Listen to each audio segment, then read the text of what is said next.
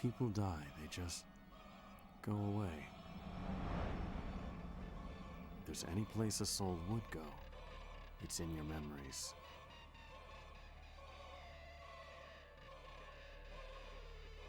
People you remember are with you forever.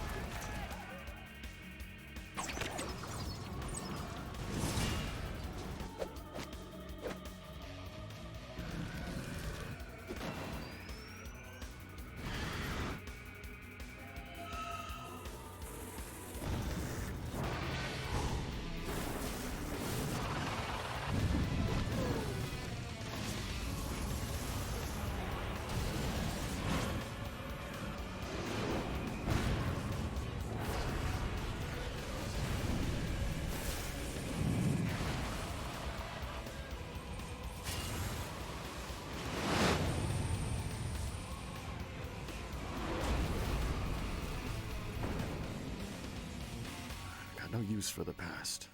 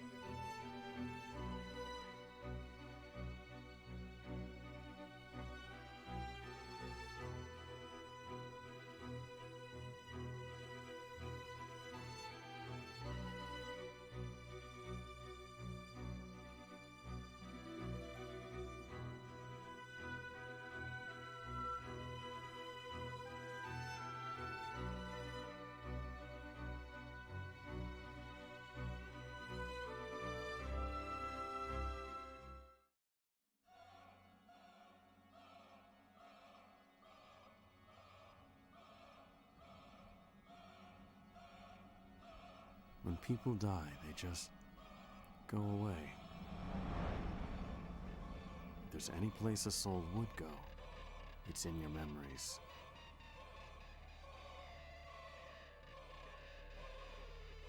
People you remember are with you forever.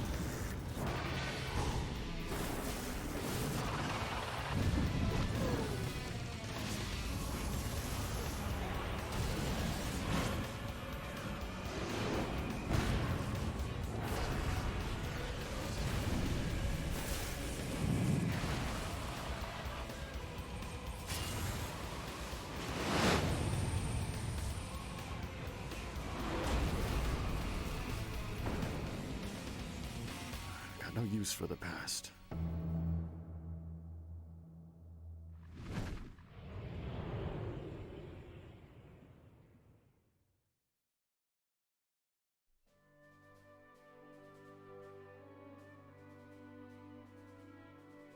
Hello and welcome back to Lost Odyssey.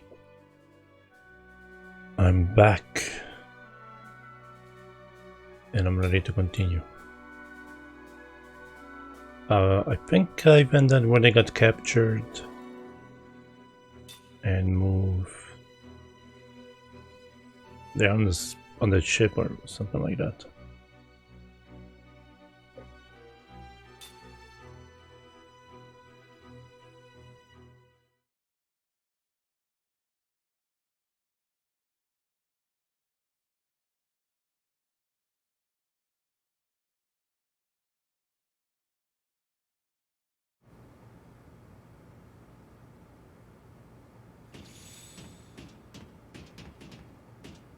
Oh right, and they tricked the guard to open the gate.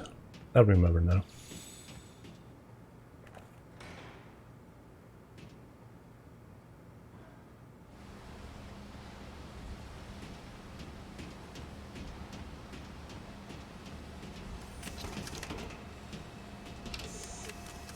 Whoa. Hey, at least let me know if you're stopping so suddenly. Stop whining. I saw something weird just now. It was a magic engine that looked like a floating eyeball. It's gotta be security or something like that. I think we're a little past being surprised by something like that. What do you expect? A welcoming party? Still. We do need to be careful. Without any of our equipment, we won't be able to put up much of a fight. Or be captured again.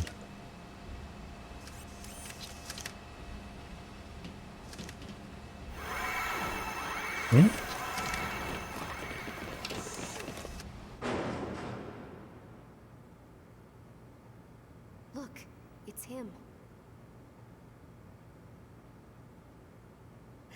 Yeah. Oh, did you all get put in there again? I'm so sorry for all this trouble. Here, I'll get you out at once.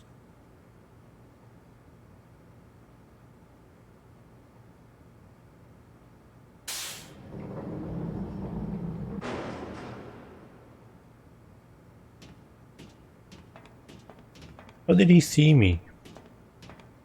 I didn't move in his vision thingy. I am so sorry you have to keep doing this. There you go. Take care. You've been a great pal. Hey, let's get a drink later. Take care.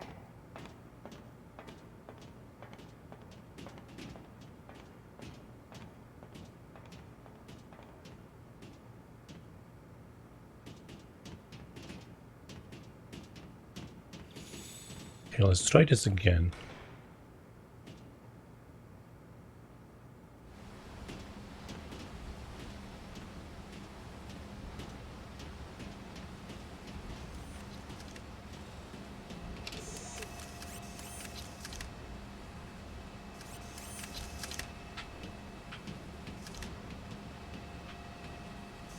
How did you run faster again? This button.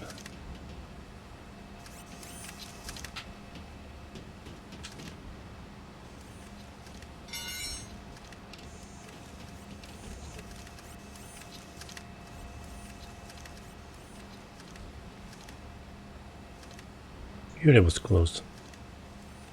Is that thing going for us? We were out of its line of sight. Must respond to loud noises as well.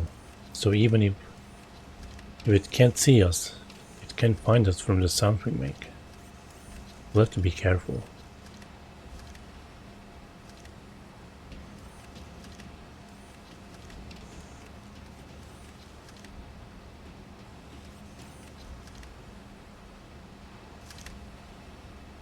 Look out, here's another one.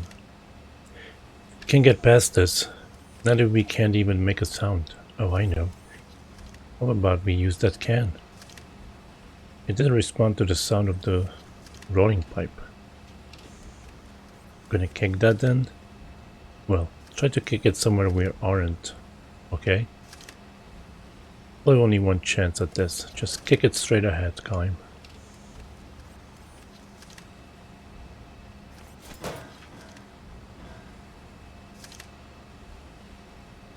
Now let's go.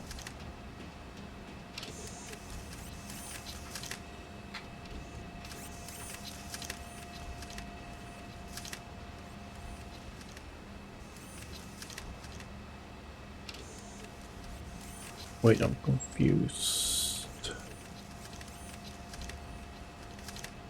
There's one I can't see right now, right?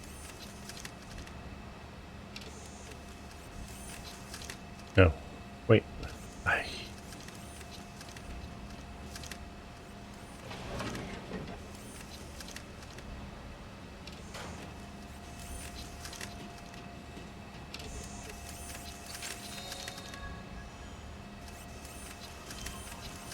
How can I change the camera so I can see?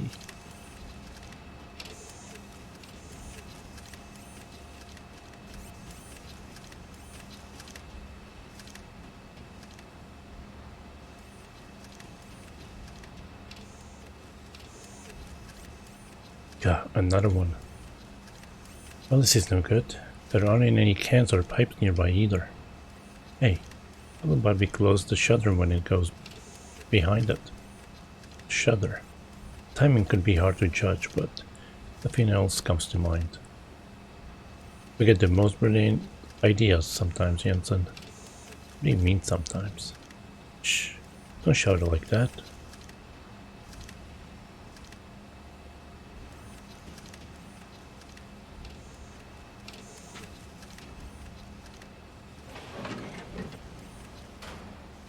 Let's go.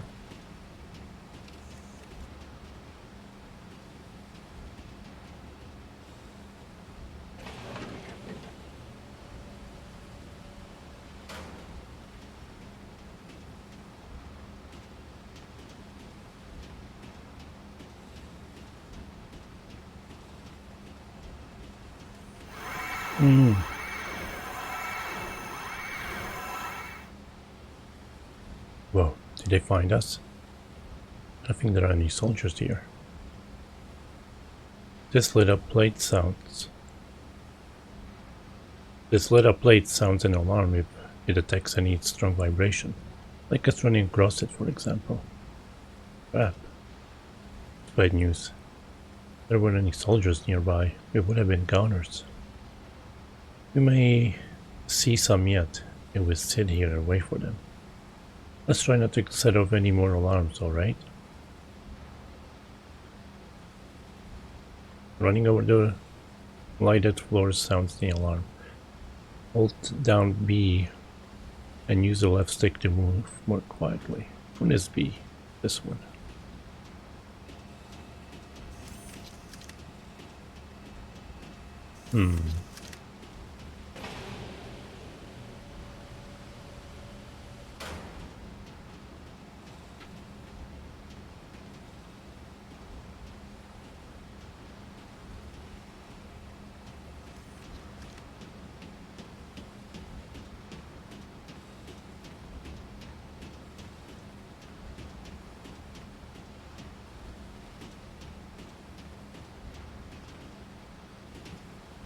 Hey, stop. Whoa, what now, drama queen? Keep it down. Can't you see those soldiers? Are you serious? Guess we have to find another route. Alright. But maybe that was the proper way.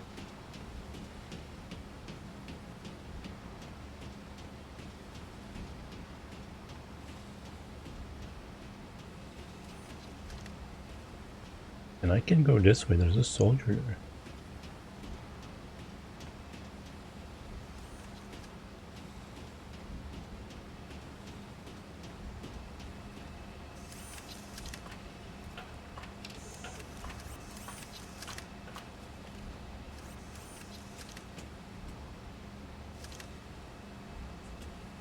Hello.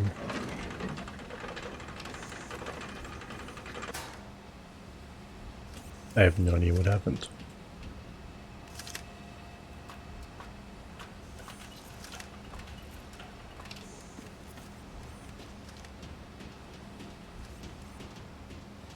Oh. Maybe I just rolled down this ladder. too dangerous that way. What are you gonna do if we get caught again? Well, I was trying to go and save. Man.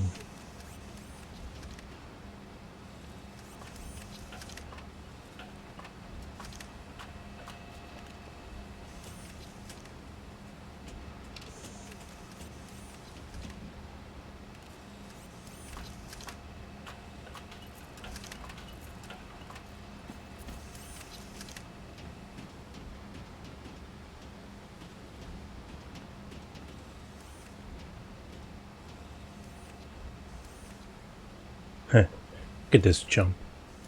Isn't he a sleepy little fella? Shh. Let's just split past him. Keep the noise down. Something tells me this is not gonna work.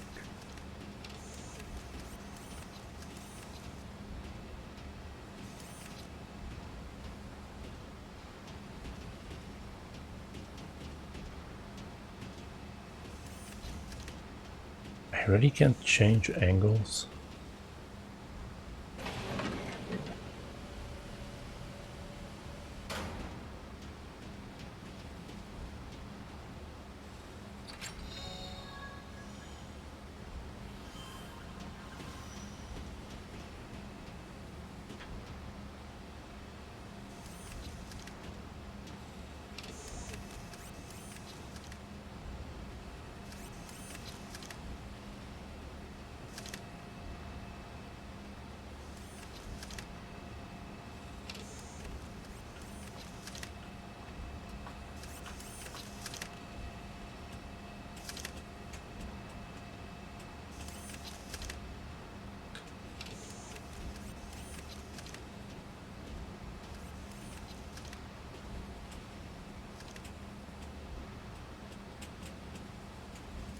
Oh.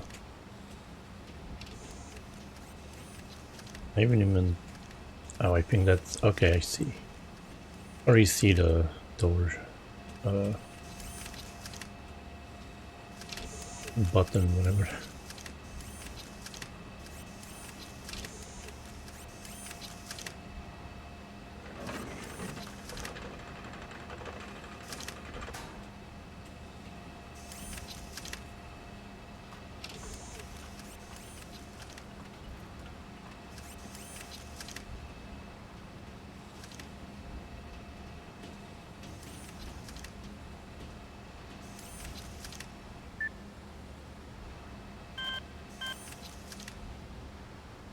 That's actually not what I saw.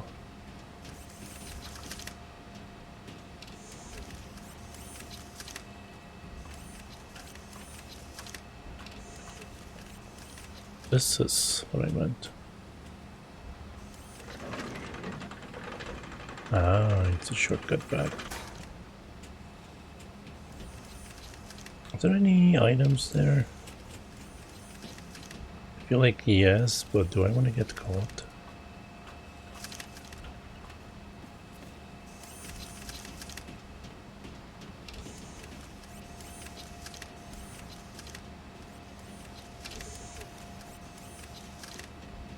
Oh shit.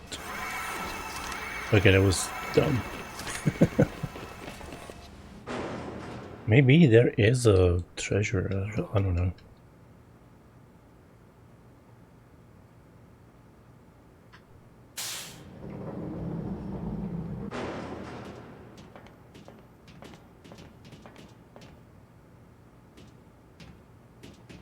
Hey, at least I can save.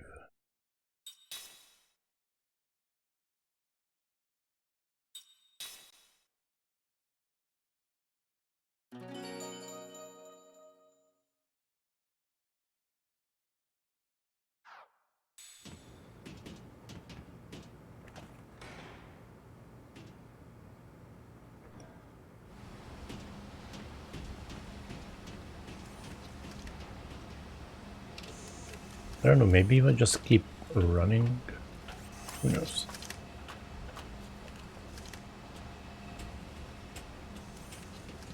Just get out of here.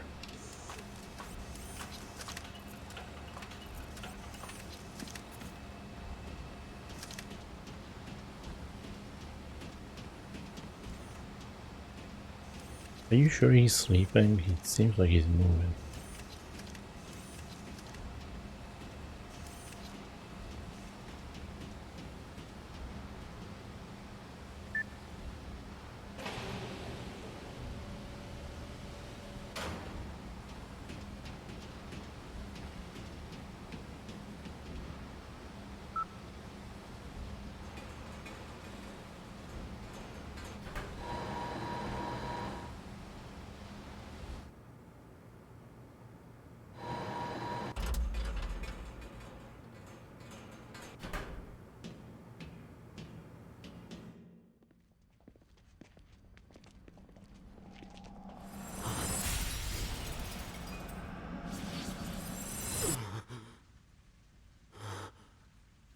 Hey, what's the matter?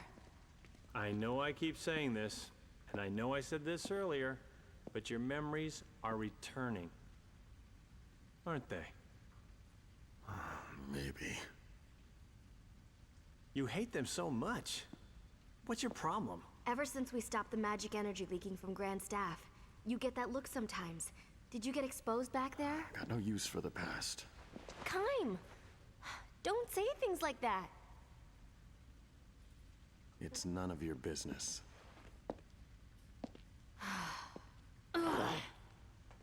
Hey, great. Yeah. Maybe I was just a little too quick to throw that black pearl. Golly, I gotta lighten up. I'm just way too tense. I need to get back to those 3 girls.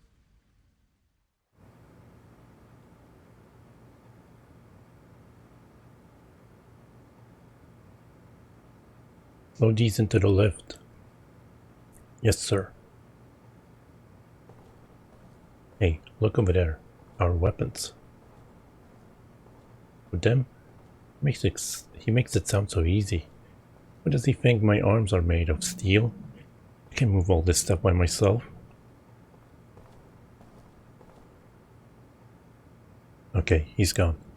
Now we can get our weapons back.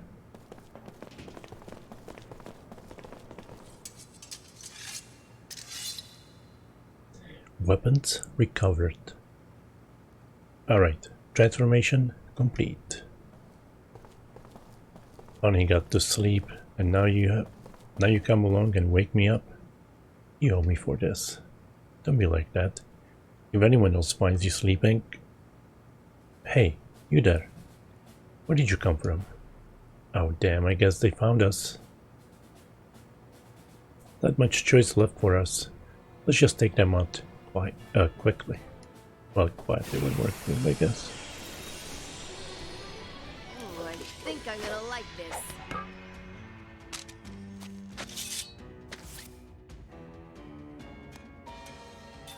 I think you can just attack. Oh, I totally forgot about this shit.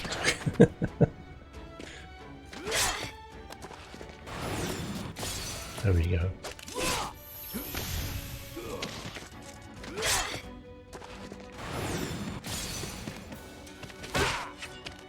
Barely remember to do that when I played it for the first time 3 days ago.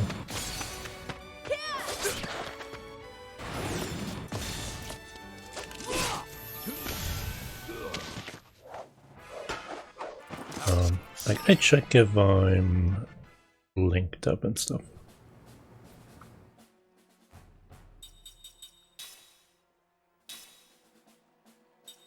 Skill link. I learned everything from him.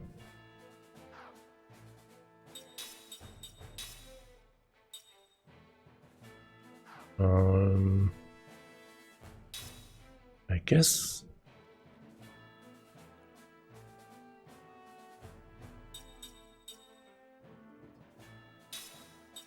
What did never mind.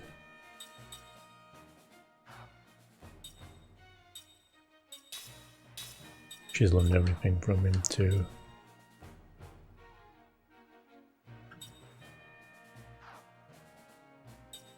Then I can still learn stuff from skills, right?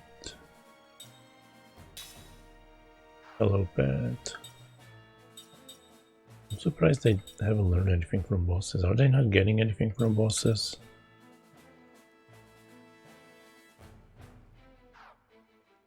It's like Final Fantasy 9. You don't get anything from bosses or something.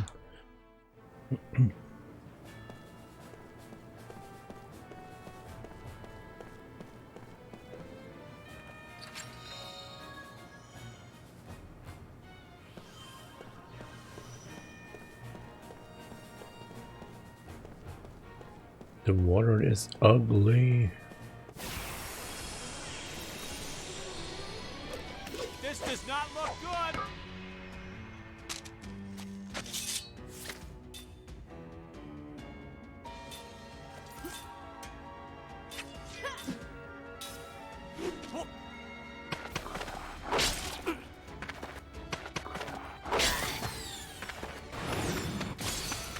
Dang, they hurt.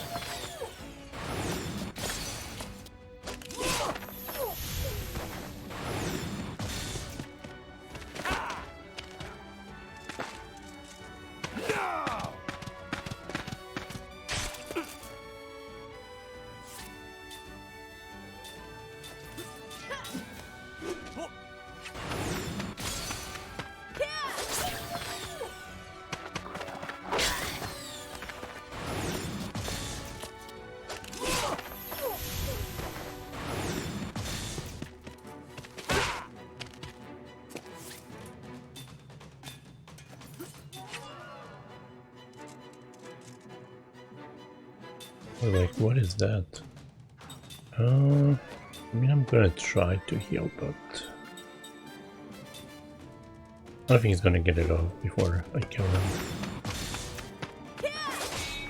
Ooh, I was wrong now.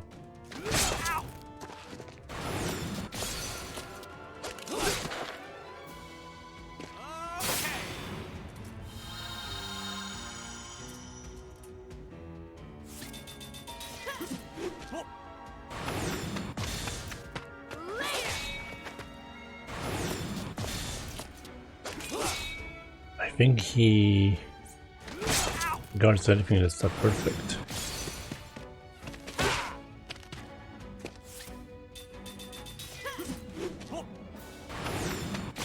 There we go. Phew, that was a close one.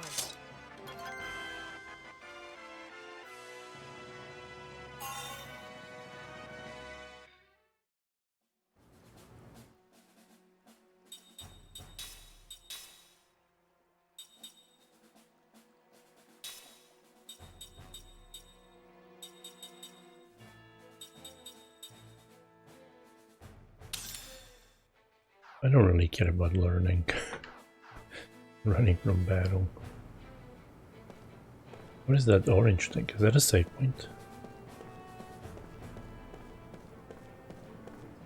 Yeah. I'm saving every chance I get because the game already froze in the Xbox One emulation.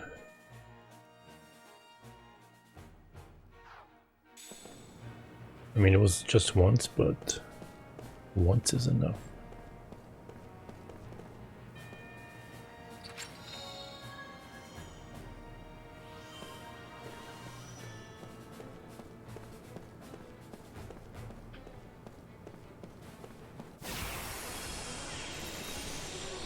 Oh yeah! Let's get it on!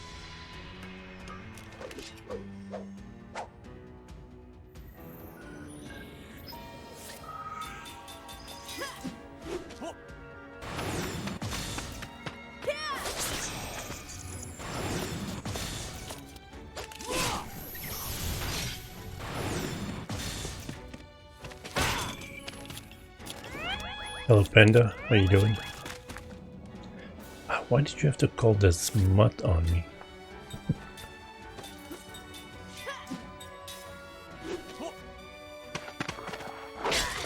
Have you finished that yet?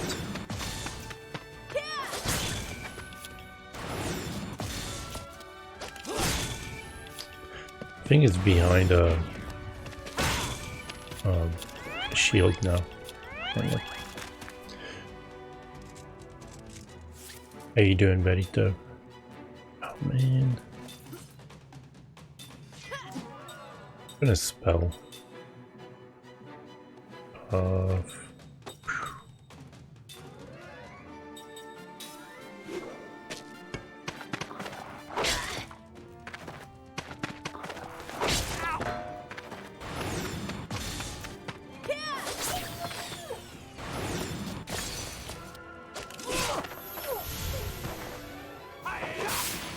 I'm already back. I was out of town.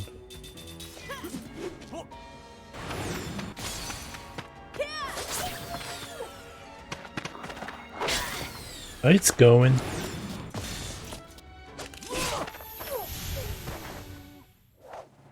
It's not bad, but Waste of time. it's not great.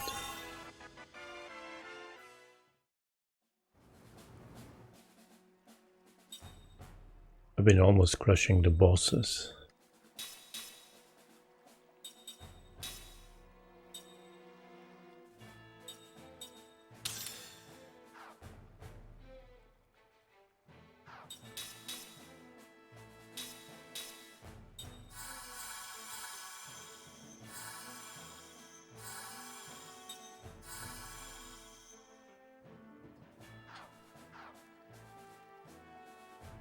%6 away from ending. Nice.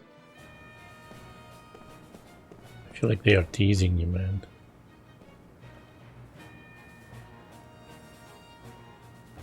It went open. Let's try another door.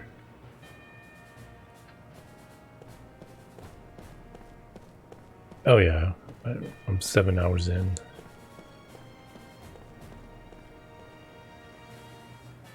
But even the tech kind of feels meh. I don't know, it feels to me like a PlayStation 2 game. I'm being harsh on it.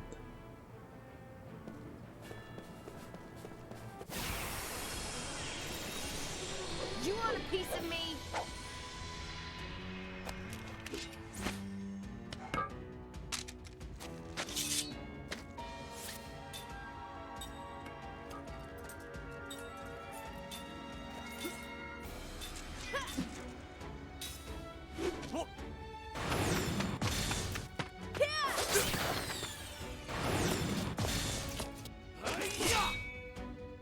I mean, I think the last game the guy directed was a PlayStation 2 game before this. So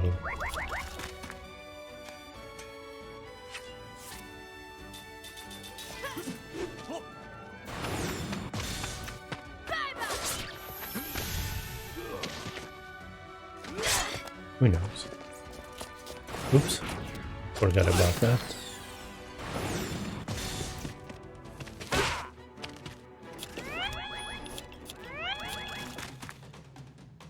No, we were always in the era of remasters and remakes.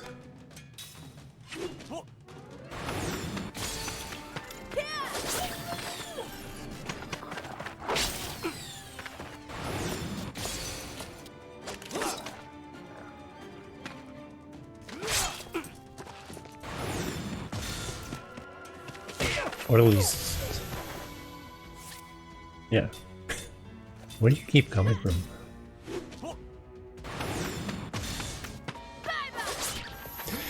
Hello Subversive, how you doing? How was everyone's weekend? When I got back home and it was really cold in the house. It was I think it was like 55. I think it's like 14 degrees. It was colder inside than outside.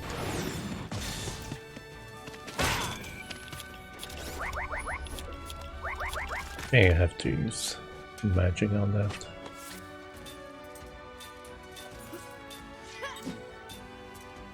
Whoops.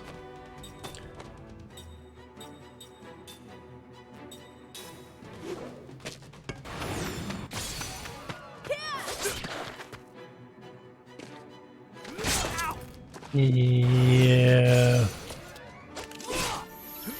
but not as hardcore.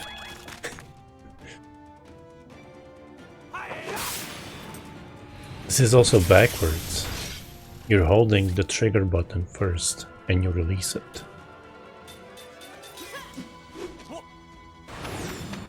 I think you can press it right at the beginning and it will auto go off like that. But Like taking candy from a baby. things usually you usually get a bad result. I don't know.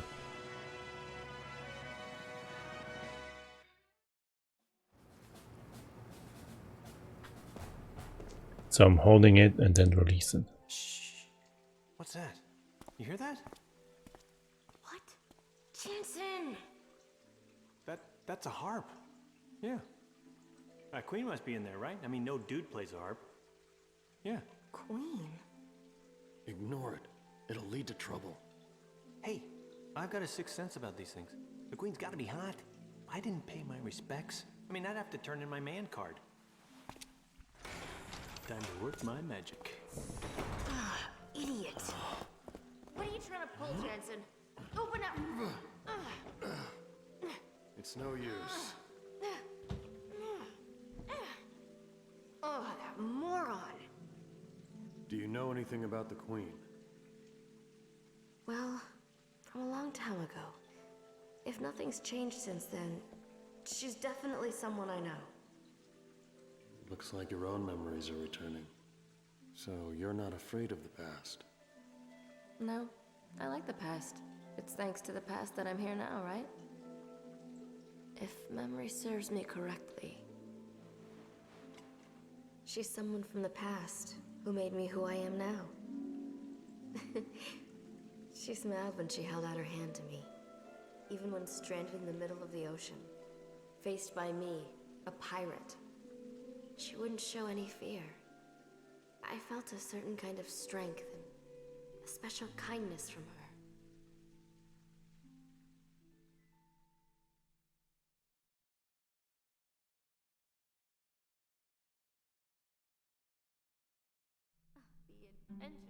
The Queen could have arrested me for piracy, but instead she invited me to her palace. We talked about a lot of things. It was a huge surprise to find someone in such a high station who was so open-minded. No, she wasn't just open-minded. Even though we just met, it felt like we'd known each other for years. Our talk seemed full of nostalgia. I laughed for the first time in a long time. I don't know if she felt the same way, but at any rate, she seemed fascinated by everything I said. Treasure hunting in the Great Eastern Ruins, beating the crap out of pirates who stepped out of line. I covered it all.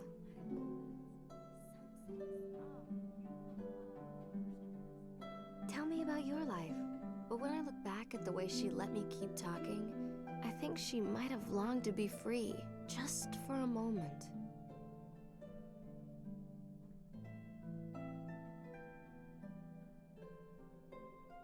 Here, take this. Scoring a queen's pendant without a fight. I must be really lucky today. No, I'm only lending it to you. The next time we meet, I want it back.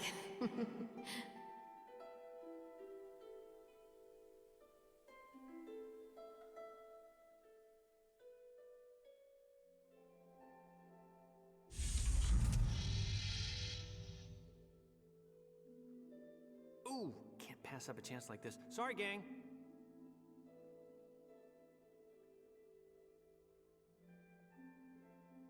What?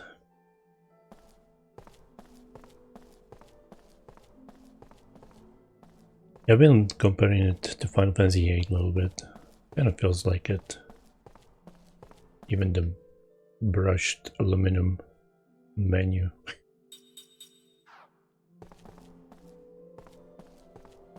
And when you attack, it's kind of like Squall did. You have to time the attack. Except you release.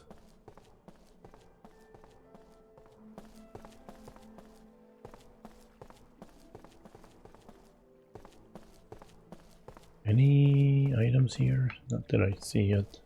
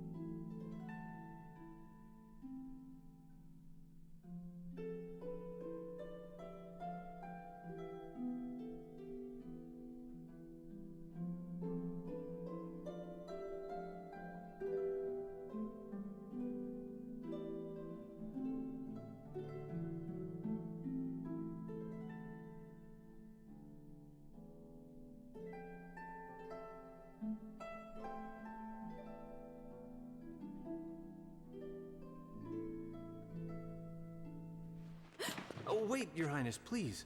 I'm not dangerous. I swear. Whew, thank you so much. Please, just don't call the guards yet. Who are you? I beg your forgiveness, Your Highness, for the sudden intrusion. Jansen Freed, at your service. I am but a simple fool, drawn here by your lovely harp song. The White Boa is already underway. Where did you come from? Any man who heard such an enchanting melody would grow wings and fly to meet you. Land or sea, just as long as he found you. Like this. I would very much like to know your name, Your Highness. Ming Numara. Such a lovely name. And I've finally gotten to see you smile.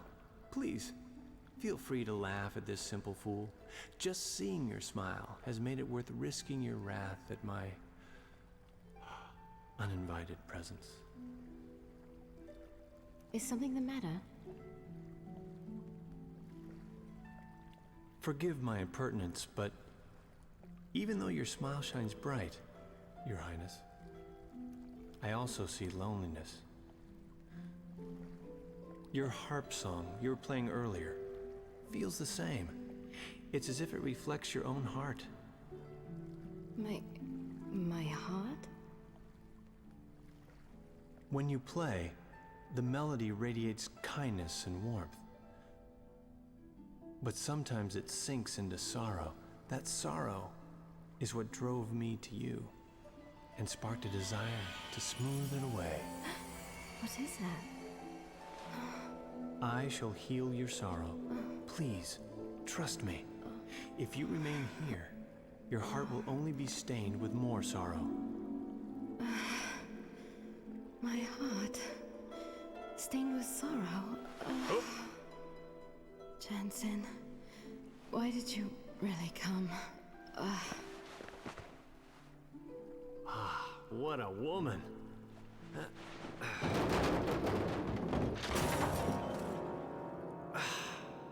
Great. Just great.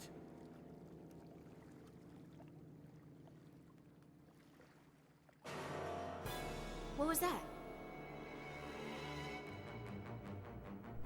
To Her Majesty's room! Hurry! This way!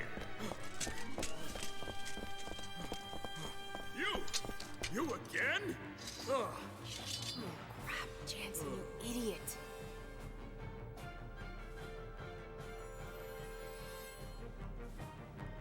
He was an idiot. Crap. I hope no one heard that. Can't hear anything from here. What's going on? I'll head back to the entrance over there. A little eavesdropping wouldn't hurt anyone. Where did he put her? In his pocket?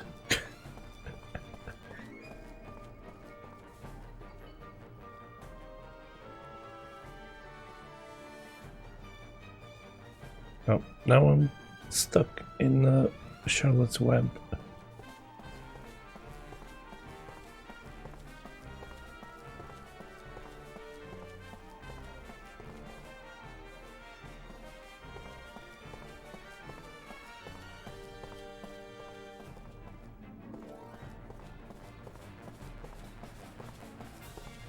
Need John Marston here. What are you doing here? Plotting to kidnap the Queen? Hello, General? Oh, man. I see you're at least smart enough not to resist. Take them away. Yes. You men, follow me to Her Majesty's room. Understood. Your Highness, it's General Kakanis. I heard a loud noise just now. Are you all right? Your Highness, please open the door! Ah! Your Highness! It's no good, sir. It won't open. Bridge, open the door to Her Majesty's room, immediately. This is an emergency. That's strange. It doesn't open. Idiots! You open the emergency hatch!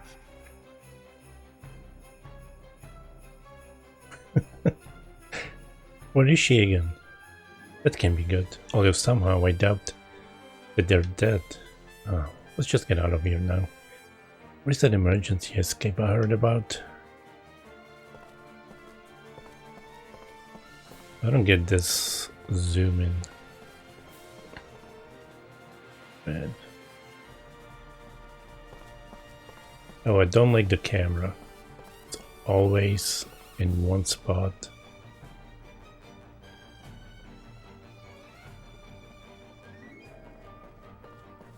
Okay, this is not the way. I think.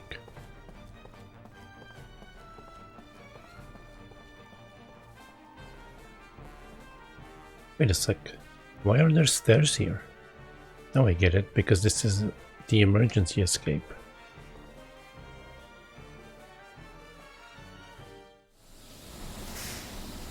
Yeah, like those boobs. But yeah, I'm playing this on Xbox One, the OG one. So I think that doubles the resolution of 360 games and smooths out stuff. I did get one freeze, but one is enough. Luckily I just saved before it. Had to go through a couple of cutscenes though. The lead's out here. Oh, then I better finish this vanishing act before someone catches on to me. Why is there an engine room right under her throne room? This door leads to the ship's corridor. I bet it's heavily guarded on the other side. So it's best to just steer clear from them.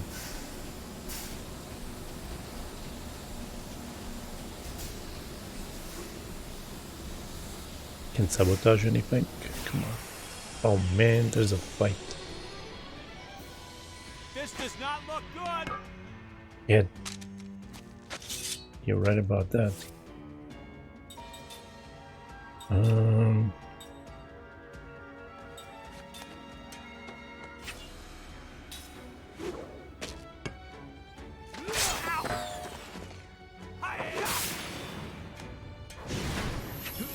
I need to heal up after that. Oh, that was easy! But I've been enjoying the game. It's not a bad game. I've been hard on it, but I've also been enjoying it. So far. There are dream sequences that you have to read. It's like 10 minutes of reading that could have been voiced by someone. Oh yeah! Let's get it on!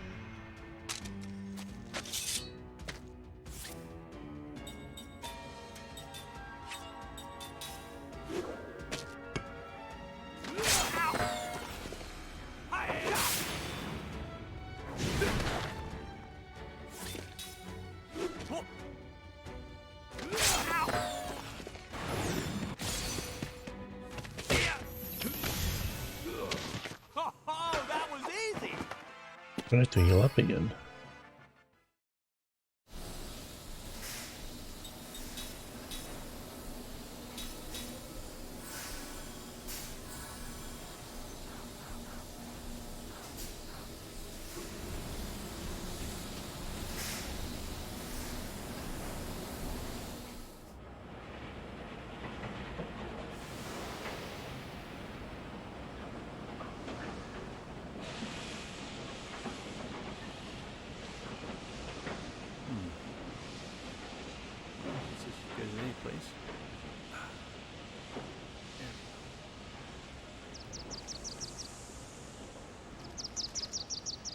Hey there, little guy. You lost?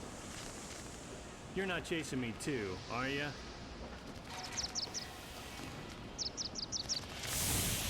Whoa!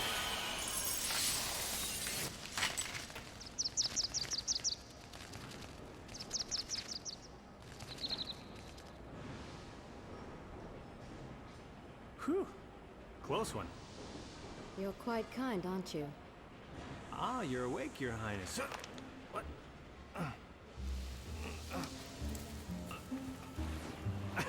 Okay, this isn't funny. I need to get out You of this. know, I was never really asleep. Huh? I couldn't judge your true intentions, so I tested you. I sincerely apologize. Well, then do something about this, okay? Would Not ya? just now.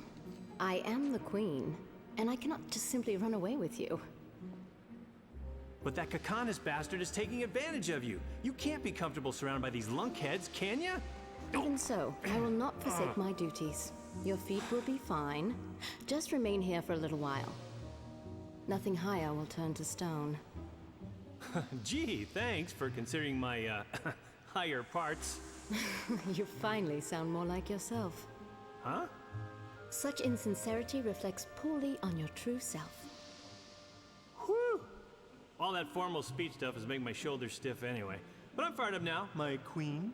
When I get out of this, I'll prove my sincerity to your heart's content. Oh yeah, you can bet on it. Your Majesty! Ah, crap! Oh, this is so unfair. Have you been harmed? Testosterone boy. Oh, man. Golly.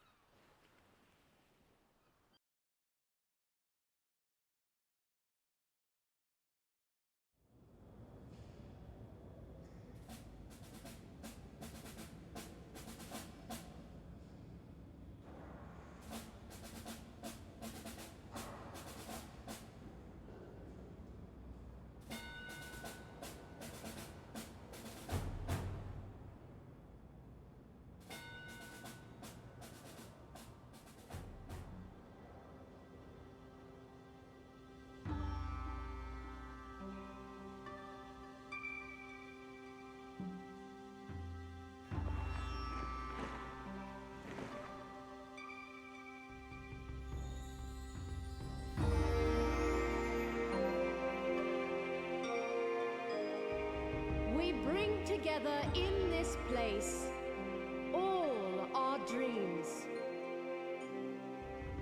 all our hopes, and all our dedication. We shall not avert our eyes from our shadowed reflection in still water, nor succumb to apathy. Numata exists so that power may coexist in harmony with peace and tranquility.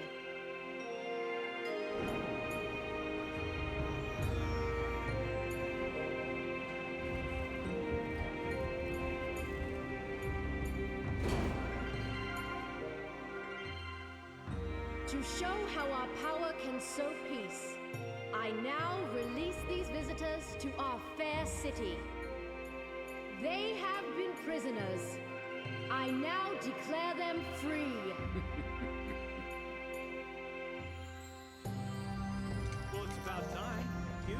Ah, yeah.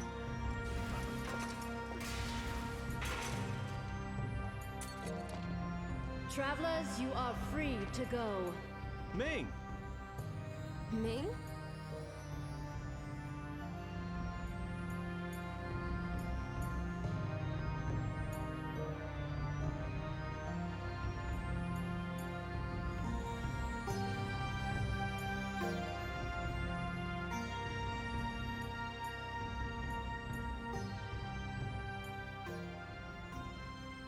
Travelers! Thanks to Her Royal Majesty's leniency, you are now free to go. Now, move along! Royal Guards, dismissed!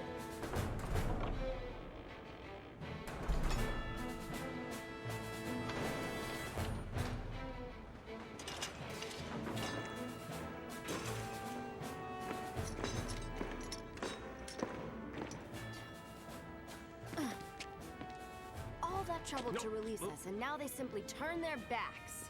Well, I say it's great. I mean, we're free, aren't we? Oh, and it's all thanks to me. It bothers me that you speak so casually of the Queen. Is there something you're not telling us, Jansen? Did you do something to her? Wait, come on.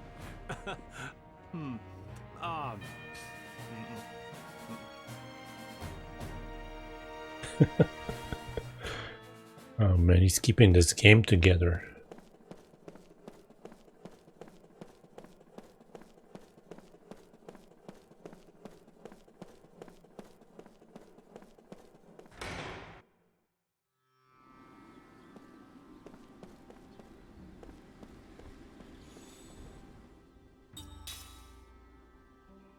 Well, I'm free. Yay. Free to do what?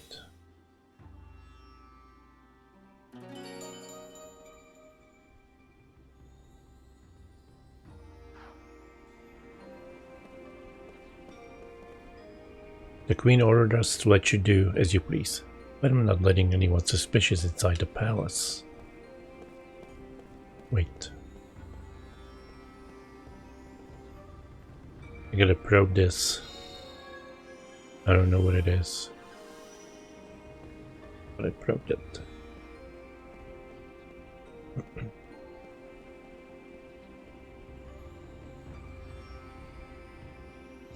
Wait, what? The thing fell to the ground.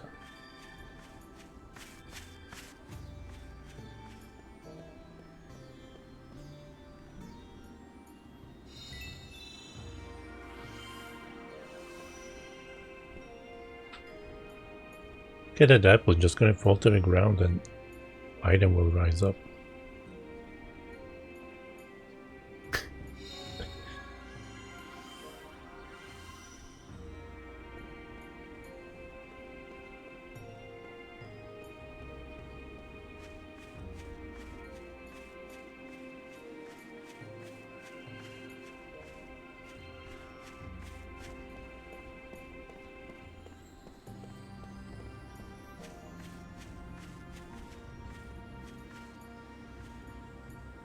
This can't be happening. Where could my Moo have gone? My dog Moo went off somewhere all of a sudden and still hasn't come back. He probably got lost while he was out looking for food again. He's such a pig sometimes. I can usually find him around here, but not today. I doubt he's left town though. Is that the dog? Or is that a cat?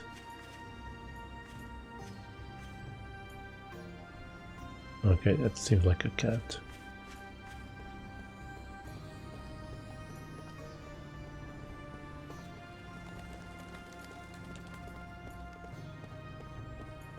I don't really know where I'm going. It's walking toward the screen.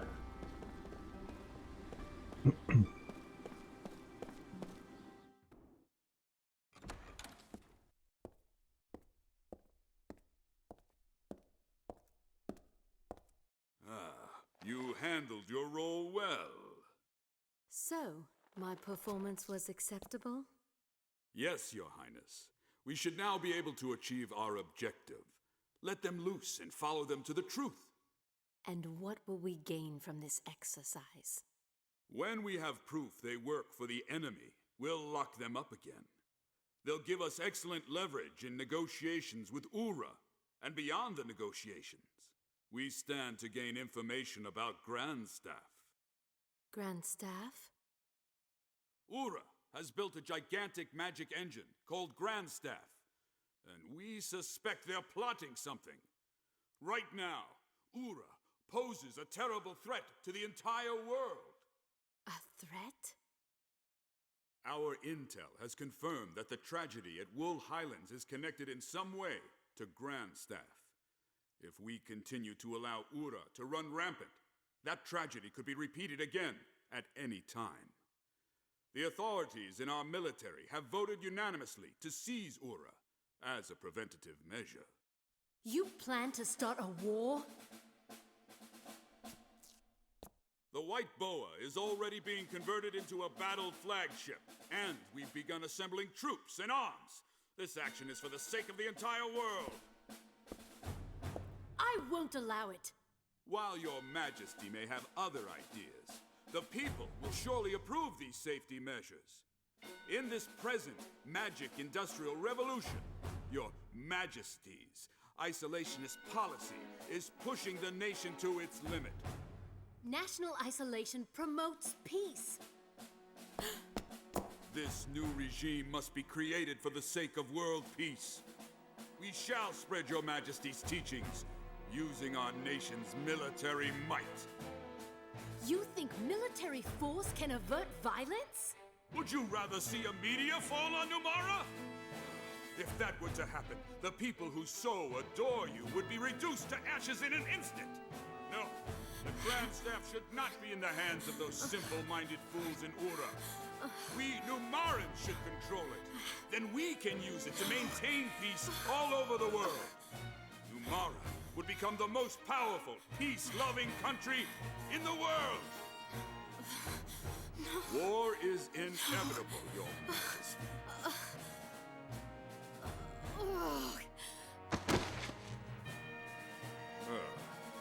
Figureheads. They should just keep quiet, play their role, and smile. Someone get in here, now!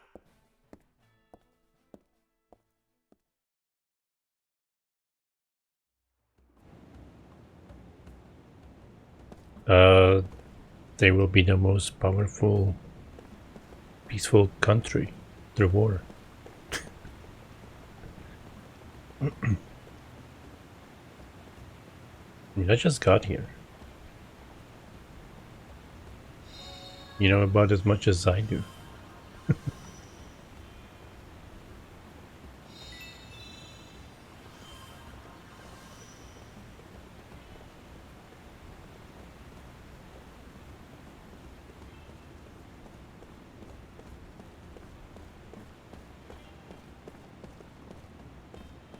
The final Metal Gear fantasy.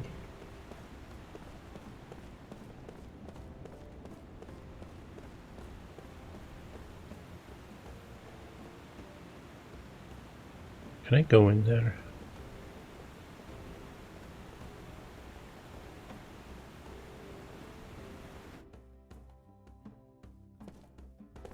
But yeah, there's some staff, and the beginning of the game started with like this meteor falling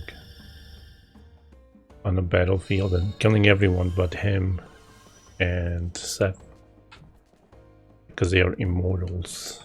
They can't die.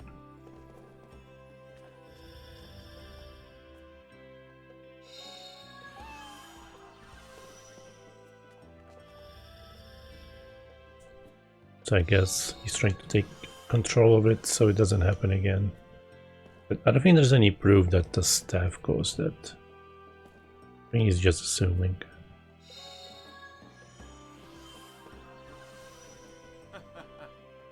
Hey there, this is your first time in town too. It's a pretty comfy place, elegant too, just like this inn.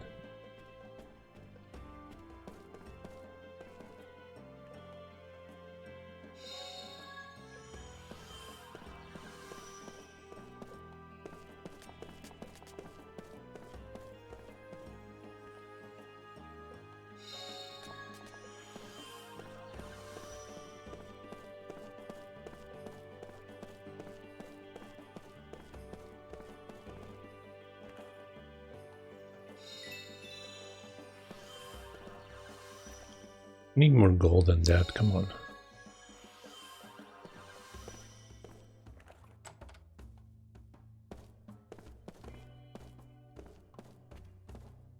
Don't mind me. I have the master key.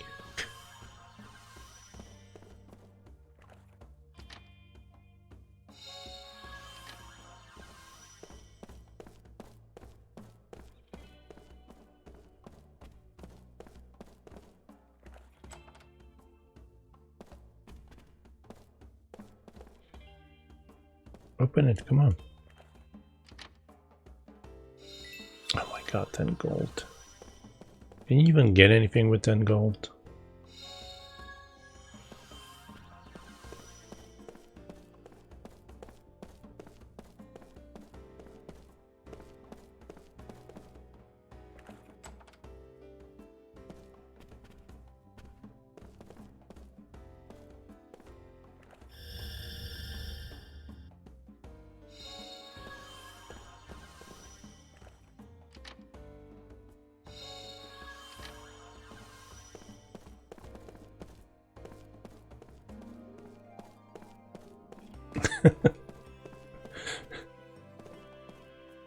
I'm gonna sell Jensen to the nearest woman for 10 gold.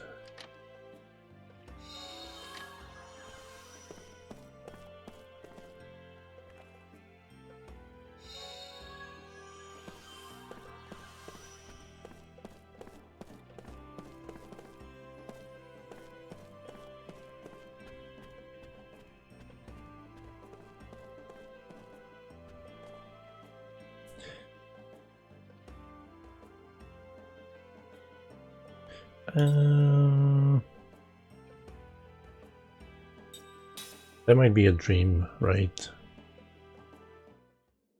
Alright, reading hour. Oh, never mind.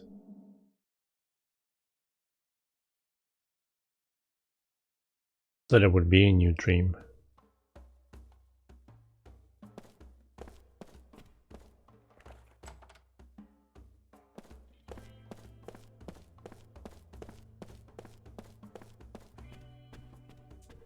It's not original thing, but when dreams are going on inside the inn, it just reminds me of Dragon Quest 4.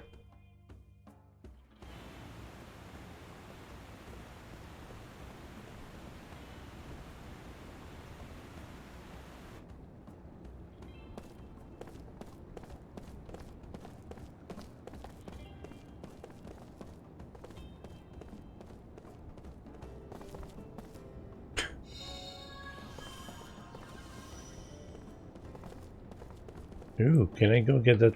Can you get me that treasure, please? I'm tired of it. He was the one who suggested going on a gondola for our date. But just how long does he expect me to wait? Oh, typical lovers in different locations. Trope. I remember that from 1986. It's the first time I've seen it. They were just on the opposite side of the town.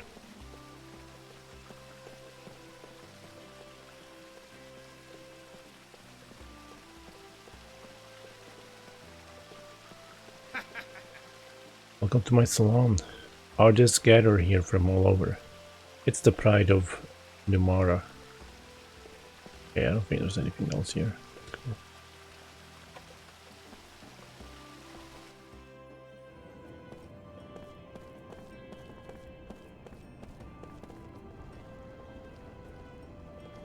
When I grow up, I'm gonna be a mercenary. Why? Well, come on. Aren't they just so cool? My mom says I gotta help out in the shop, but forget about that. If I was a mercenary, I'd be a million times more famous than a soldier. All the nations in the world would want me on their side. That'd be so awesome. Okay, here we go. Story time.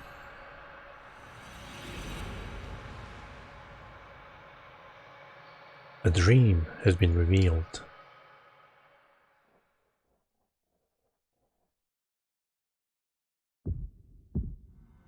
The ramparts will fall to the enemy. It is just a matter of time. They will mount their attack at dawn. The main body of the Allies' forces has already drawn far back from the front. Only the mercenaries are left behind the barricade. Their orders defend it to the death. These men, who have gone from battlefield to battlefield, know exactly what that means.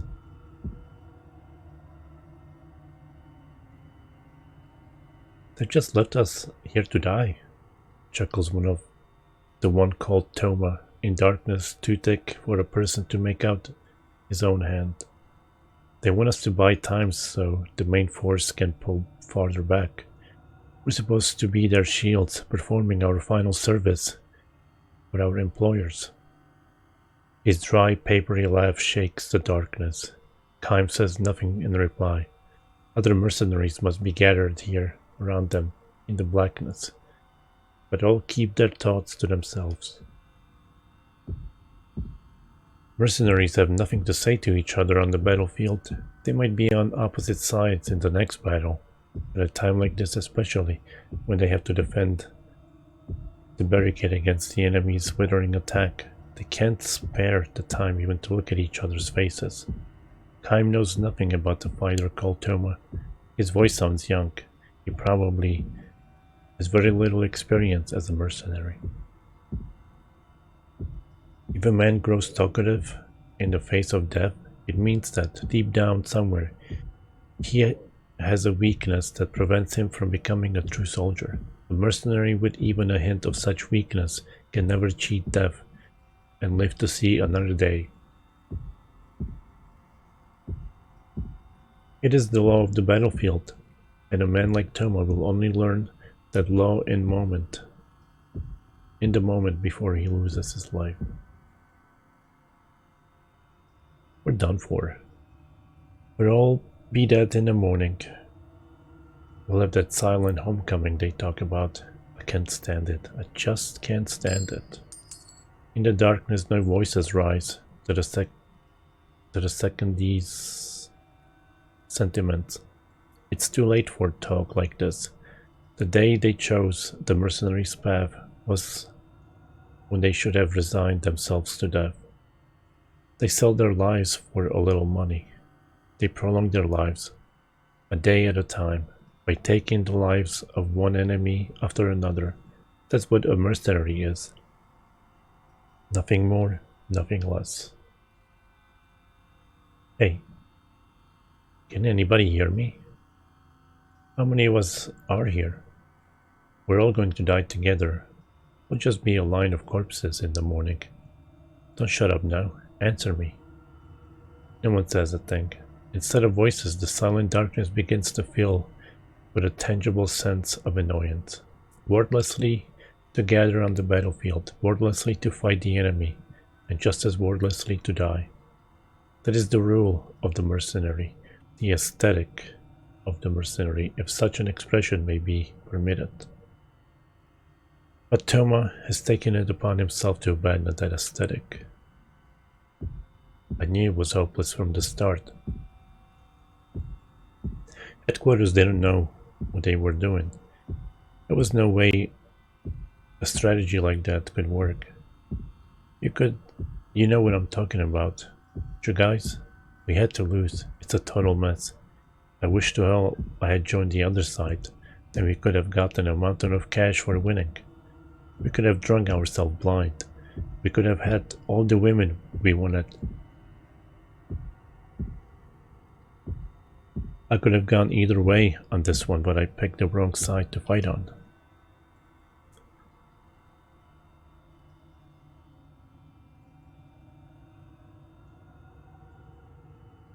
Hey you, an older voice booms out of the darkness, an angry voice.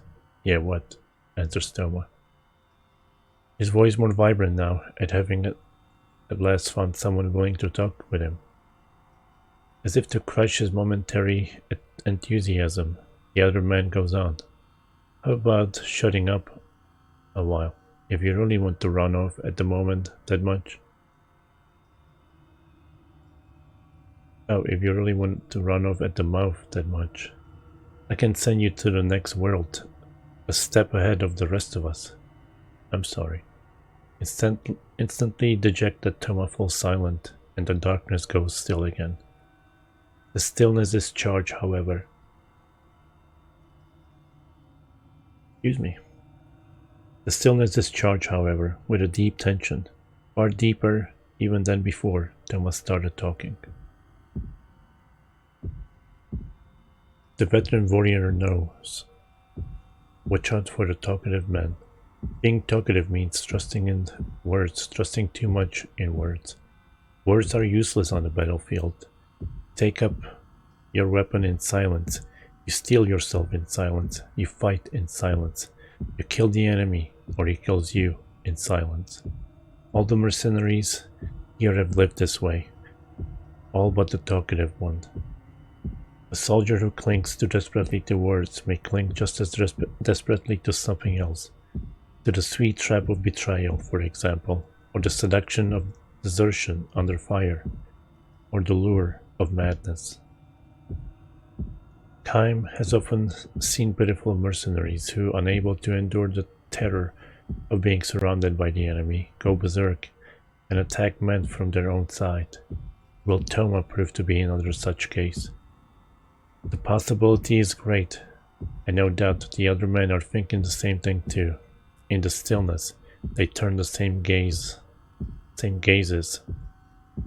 towards Toma that they reserve for confrontations with the enemy, looking for any signs of change in his demeanor. The moment they perceive the slightest threat in him, a blade will silently pierce the left side of his chest. The silence continues, and even the usual all-night cries of insects can be heard tonight as they were last night. Perhaps the insects knew enough to clear out in advance of the enemy's dawn attack. The thought reminds Kaim that he saw no birds in the area yesterday either, although animals came to snatch food when the man first built his fortification. There has been no sign of them for several days now. Animals have mysterious powers to foreknowledge that humans have lost. This becomes painfully obvious from any visit to a battlefield. There can be a little doubt that the animals have turned their backs on this barricade. Right about now, in some distant forest, a huge flock of black birds may be taking wing in search of human corpses to strip of their flesh. It's feast time, boys. They already know somehow. Once the sun is fully up, the battle will be over. If they don't get here first, they lose their feast to a flock from another forest. Their black bodies hidden against the night sky. Those birds now are probably flying for all they're worth. A voice in the night. Toma's voice. Weeping. Listen, you guys. I don't know how many of you are out there, but we're all going to die in the morning. Or most of us. Maybe one or two will live to escape. No more. Think about it. Those are lousy odds. You've all been through this before. You're veterans, war heroes. You're probably not scared, but even so. Even if you're not scared, don't you think this is stupid? Huh? Tell me. You've been through a lot more battles than I have, so tell me. What the hell are we here for? We don't hate the enemy. We don't owe the leaders on our side anything. But we've got to kill the enemy and follow our leaders' orders. And we're still going to end up dead. Tell me, you guys, don't you think it's pointless? Don't you think it's stupid? The only response to Toma is the impatient click of a tongue in the darkness, followed by someone else's sigh of annoyance. Can't take it any longer, says Toma. I hate this. And now he's sobbing. All I wanted was money, and maybe something better to eat, and maybe nicer clothes. I would have been happy with that. What a mistake I made. Taking work like this, I never should have done it. Kaim keeps all his senses open for movement in the night. Aside from himself and Toma, 5 other soldiers are crouching down in the darkness. Not bad. All are experienced warriors. They would not have been able to put up with Toma's whining otherwise. If they let themselves get angry and started shouting at him, or grabbing him by the throat, or wailing away at him, they would just end up consuming their strength and energy before their work started at dawn. If this is an ensemble of men who know how to keep their silence, the chances for life are that much greater, assuming that is, that talkative, weeping man doesn't become too great a burden for the rest of them. Still sobbing, Toma continues to curse his fate. Suddenly, something is different. Something stirs in the silence. This could be bad, Kaim thinks, sharpening his attentiveness still more. When dawn breaks, Toma will get in our way. Because of him, the possibility for life will wither. The mercenaries know that, and because they know it, they might do whatever it takes for them to secure for themselves even the slightest added chance to live. I don't want to die here, I tell you. Not now, not here, like a worthless dog. You guys feel the same way, don't you? Moonlight shines down from a rift in the clouds. For a split second, Toma's tear-stained face appears in the darkness. He's even younger than Kaim imagined from the sound of his voice. He is practically a boy. The clouds hide the moon again, and thick black darkness enfolds everything once more. A dull light stirs in the depths of the darkness. Without a word, Kaim darts wind-like towards it. He was able to gauge the distance between himself and Toma during the flash of moonlight. Kaim grabs Toma's arm. Something hard falls to the ground. The dull light flashes again, this time with their feet, and melts again into the darkness. A knife. Driven by the fear of death, Toma was trying to slit his own throat. Toma twists away and tries to free his arm from Kaim's grasp, but Kaim chops him in the solar plexus. Without uttering a sound, Toma passes out. With Toma slung across his back, Kaim strides through the darkness. Eventually Toma wakes and thrashes his legs to get loose. Stop it. Let me go. Kaim lowers him to the ground. Every once in a while the moon comes out. Checks your direction when that happens. Check your direction when that happens. Go straight toward the setting moon, Kaim says gently. The hell are you talking about? It's the only way you can get out of here. Kaim has chosen the thinnest part of the enemy's encirclement, of course. There is no guarantee that getting through here will save him. From now on, Toma will have to believe his own luck and abilities. You coming too? Toma asks. No. I'm going back. You escape alone. Why? You come too. Let's both escape. Come with me. Toma clings to Kaim's arm as he pleads with him, but Kaim gives him a hard slap on the cheek. The flesh of that cheek is too soft to belong to a veteran warrior. It's the flesh of a boy, a kid. You go alone. But why? To live. That's why. What about you? You want to live too, don't you? You should run away with me. You don't want to die, do you? Want to live? No. Kaim has no great desire to live. He lives because there is nothing else he can do.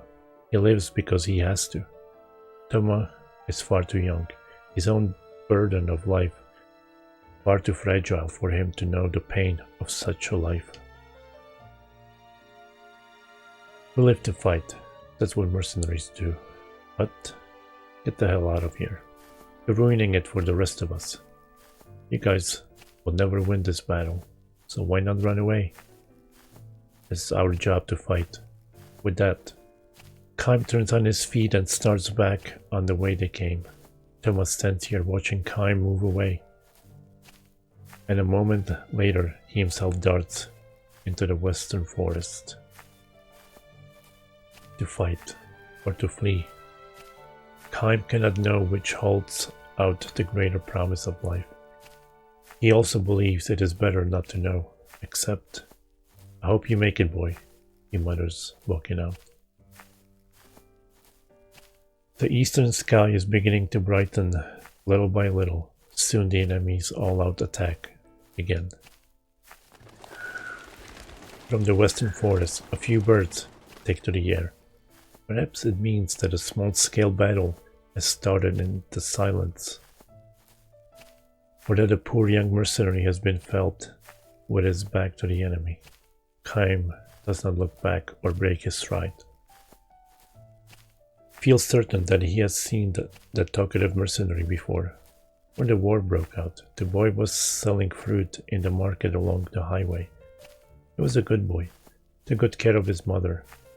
The women of the market were saying, "Live a long, full life." Kind wishes for the boy as he himself walks on, glaring at the lightning eastern sky.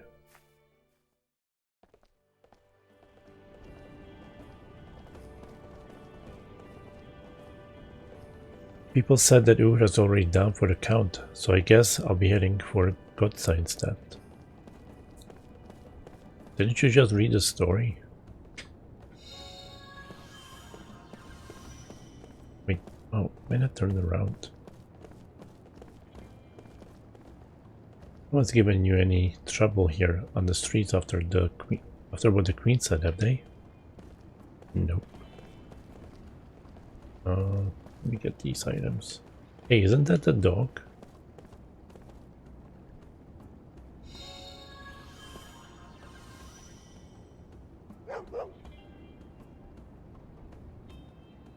This must be the dog that the kid in front of the palace was looking for. Oh hey. Guess it's going back to its master by itself. Well, saves me a trip.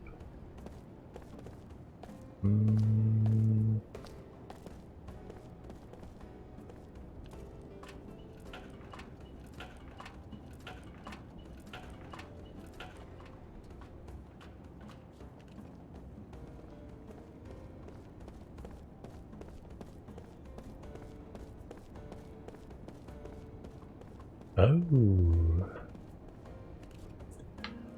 Wasn't expecting that. Oh, damn it.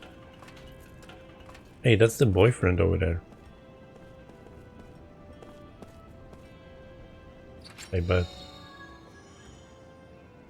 Well, I did get an item, but I was hoping to get that item.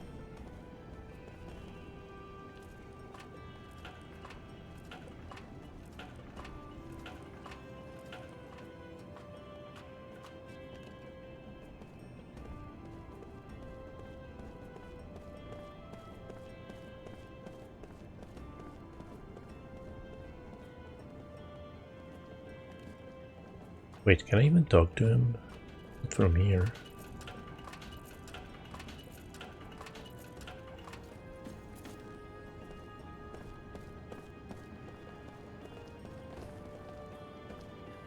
Shopping on this street and taking a rest by the fountain when you get tired. That's the everyday reality for the people of Numara.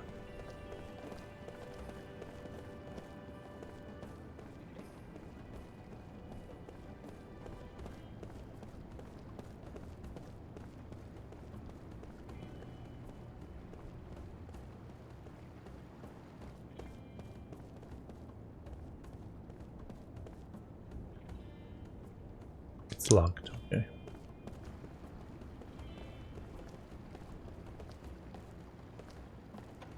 Alright, let's see what's in here. Ooh, item shop.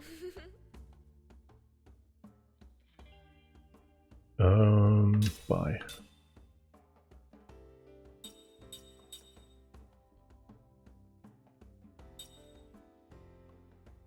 Oh.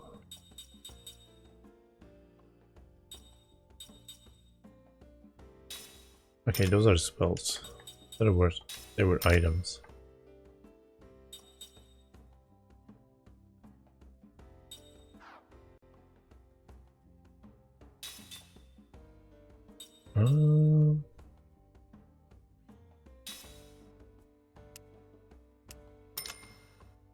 It's gonna top off some of this.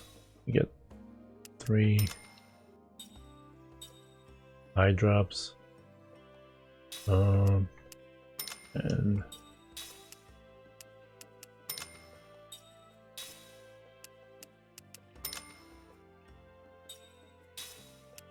whoops.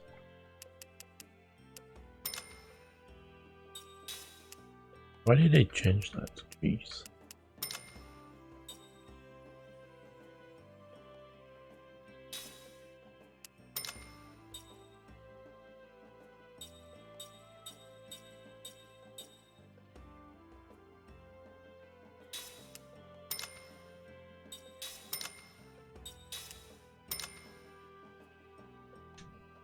Damn, now I'm broke. Hey Sly, how you doing? How you been? We had good streams over the weekend.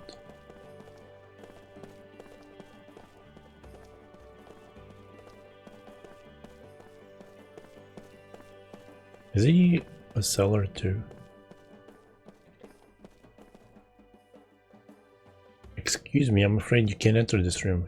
It's our administrative office. Oh, dude, man, come on. I see an item over there. Hang on. How do I sneak in there?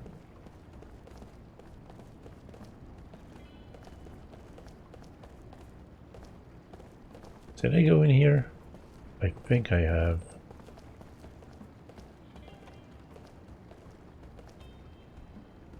Maybe. No, I haven't been.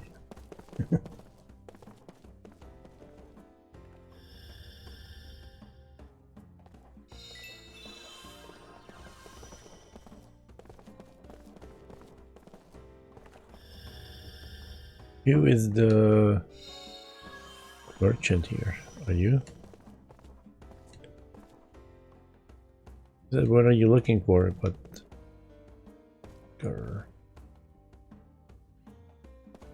wait, what? Oh, well, I'm not regular, so yeah.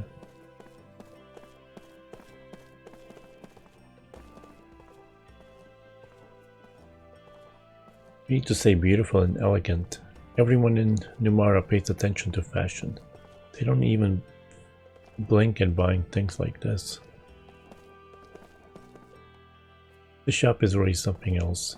Everything is so expensive, but I'm having a good time just looking around.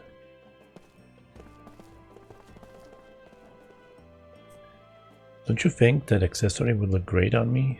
I'd buy it right now if it wasn't so pricey.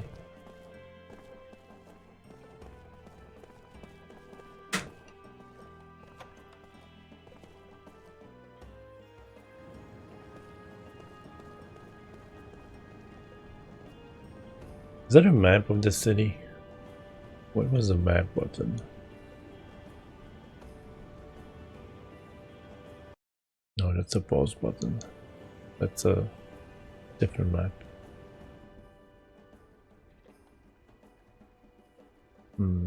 Maybe there isn't a map.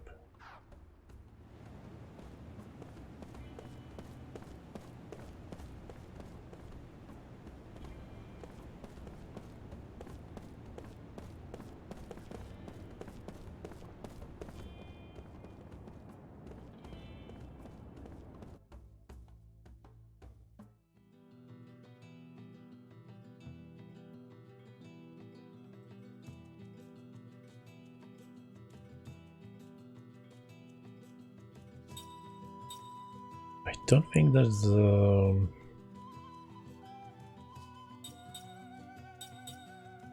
think I have to do something in here. I haven't seen a destination. Come on. Why is it taking so long to load back in?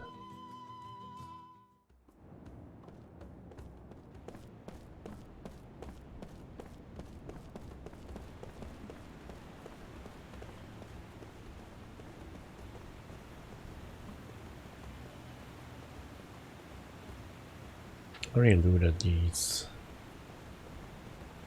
Okay, let me go back to this area and go like northwest.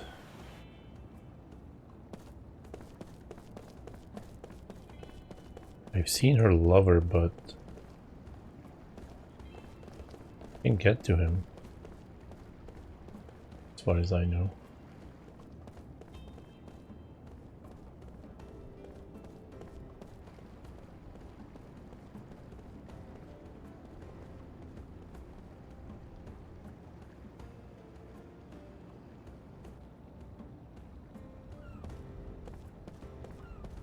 Let me make a safety save.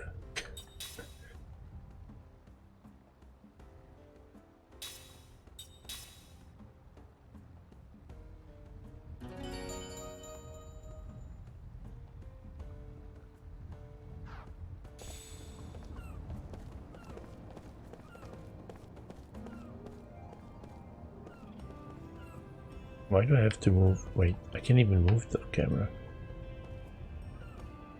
Can't even zoom on his butt like that.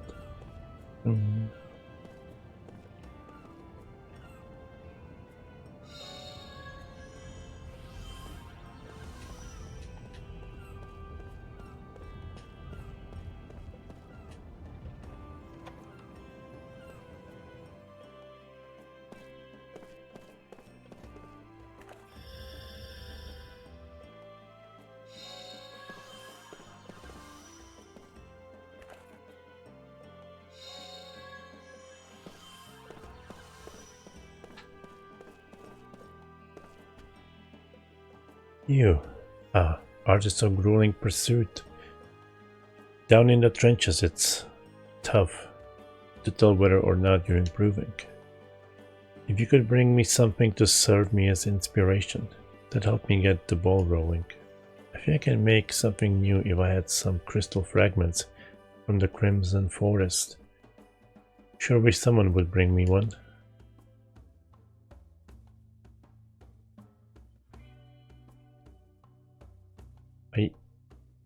Are you kidding? You want me to get 19 more of whatever I gave you?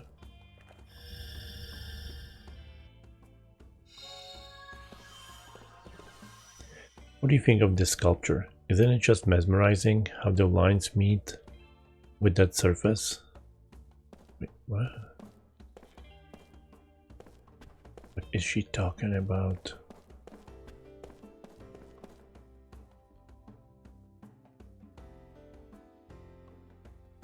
Crystal fragments, okay. Man, he really wants me to get 19 more crystal fragments.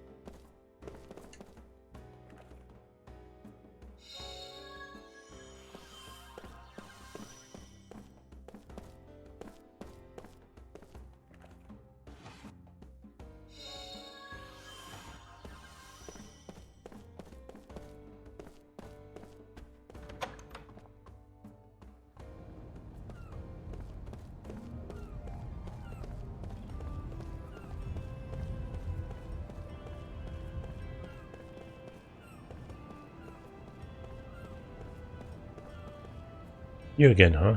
I better not catch you loitering. I cast a fishing line for the first time in many years, but I guess my skills have left me. The fish took off with my rod. Skill of holding a rod left you?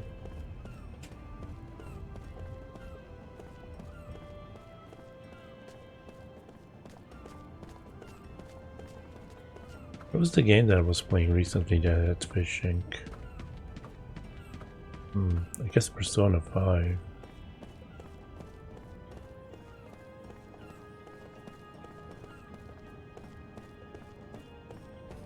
All this and no treasure?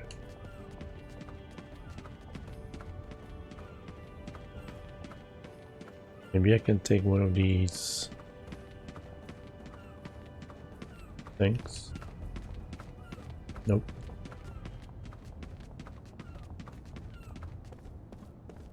What about this one? Nope. Huh. Interestingly dumb.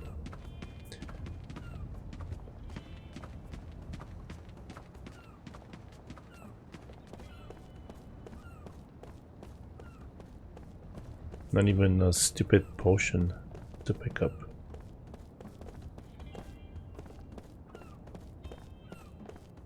If it's not worth a simple potion, it's not worth it.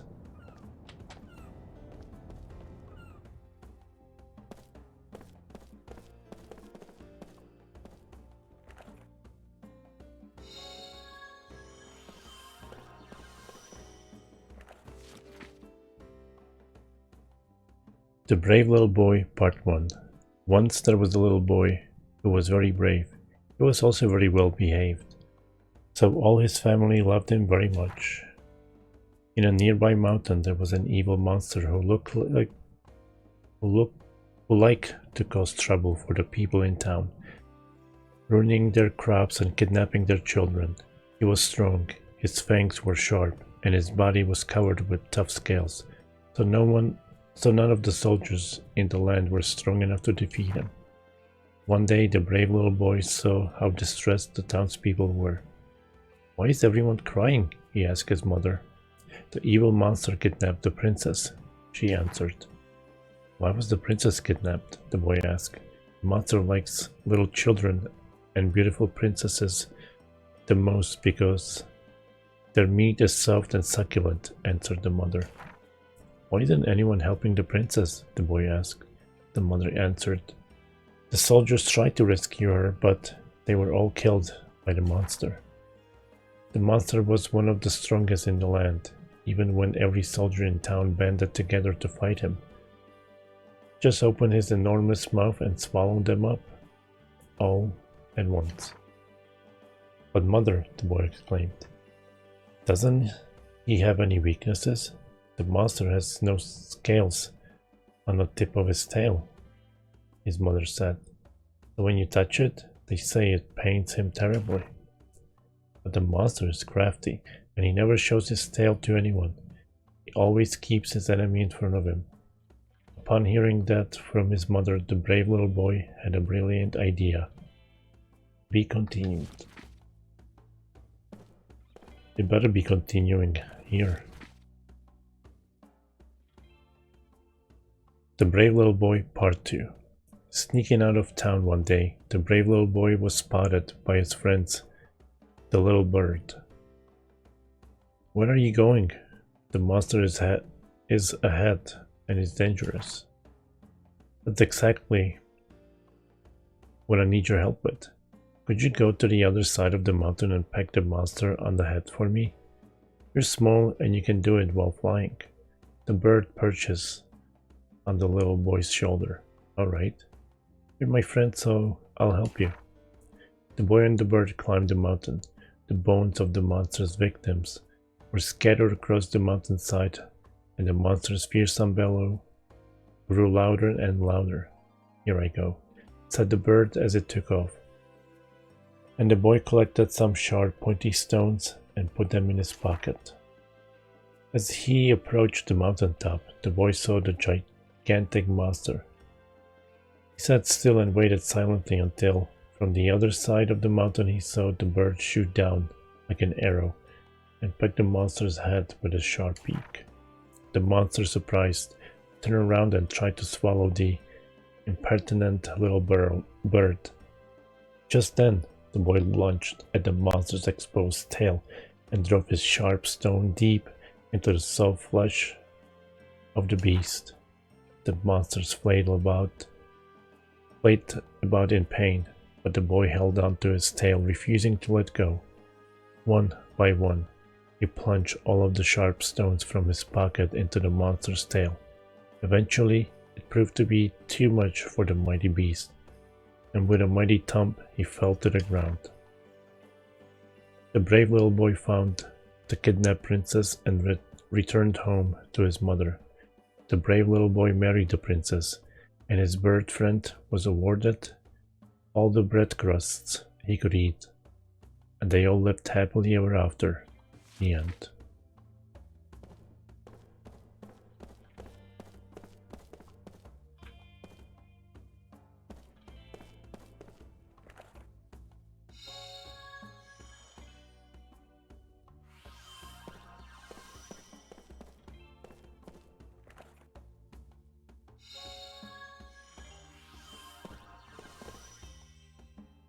Having two children is just making my head spin.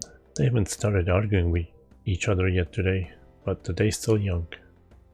Those kids are always picking up stuff and hiding it around here. If you find anything strange, just take it with you, alright?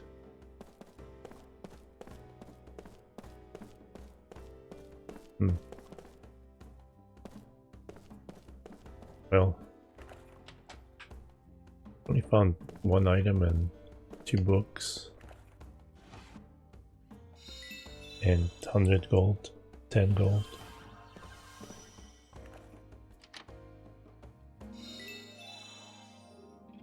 Okay, here's 100 gold.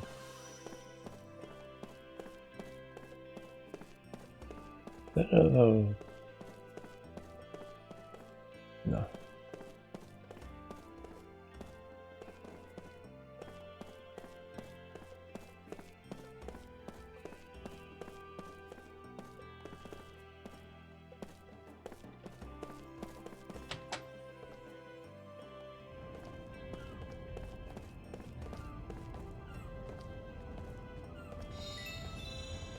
Right, what am I supposed to do here to continue? Maybe try going back to the Queen?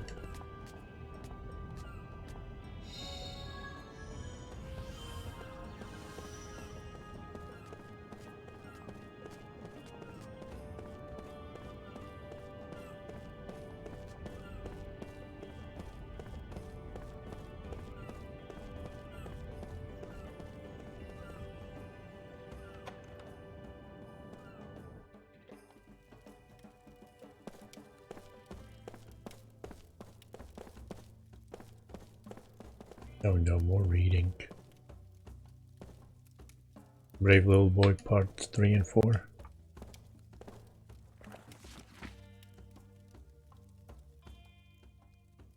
Great snacks for kids. Sweet, fluffy, steamed cakes are a hit among children everywhere. Add in some fruit for a novel delight. Ingredients: eggs, milk, sugar, flour, 1 tablespoon baking powder, pinch of salt, fruits as many as you like. First, sift the flour and baking powder. Mix the eggs, milk, sugar and salt in a bowl and beat well. Then blend in the sifted flour and baking powder. Cut the fruit into small pieces and work into the mix, leaving a small amount to decorate the finished cake later. Put the mix into the molds and place it into the steamer. Put in a toothpick and check if it comes out clean. If it does, the steam cake is done. Dress it up with various colorful fruits and to dazzle your children. Best served hot with tea.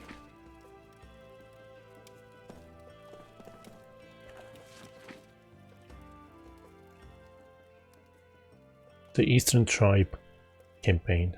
Under the rule of its 1,000-year-old queen, Numara enjoyed an unprecedented period of peace. The Hypercurrent served as a barrier against outside invasions, and Her Majesty's policy of peaceful coexistence served to strengthen the nation. Numara first faced danger 500 years ago, when an Eastern tribe wielding powerful spirit magic sent a massive force into Numara. The army entered from the southwest, clashing with our forces in a fierce battle in the lush forest that covers the region. This battle dealt a severe blow to Numara, although it is hard to imagine now. At the time, only a small handful of people, including Her Majesty, had magic abilities.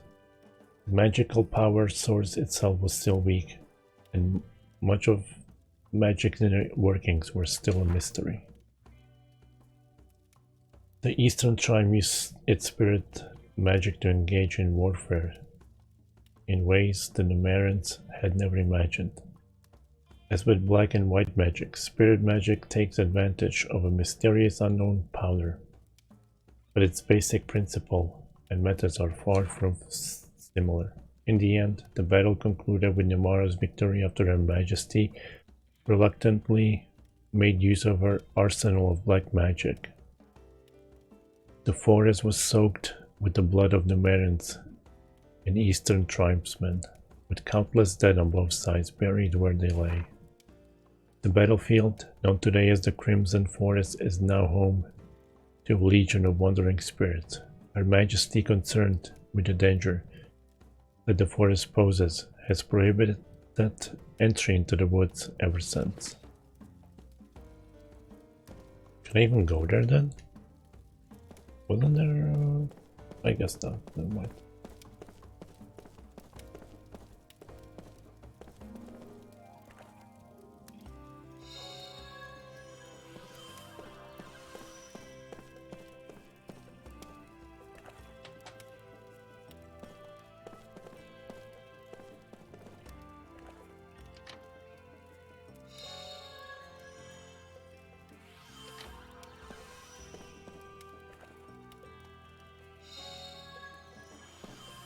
I wish the looting was faster. Just takes too long.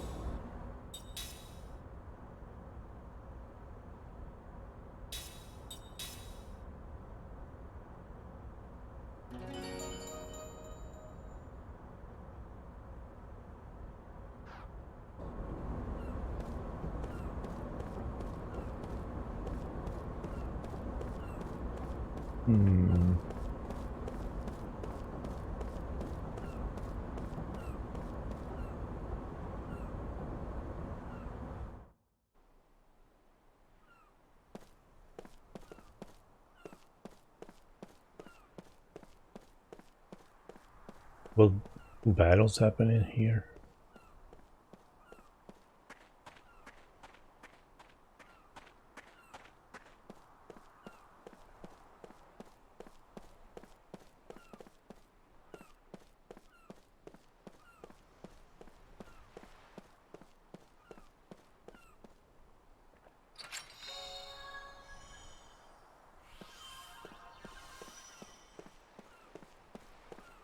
Maybe not, there's kids here.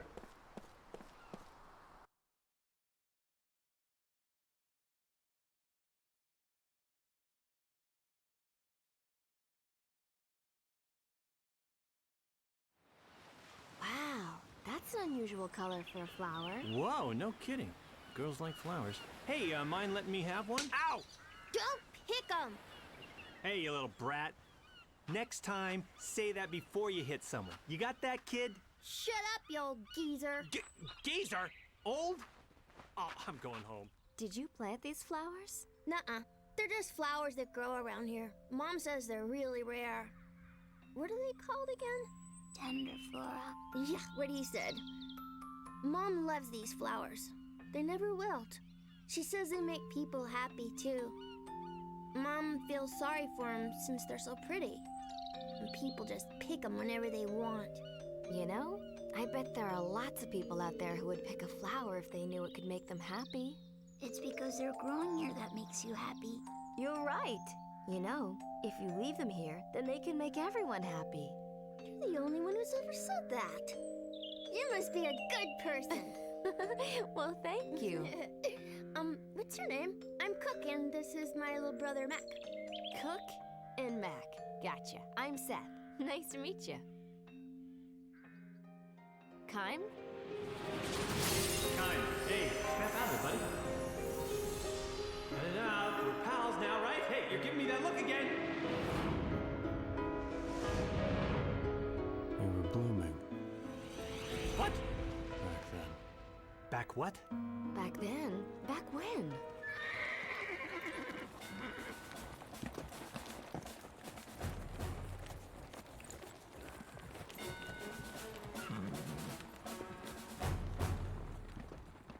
Check it out. It's those prisoners the Queen just released. Yes, this looks suspicious. What are you characters up to? Hey, stay back! Watch out for the flowers! Please. Flowers? Hey, if you want to pick a fight, do it someplace else. Hey, those are tender flora. You know, the ones that'll make you happy. Oh, I've heard good things about them. You're thinking about your girl, aren't you? Yeah, if I bring her these flowers, getting her in the sack would be a snap. I am on the same wavelength with that guy. Hey, let me get some of that action. Don't even go there, Jansen. All right. Hey! You can't have them! What's with you, kid? Out of my way! Cook! Are you okay? Yeah. Real mature there, picking on a kid. Uh-oh. Hey, fun. Listen up, losers. The Numaran military has the right to seize anything that grows on Numaran soil. including those flowers. It's just a bunch of flowers. It's silly to pick a fight over something so small. What's with you? Out of the way, kid. It's no big deal. I'm just gonna take 2 or 3. No, What's with you, kid? I can't hear you. I said no. Whoa. I still can't hear you.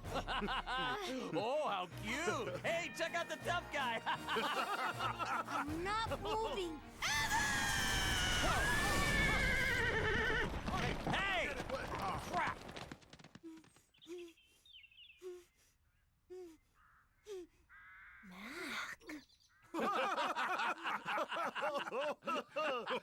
What the hell's got him so worked up? Hey, we could use this kid as the official flower guard. We've got quite a crew of strangers and brats here, eh? Why don't all of you get lost? You're mucking up New Mara. Get your hands up here! You idiots are the ones who should get lost. Your breath is so bad, it wilts the flowers! Cook? Oh, not bad. I like that. Good choice of words. Very nice. Good. Loved it. Hey, you little brat! That's not how you address a Numaran soldier. Just because you're a kid doesn't mean you can get away with stuff like that.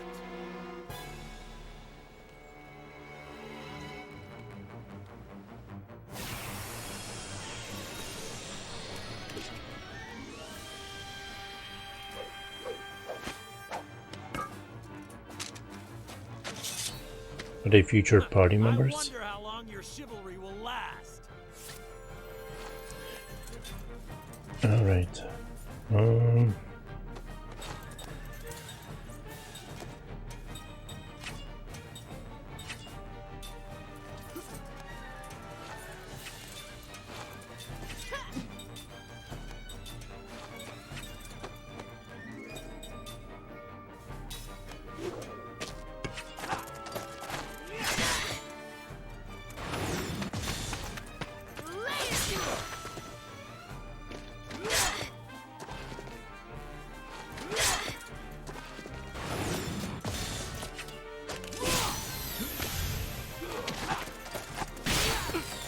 Damn.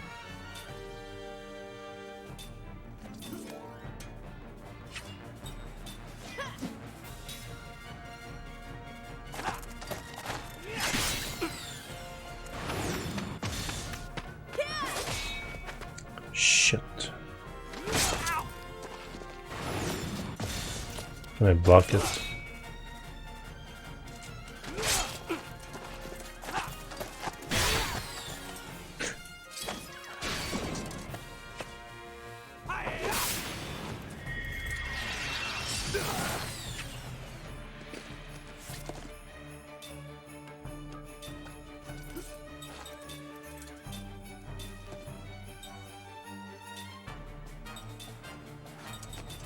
Oops.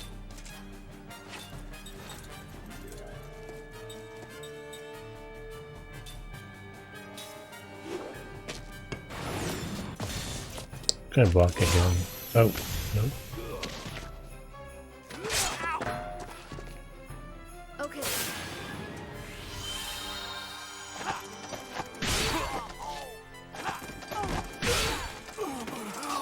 Damn.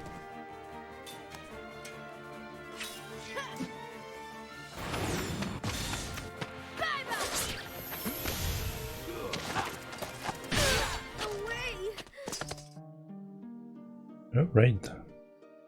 Can I retry? Oh, what was I about to say?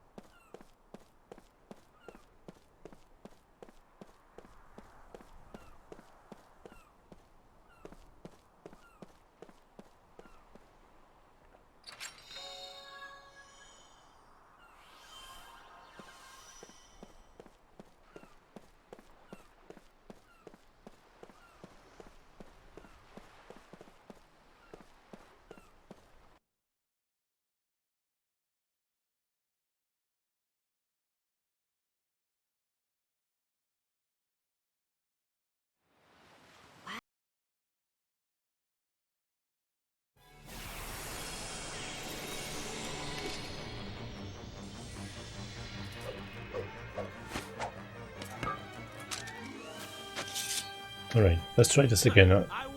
This time I'm not gonna try AoE spell. Just ground.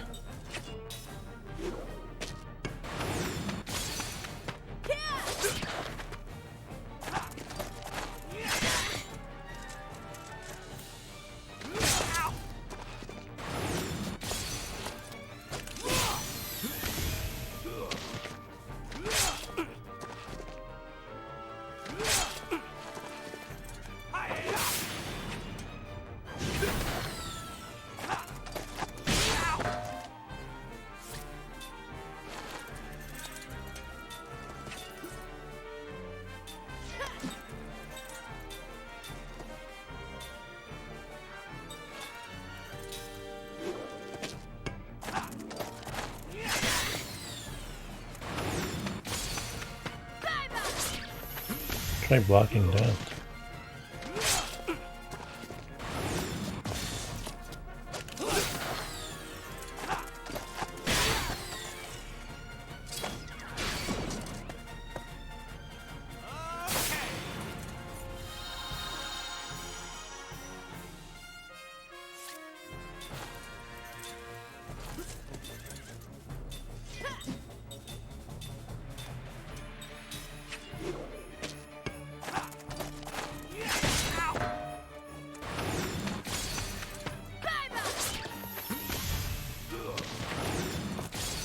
Perfect.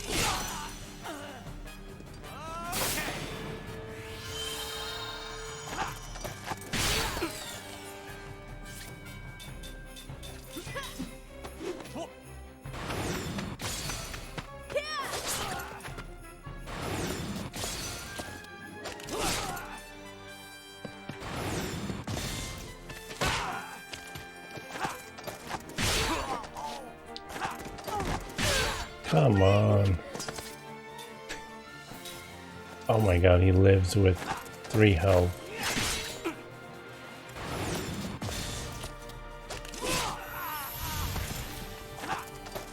He's dead.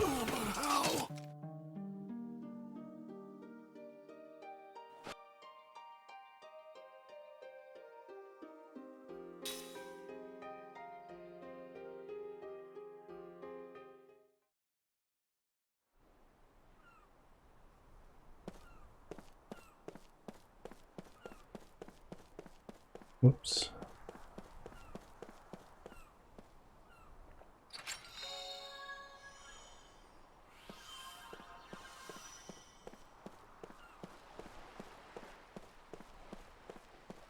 Wait.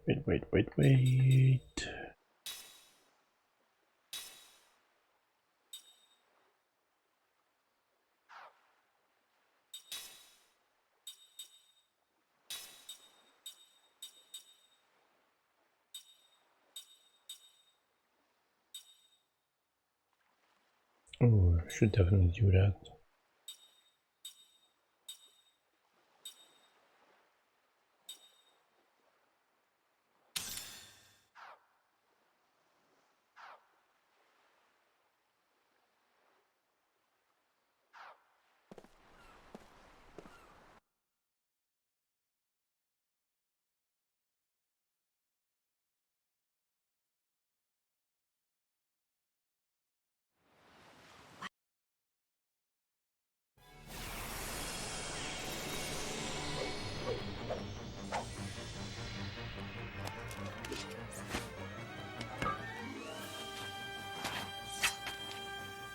I wonder how long your chivalry will last.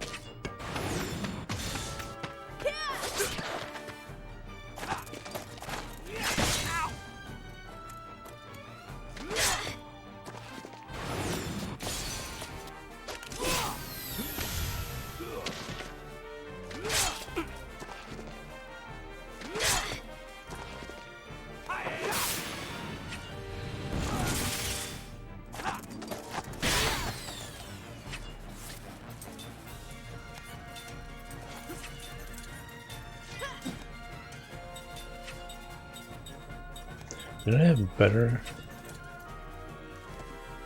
healing?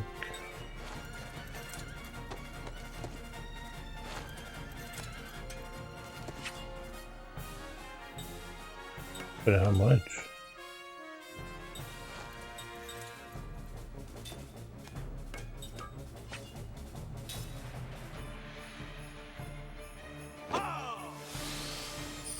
Dang.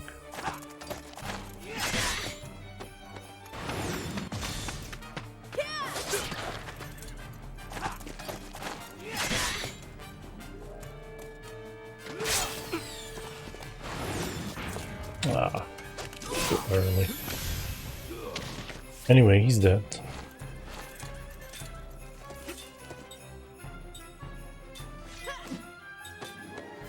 Tried wind, so let's try ground.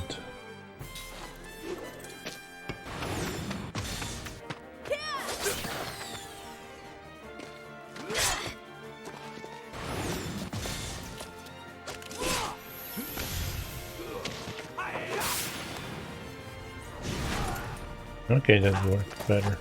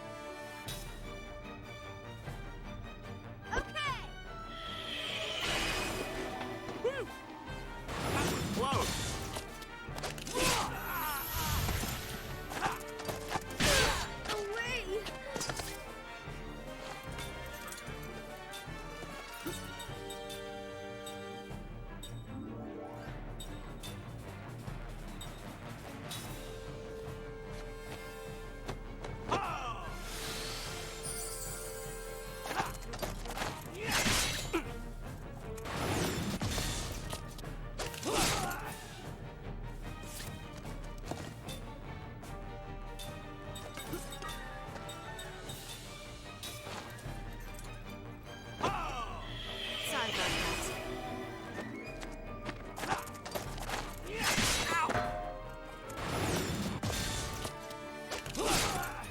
Alright, you should be dead.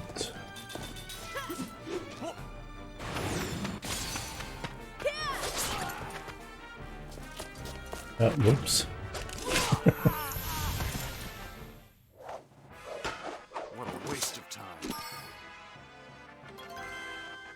Yay, level up.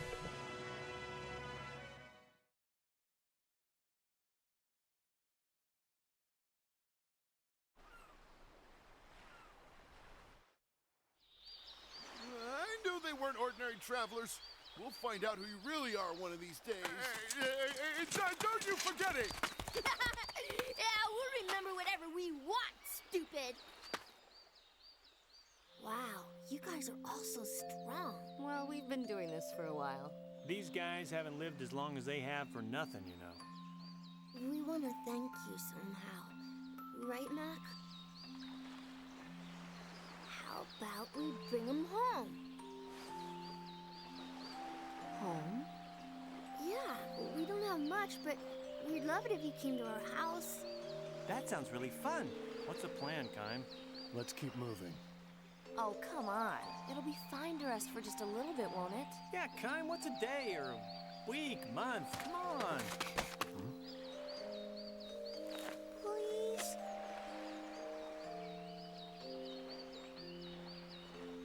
Well, that settles it. Why are you in such a rush? You got nothing but time. Kime.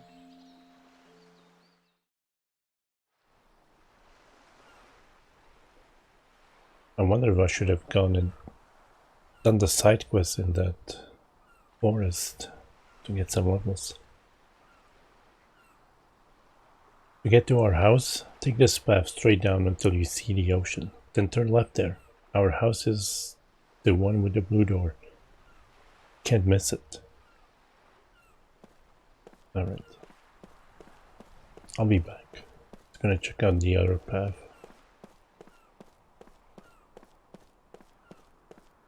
Also...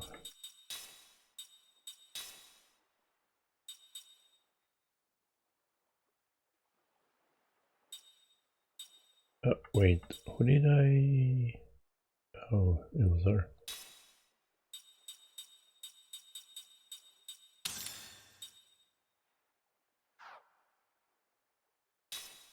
Did I learn everything? No. Damn, I'm missing 1 point.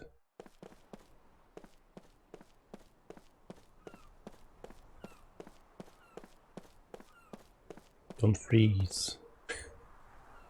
Oh, come on. Damn it. What is this? Wait. Yes.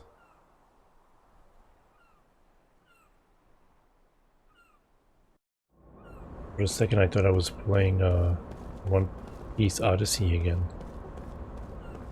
Just wouldn't let me explore when I wanted to. I'll be back, the kids won't go anywhere, I think.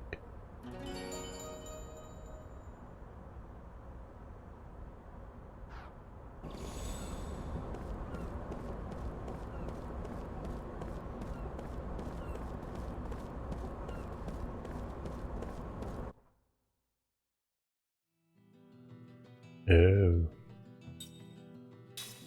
Yeah, let me check out this Crimson Forest. The artist wanted some crystals or something like that.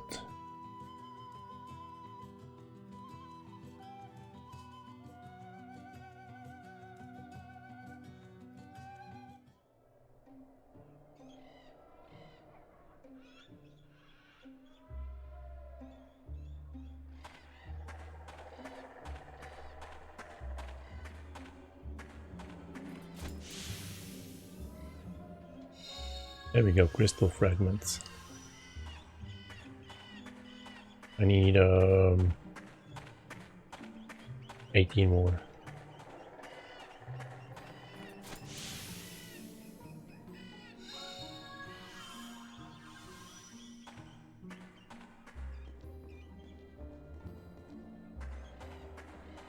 No battles?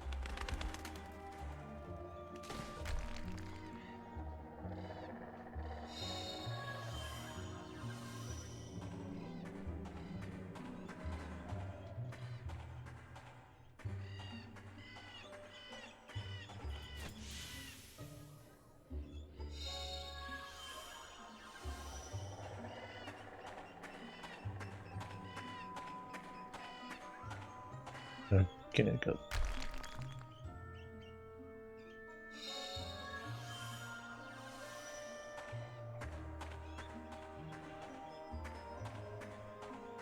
Got 3. About time. Let's take him down.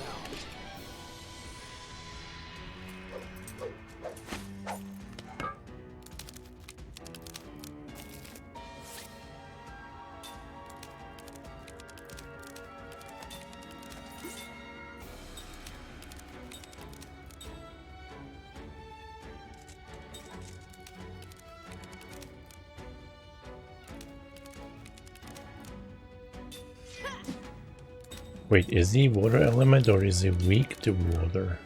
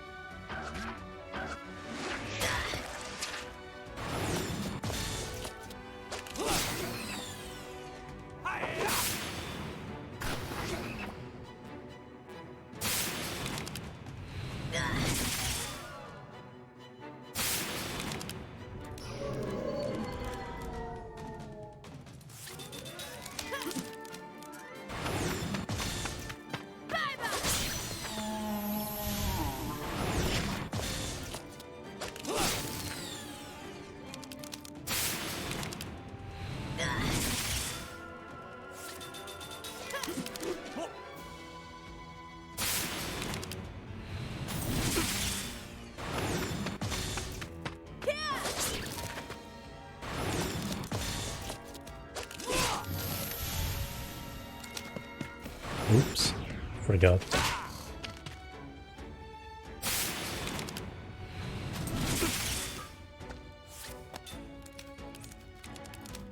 case.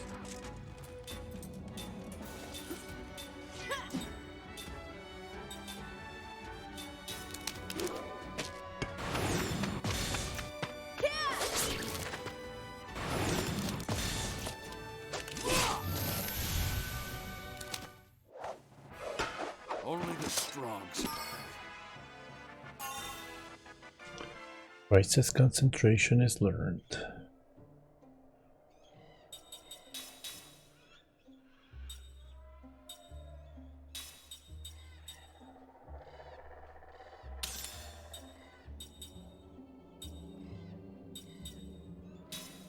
Um,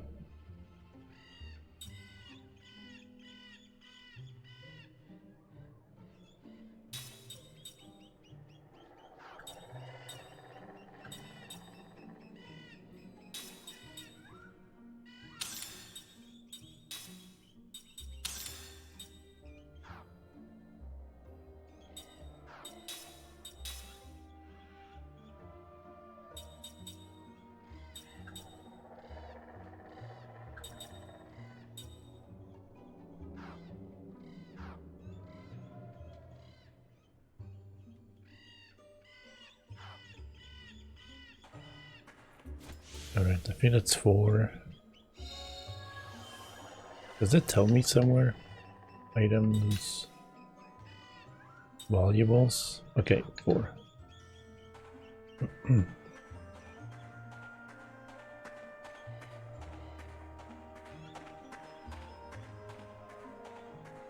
What is that?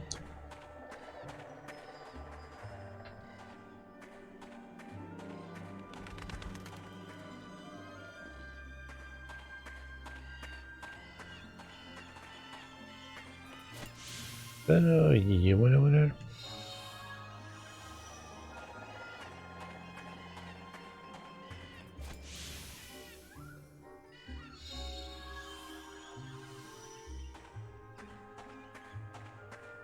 Six.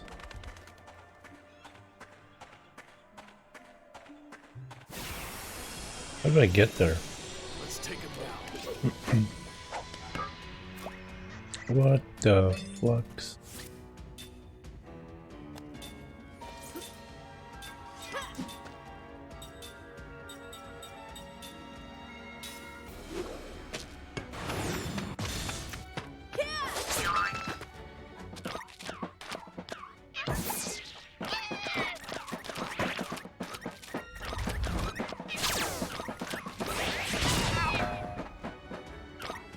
Zoinks.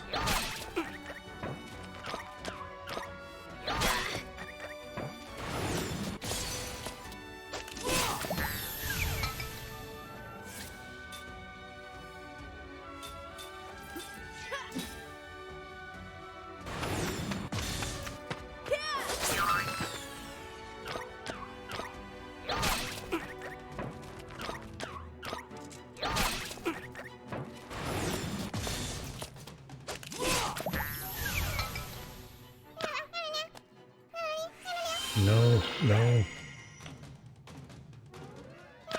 Oh, come on.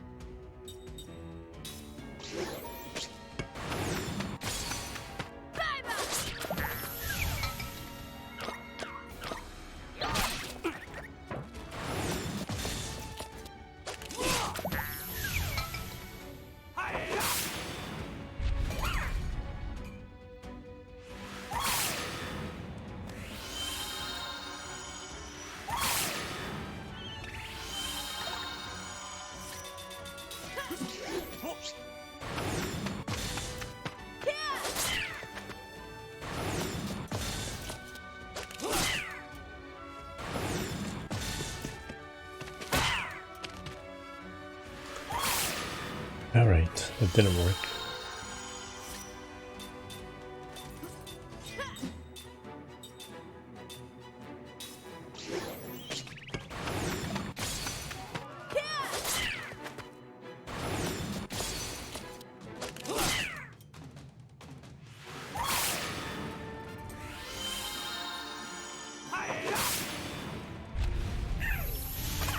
All right.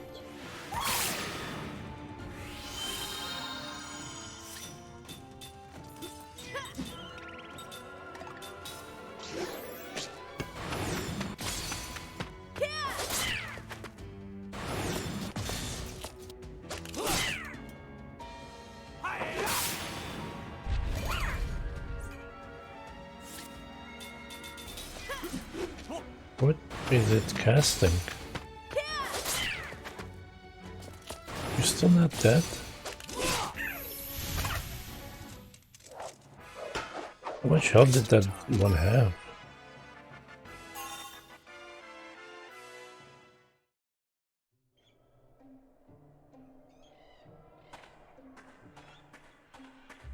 Oh, right.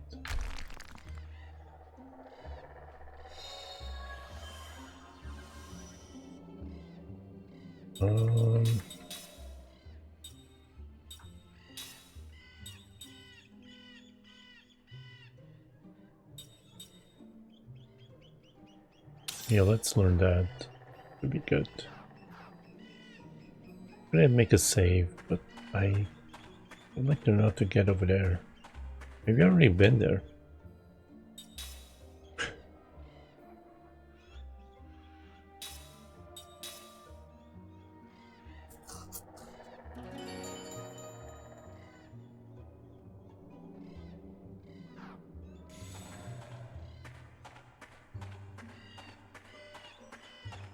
Wait, map. How do I do the map thing?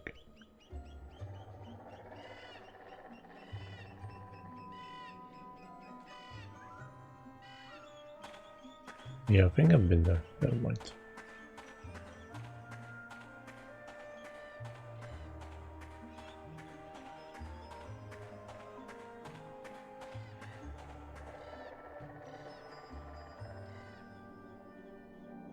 Ah, nothing's happening.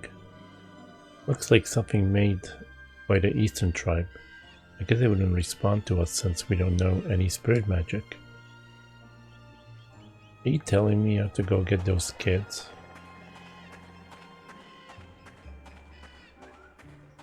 Dang.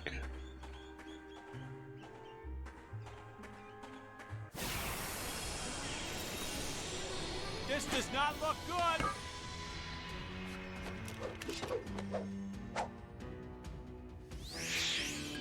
What is this?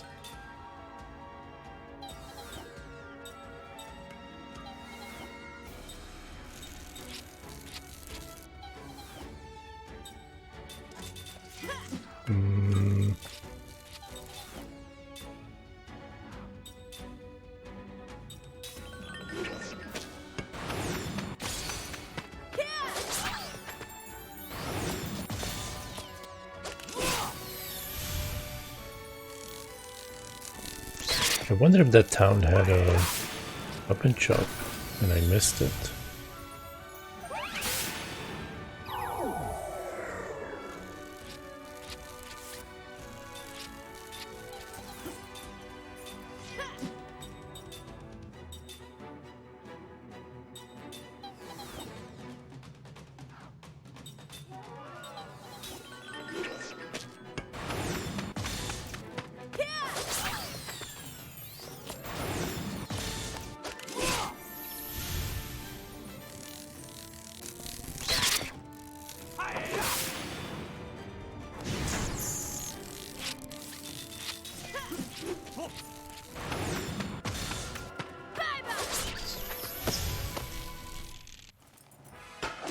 Well, what did you expect?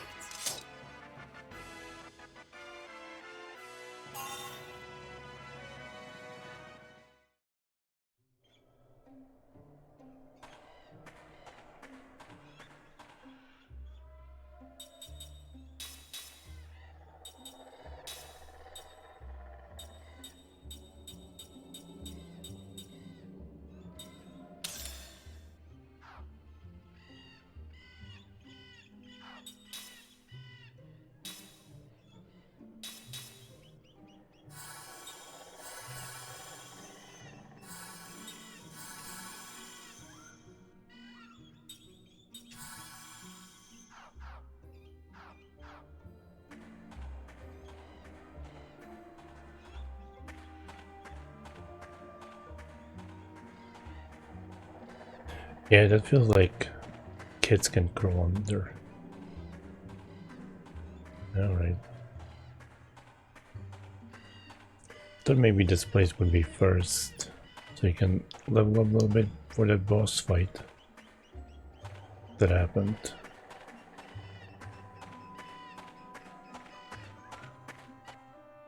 I guess you could grind if you wanted to.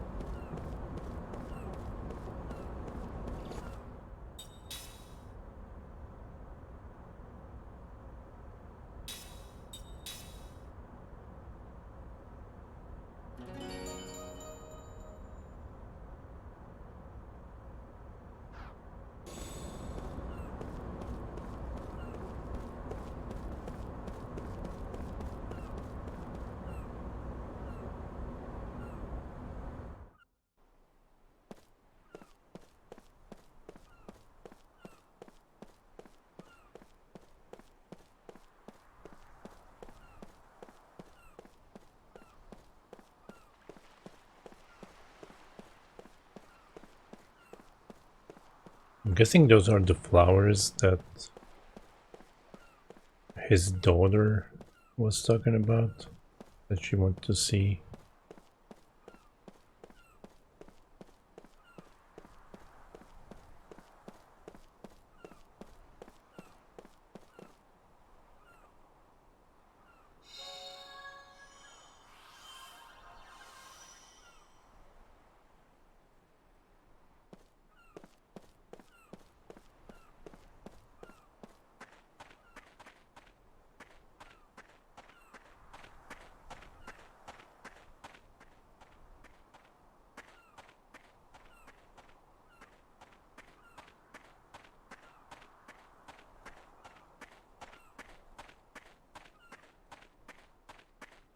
Wait, what is this then?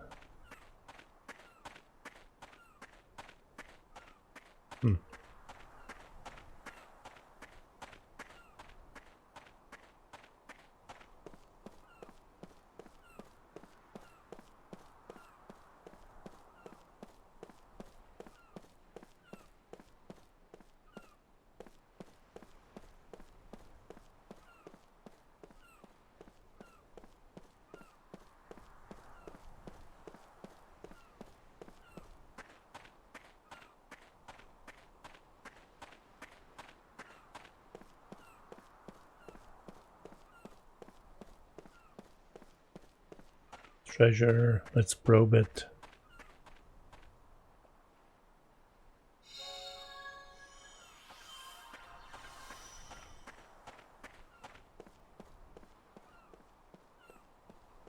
What is he looking at?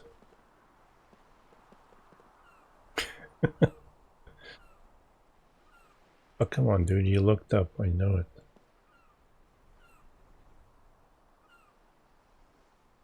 Oh man, it looks like one of the weapons.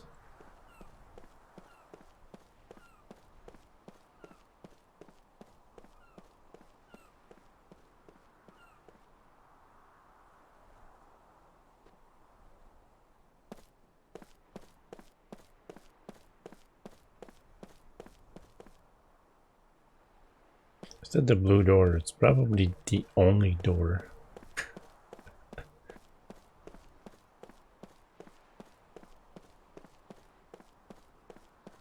Wonder if there's gonna be a cutscene happening here. Looks nice.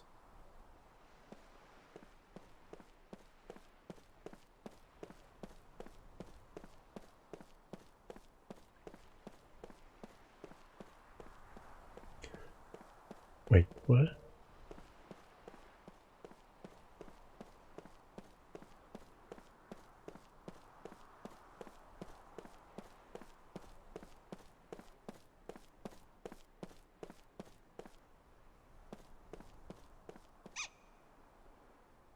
There's a pea pot in the pot.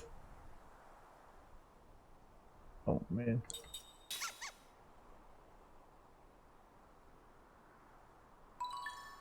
Ooh. This better be an upgrade. It is.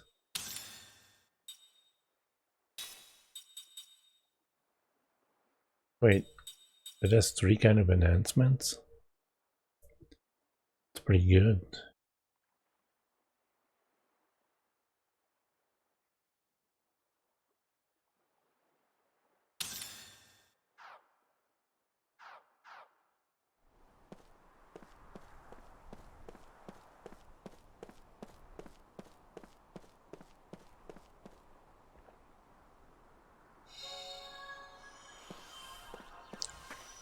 Oh man, did he run away? Because I got some seeds. Oh no, he's still there. Are the seeds like mini medals from Dragon Quest?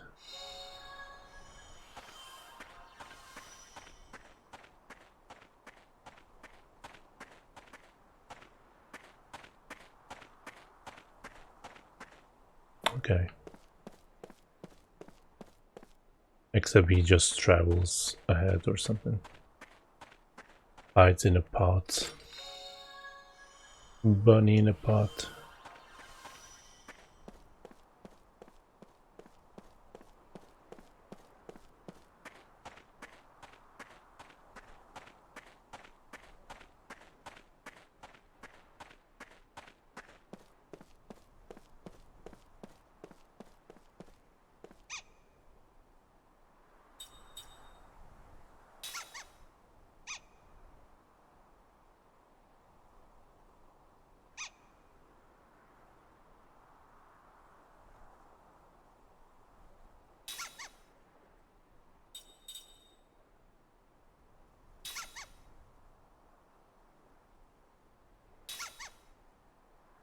Oh my god, hold on.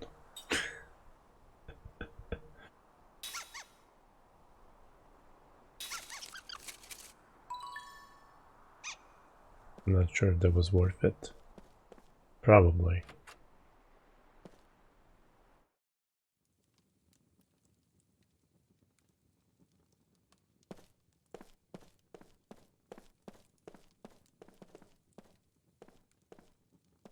Hey, there's an item. Come on.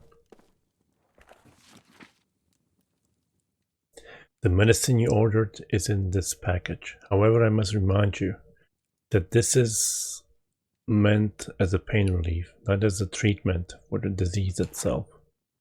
I know you are prone to fits of despair, so I will be blunt. With your illness at such an advanced stage, treatment with conventional medicine will be difficult.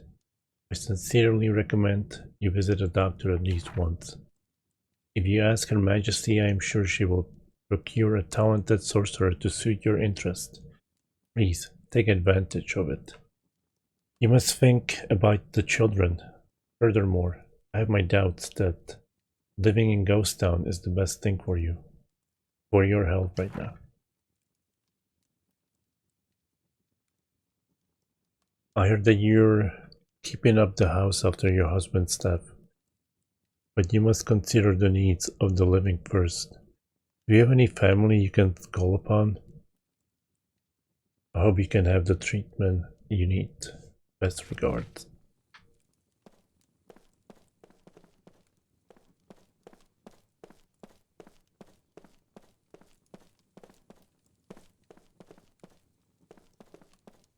What is that first town outside of the Balam Garden in Fantasy 8? Reminds me of what's the guy that fights with fists name? His room. Zell, right?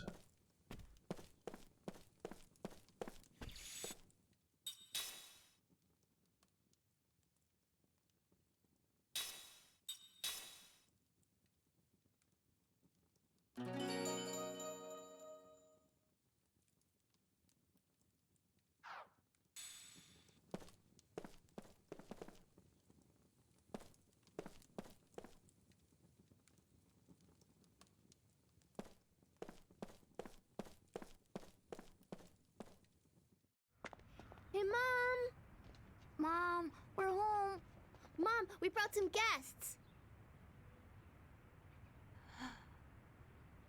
Is she sick? Looks like it. Good afternoon.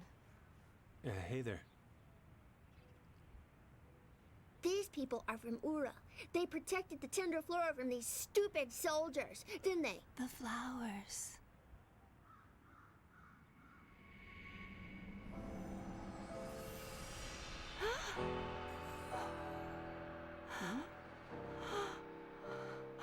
Mom? What's wrong? Mom? The flowers.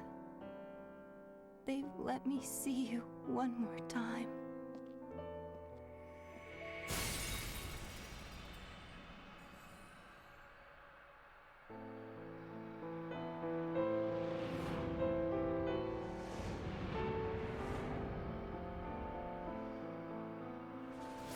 The flowers. They brought us together. Oh, Father. Father? What? Father? Liram, is that you?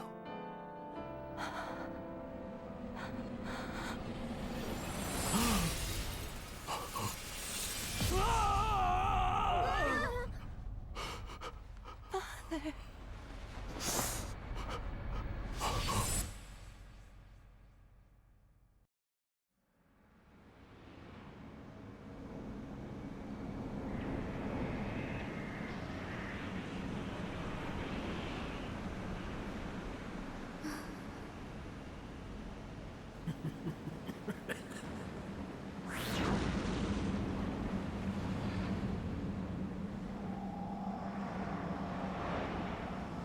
Liram! Liram.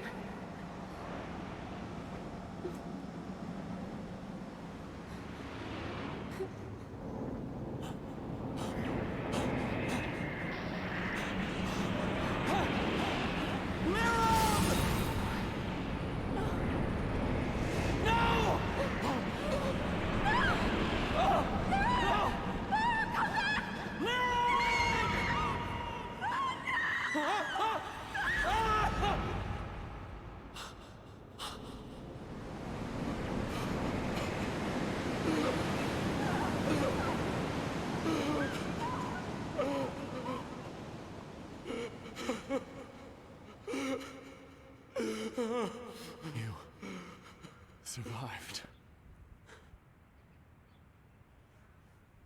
Kime, your memories.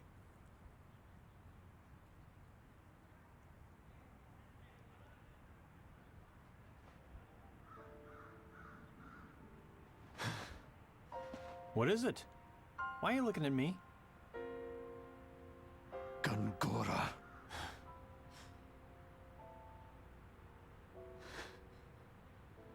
Gungora was there.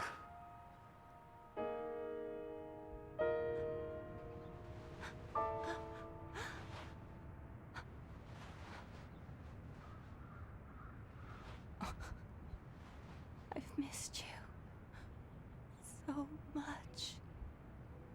I'm so sorry. I couldn't save you myself. Is Mom? I don't know. I haven't seen her since. Sarah. I have to find her. She doesn't even know you're alive.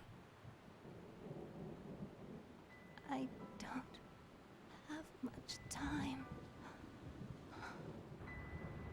Cook. Mac. Come here.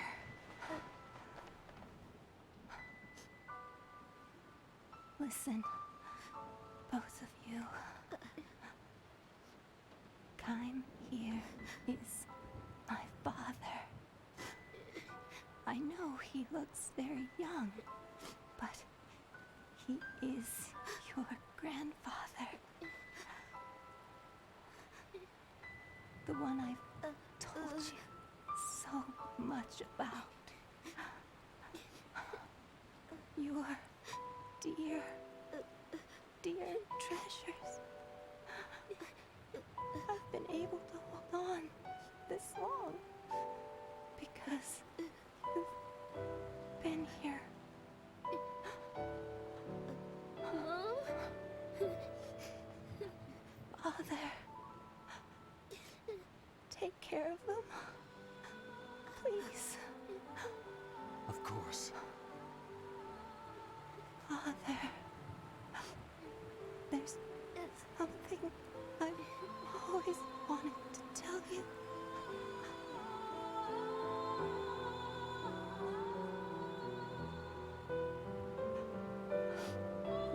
I know, Lirum. I know.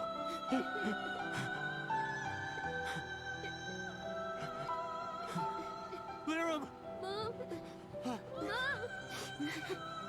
I'm glad. So very glad. I could see you once more. Mom? Lirum! No, don't go. I'll bring Sarah here, I swear. Hang on, Lirum. Mom? Mom? Mom, no! No! Mom!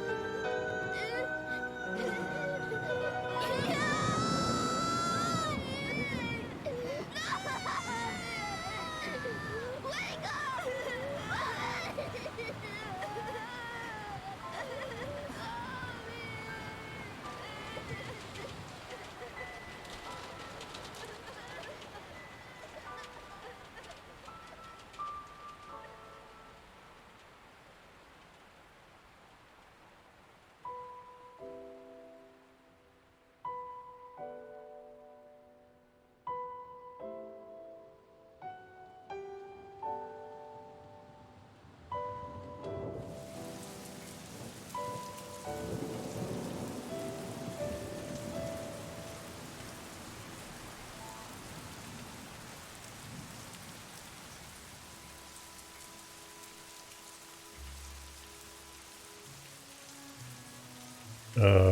Alright.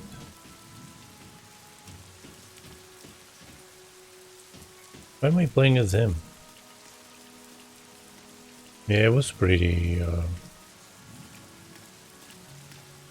Father, if only I had a fraction of your strength. There was still so much I needed to learn from you. I depended on your guidance even when you scolded me for my weakness. Father!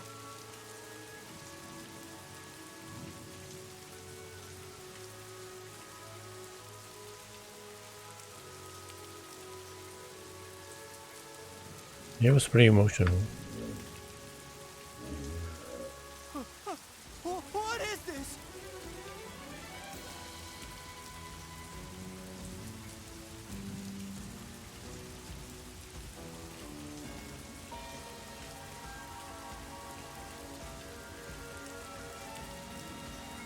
I have to fight them or do I have to run away?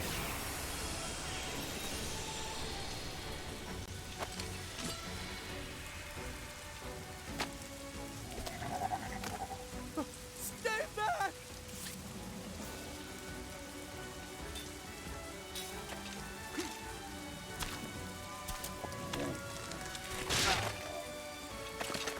It's over!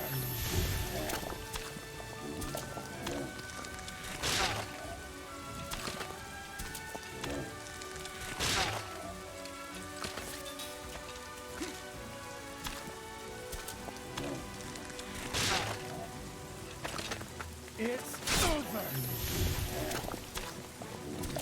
Let's see what skill he has. Power hit.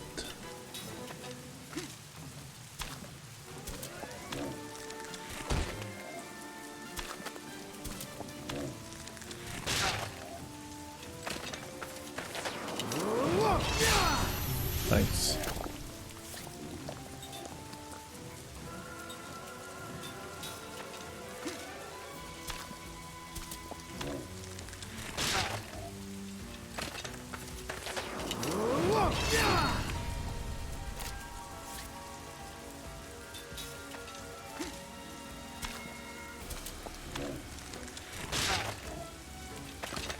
It's over!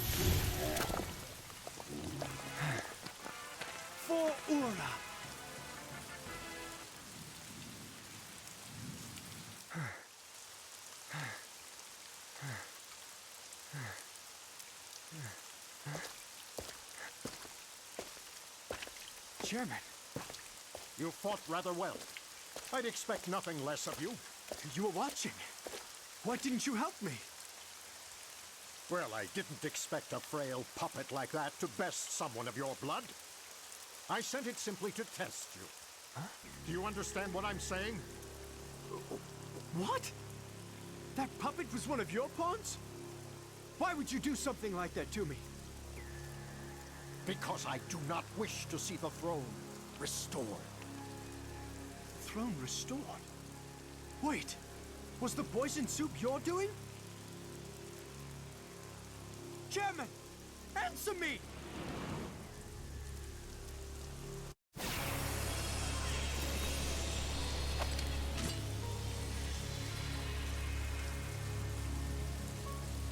I cannot trust Ura to the hands of an incompetent ruler!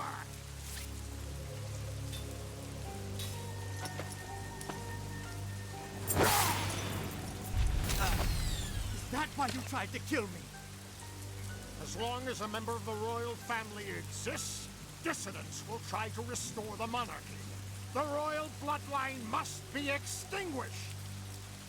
Just by being alive, you give those dissidents hope!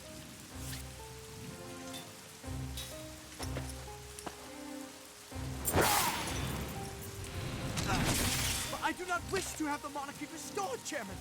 There is no reason to kill me. I will not stand for incompetence! There is only one way to atone. You must die now!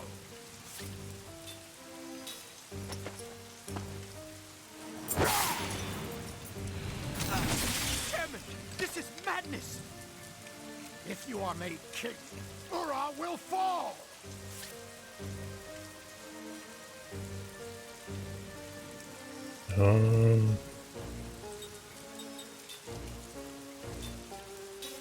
I see no other way than to fight. Forgive me, Chairman. Sha!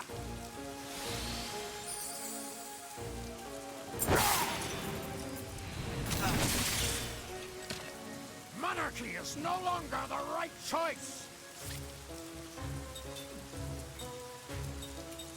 But what's GC?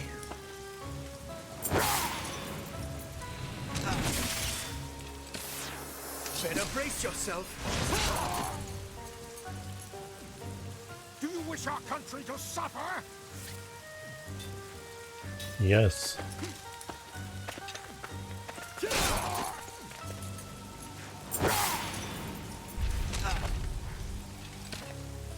Monarchy is no longer the right choice! It was like attacking is just a better choice. It's over.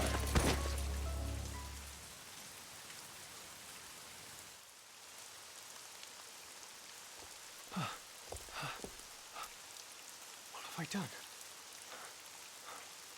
What happened? Gongora! Oh, I am too late. He's dead?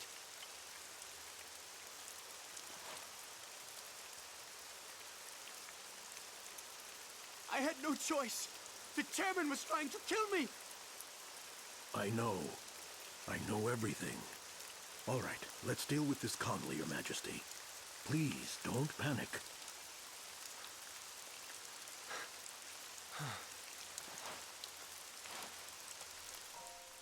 Roxanne visited my manor earlier tonight. He spoke enthusiastically of his plans to prevent the restoration of the throne, to establish his own influence and such.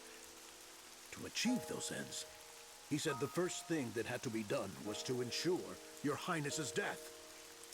I sensed peril, and although I am under house arrest, I escaped my incarceration and came as soon as I could.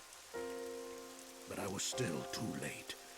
I would never have expected the chairman to try to kill you, even as deluded as he was. Gongora.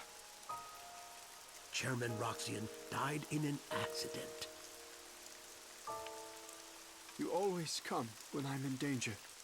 You are the only one I can rely upon. Your Majesty, I believe your late father watches over you and sent me to your aid. Father.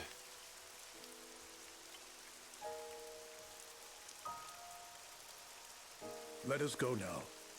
I will handle everything. Your Highness will not be suspected.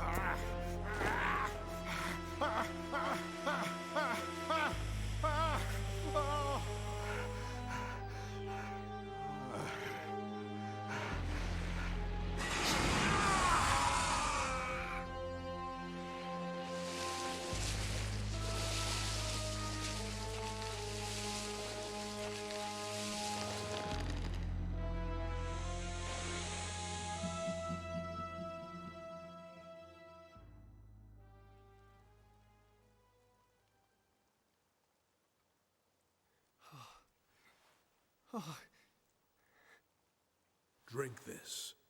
It will calm you a bit. Right. Oh.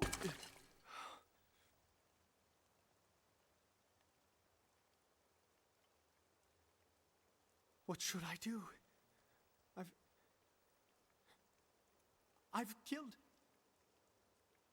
a man! Perhaps your memory is a bit muddled. It was an accident. Chairman Roxian passed away due to unfortunate circumstances. But... The chairman fell prey to a sudden illness. It was beyond the doctor's abilities to save him. Leave everything to me. I will announce the chairman's sad demise to the people. No one else will be hurt. No one will question your Highness's integrity, and the chairman's good name shall be preserved. Consider this. If our nation lost both the chairman and your Highness, it would plunge into chaos. If that were to happen, Gotza would undoubtedly take advantage of our weakness and invade. Yes, Gotza would. Remember, they have plotted against Kent and wore down Ura during the recent war. If Ura were to falter now, it would be an invitation for Gotza to invade. What should I do? There is only one thing your Highness must do, and that is to protect Ura. Me? Yes, your Highness. Like your father, you must lead your people with confidence and conviction. It is your solemn duty to overcome the incident that occurred today. That is true. It is my duty. Gongora, will you stand by me? Always, your Highness. If it weren't for you, Gongora, I don't know what I would do. You sell yourself short. You are an able administrator, and you will one day be a fine king. Now then, today you must rest. Beginning tomorrow, you will be a very busy king.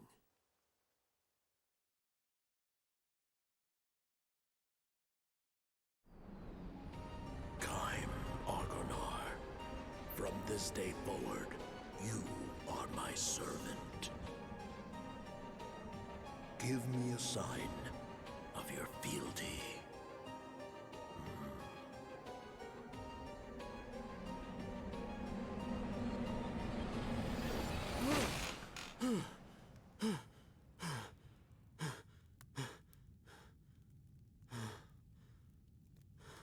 Welcome back, Kaim.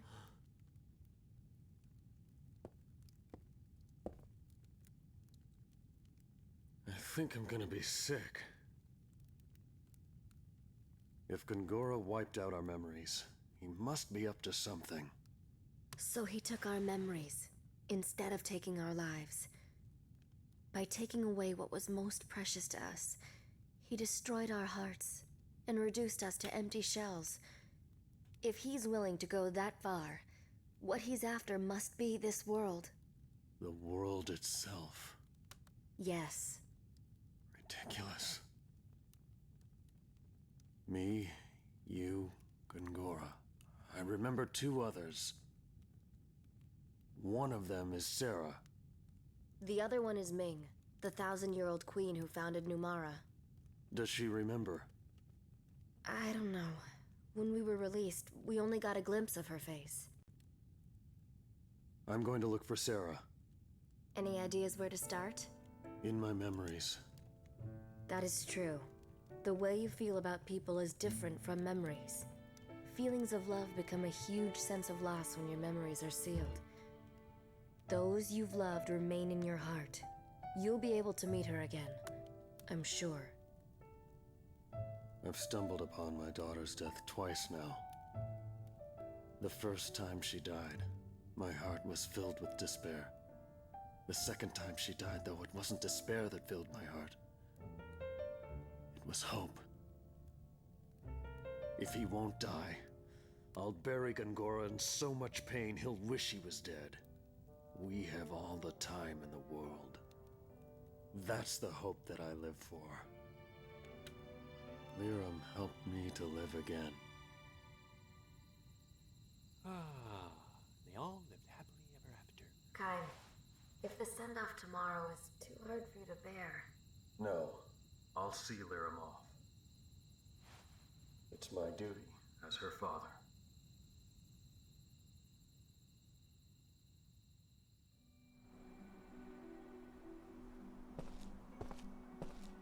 Good morning. You must be Miss Liram's father. Miss Seth contacted me. I'm here to assist in sending Miss Liram off.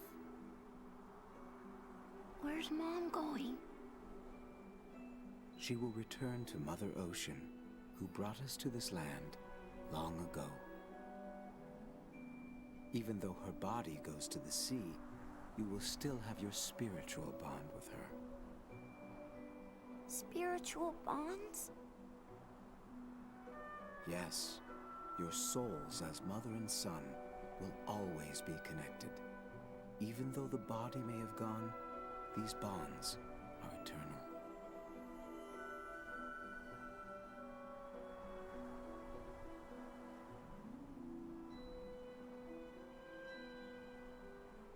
I'll need the family's assistance to give Miss Liram a proper farewell.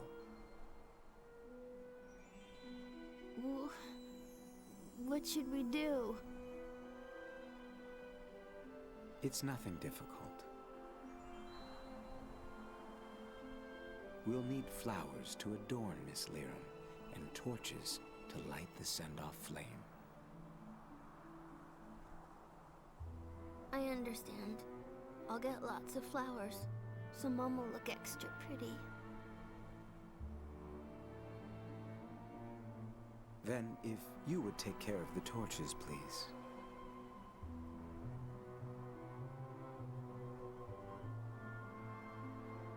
You all right? Yeah, but I want to do something too. Certainly. I'll have you help me later. Well then, the first thing is to gather the flowers, please.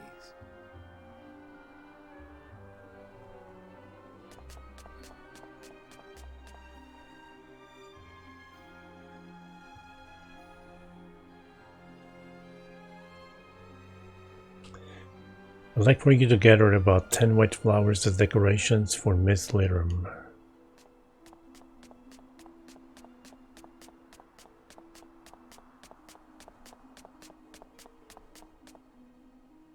I knew there was going to be a cutscene, just not this kind of cutscene.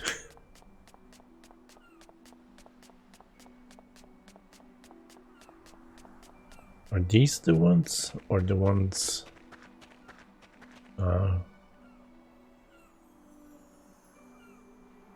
Okay, that makes 1 out of 10.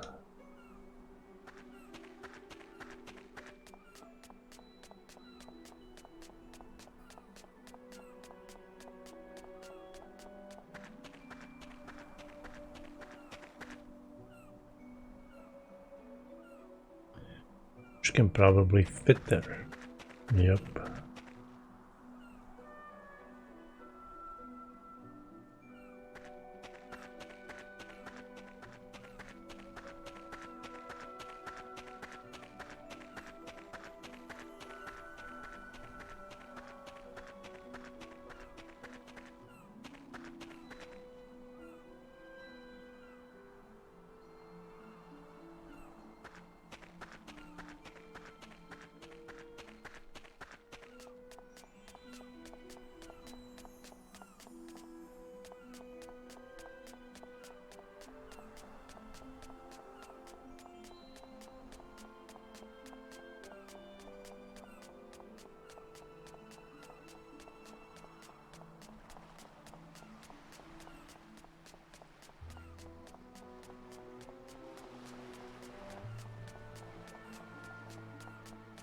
Not sure if there's any more this way,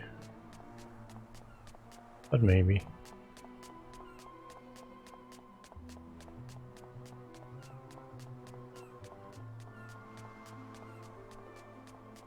Wait, isn't that one? No. Looked like one from here.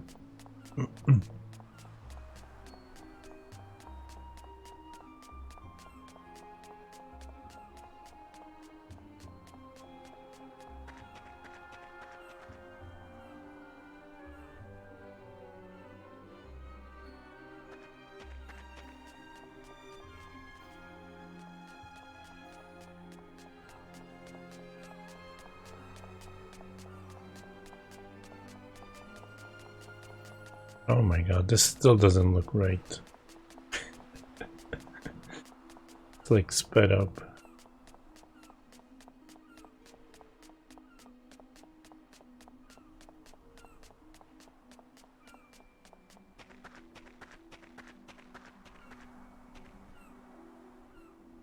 Can she fit under the statue?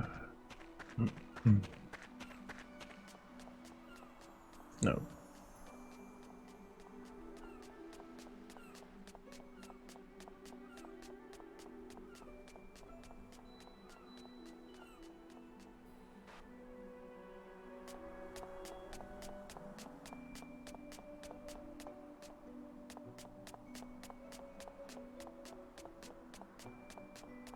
Be 7, there's 8, 9.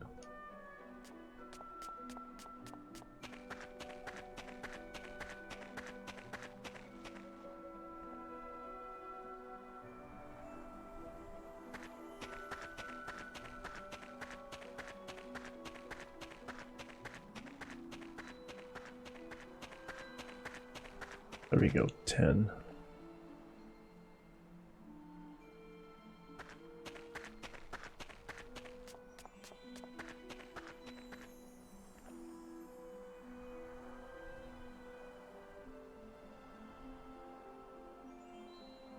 Okay, this ought to be enough. These are the flowers we'll give Mom.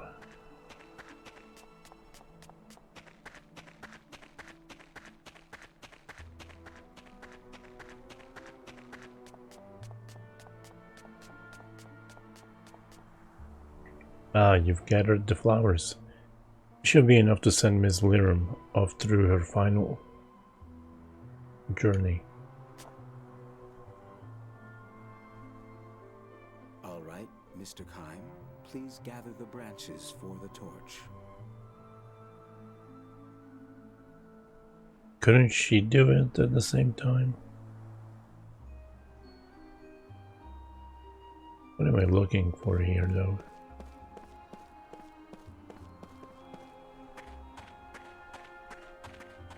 Is it that? Ah, it is.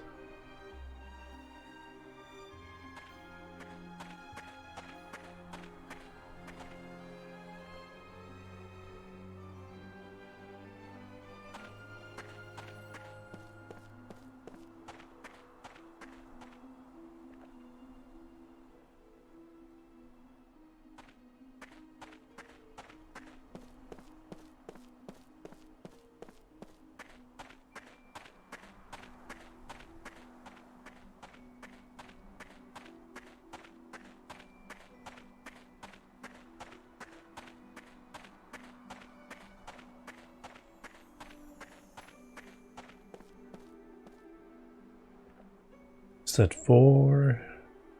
Yep.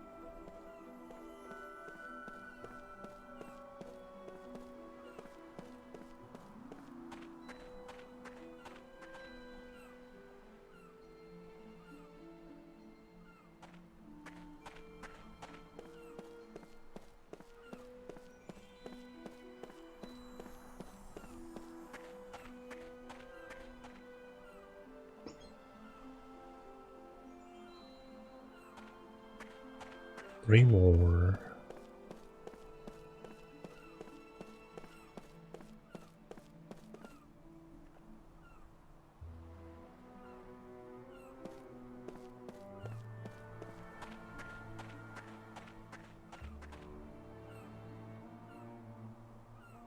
Next he's gonna send out the little boy to get something.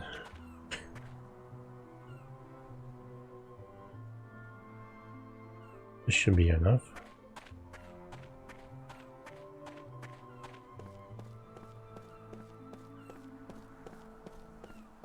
I still don't know about Jensen. I think he's gonna betray them at least once though. But then he's gonna like redeem himself. I don't fully trust him yet. Everything is prepared for Miss Lyram's send-off. Let us begin. Everyone is waiting to give Miss Lyram a final farewell.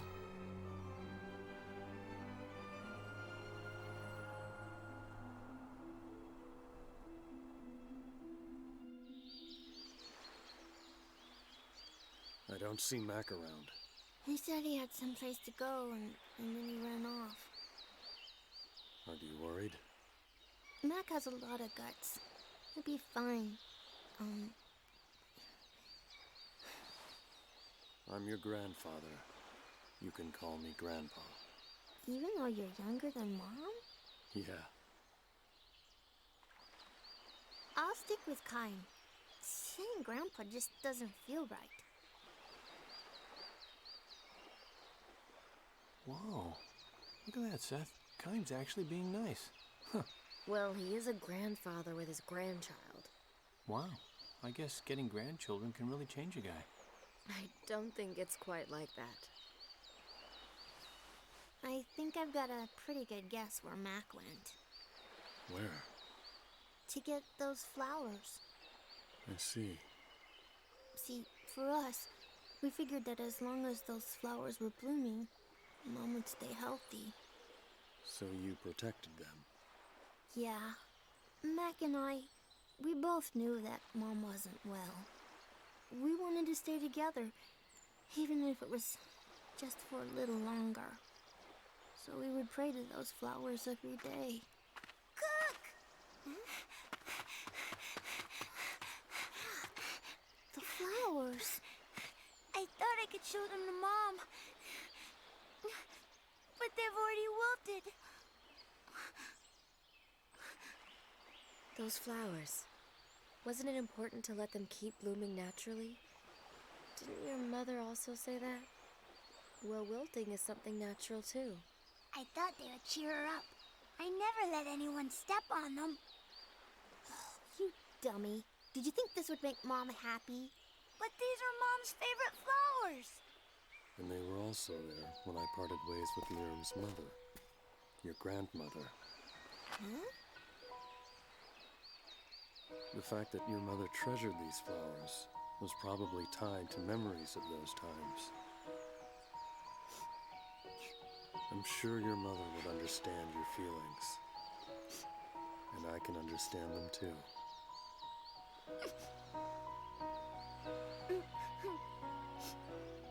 You're a good person, Mac. You're nice too, Kyle. I am? Yep. I thought that about you just now. Is that so? Go show them to Lyram, Mac.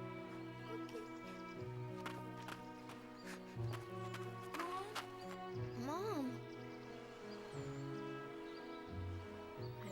I'm a little emotional about things like this, I guess. Well, I don't handle these things too well either.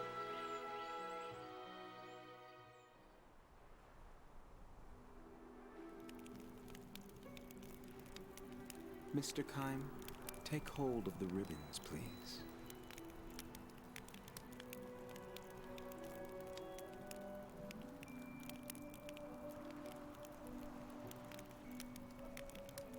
These ribbons are the only thing that tie us, the living, to Miss Lyram, the deceased. Miss Lyram must now begin her new journey. Our final duty is to sever our ties with her in the form of these ribbons. Please watch Mac. He shall give us the courage to sever these ties. That is his role.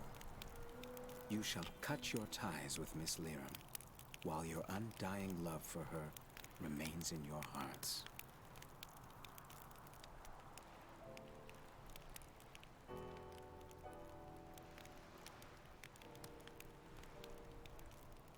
You said that even if we have to cut our ties, we still have our spiritual bonds, right? Yes, those bonds are eternal. Now, let us send Miss Lyram off. Many ribbons from Miss Lyram have been passed to her father. When all of them have been severed, Miss Lyram shall begin her journey out into Mother Ocean. Mac, with the lit torch you carry, trace the movements of the wands the attendees are waving. Those movements will convey the attendees' wishes and parting words to your mother. If you perform a move incorrectly, the attendees' good wishes will not be conveyed. If that happens, try again to match the movements of the attendees. When you correctly trace the movements with your flame, the attendees' torches will light up. Then the attendees will sever the ribbons with their flames to represent their own connections and to make their unseen bonds eternal. When all of the ribbons are severed, Miss Lyram will start her journey. Are you ready, Mac?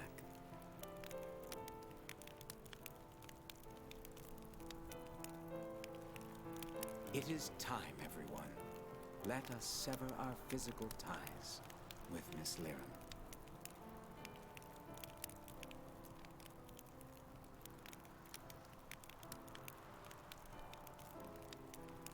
The ceremony we'll be holding is a traditional method of seeing of the dead. Participants will light torches and use them to burn through the ribbon the gondola is attached to. Mac. It will be your job to light all of the participants' torches. Lyram was a good and kind person to all. Now then, let's begin. After expressing their condolences, participants will move their torches forward. Move your torch to the right and bring your flame to the tip of your partner's torch. Am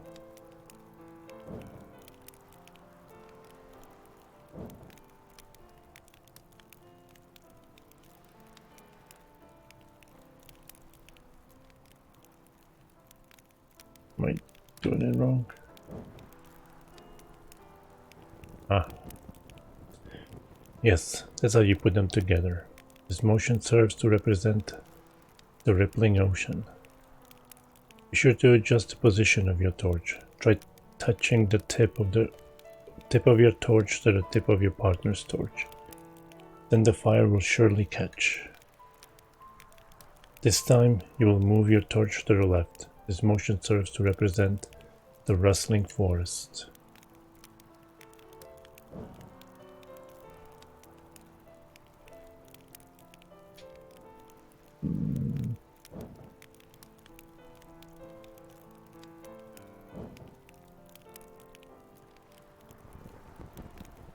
Next, you will raise your torch up.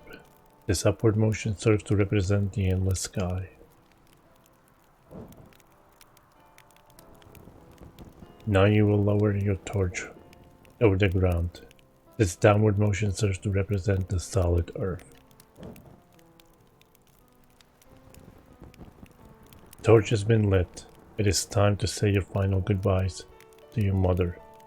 Stay strong, alright? You've got Cook with you.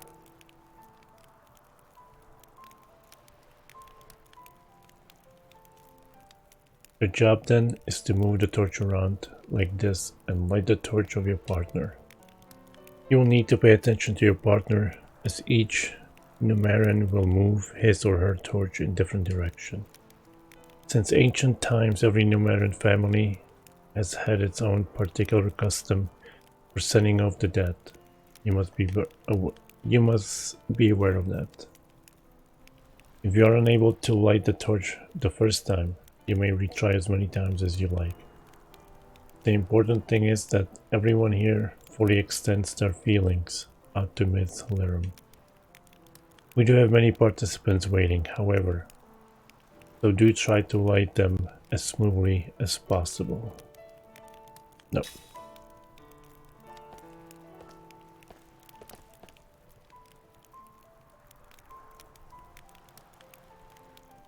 Condolences for your loss.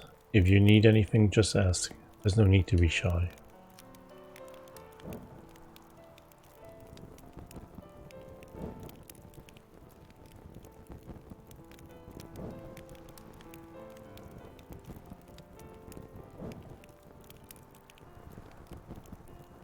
Lirum extended her kindness out to everyone. She helped my family and I a great deal too.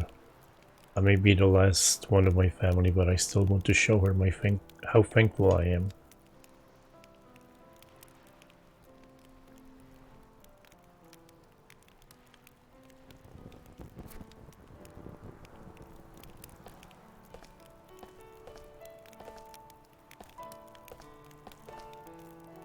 Lirum was such a gentle person. I knew she was ill, but I never thought he would claim her so fast. Hanging there, all right?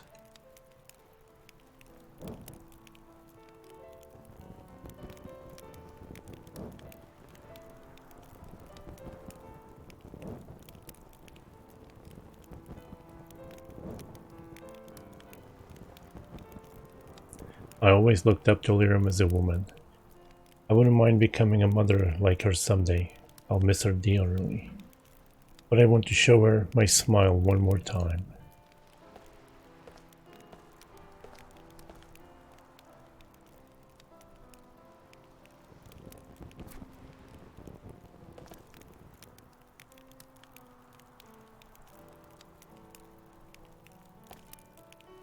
Lirum was a wonderful woman. I'm sure she had things pretty rough, but she was always so bright and cheerful.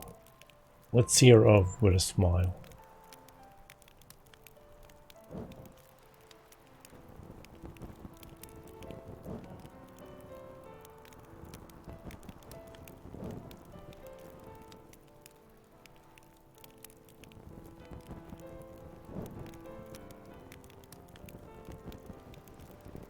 Well done. That was some fine lighting. Now it's time to say my goodbyes. I'll sure be lonely without Lirim around.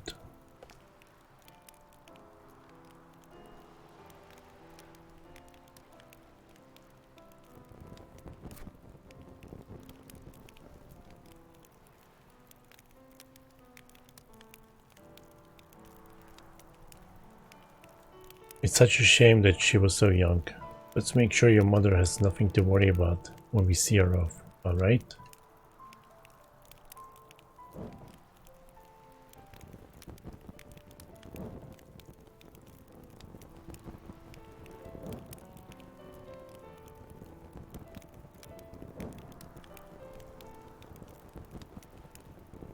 What a good job you've done with the fire. I'm sure Lirim would be overjoyed to see how well you kids are turning out. Now for my final words.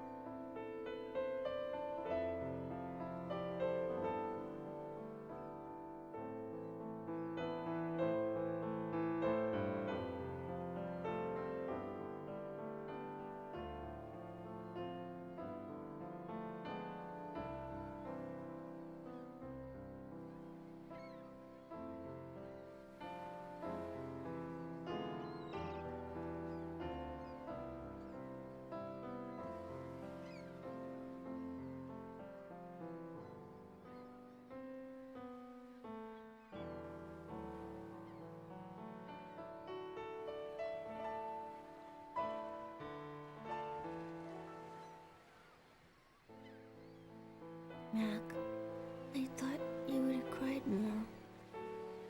Me too. You know, you haven't cried since the funeral began. It's so strange. I don't know why I can't cry. You seem so calm. Kayum. Was your mother happy?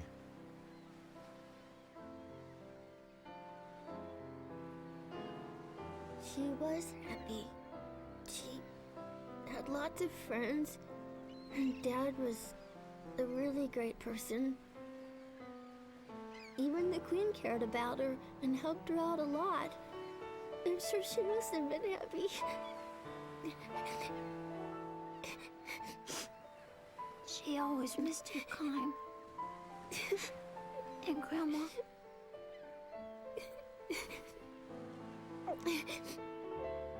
You don't cry anymore, do you, Kime? You're strong, Kime. I heard from Mom that you are immortal and invincible. It's amazing. Not dying. It's really great. Not necessarily. Why not? It means I see so many people that I care for pass on, like your mother. You've seen it a lot? Yeah. Enough to lose count. That's why you got so strong. But it must hurt. It does. I want to grow up to be strong like you, Kime. Even if it hurts. Even if it's tough. I won't cry. I'm gonna be strong. Right.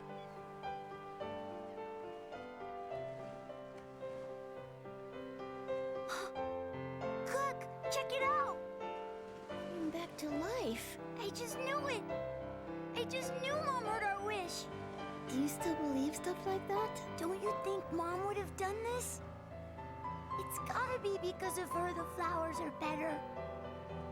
Mom is close, and she hears what we say. It must mean she's with us, Cook. That's impossible.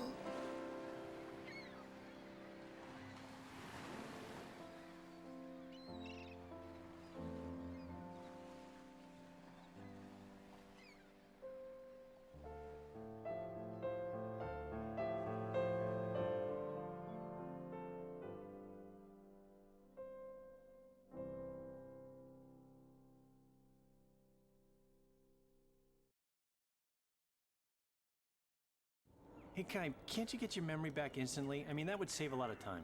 You are so stupid, Jensen. Are you for real? You don't understand. I care too. You don't say. What's wrong? Look at this. Mac went out again, and here, read it. I'm going to meet Mom in the Crimson Forest. I want to show her these flowers. Crimson Forest. Ah, kids. It's supposed to be a place where you go to meet the souls of the dead. But the Queen has forbidden anyone to go in there. Oh, but he went anyway, huh? That little... I'm gonna go look for him. Wait, Cook. Wait. It's too dangerous. I'll go with you. We'll go too. What? We? No. Are you saying we? As in me? Yeah, I did. Look it. You know, the Queen says don't go in the forest. I think she's very wise. I don't think we should go to the forest. I'm gonna stay here and support the Queen. Would you quit whining? No. Save me, oh my Queen! Shut up and get moving. Oh, hey. Let's go. Man, I am so not rested. Gee whiz, another hike. Oh boy.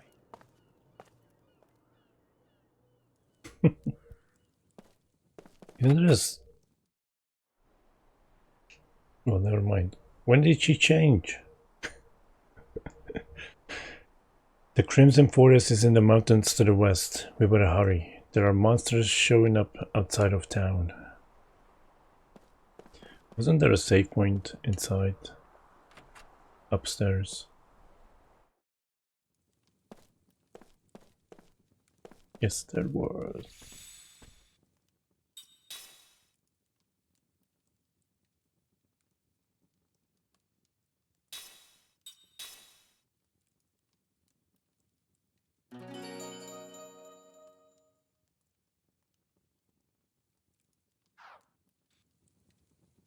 Alright, I'll be right back.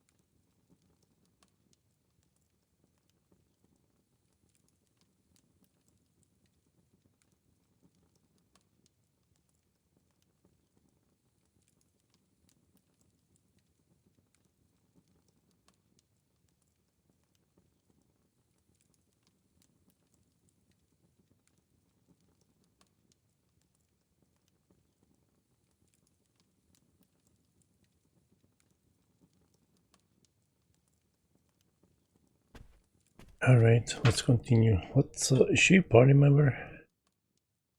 She is.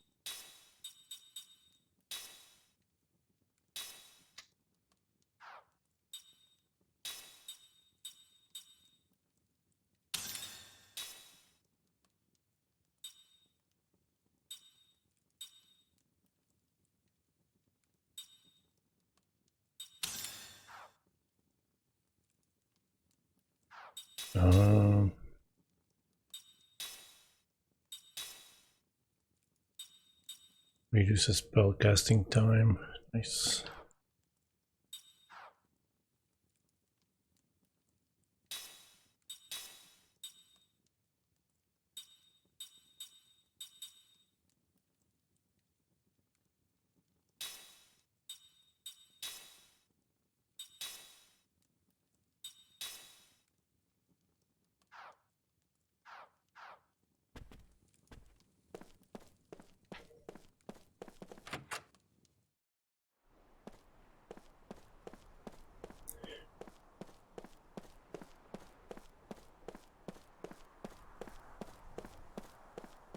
They just got renamed to Funeral Beach.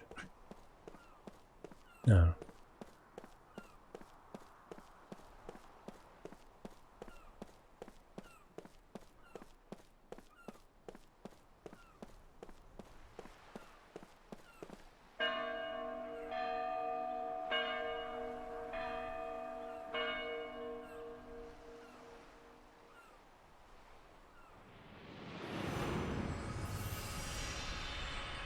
Oh, come on.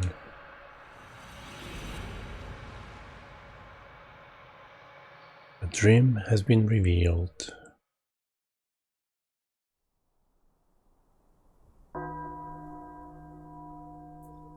Evening bell.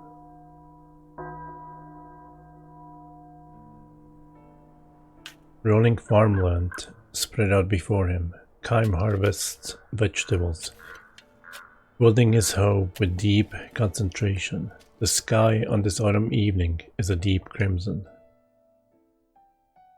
Maybe we should call it a day, says the heavy-set woman who owns the farm. She drops an armload of vegetables into the basket.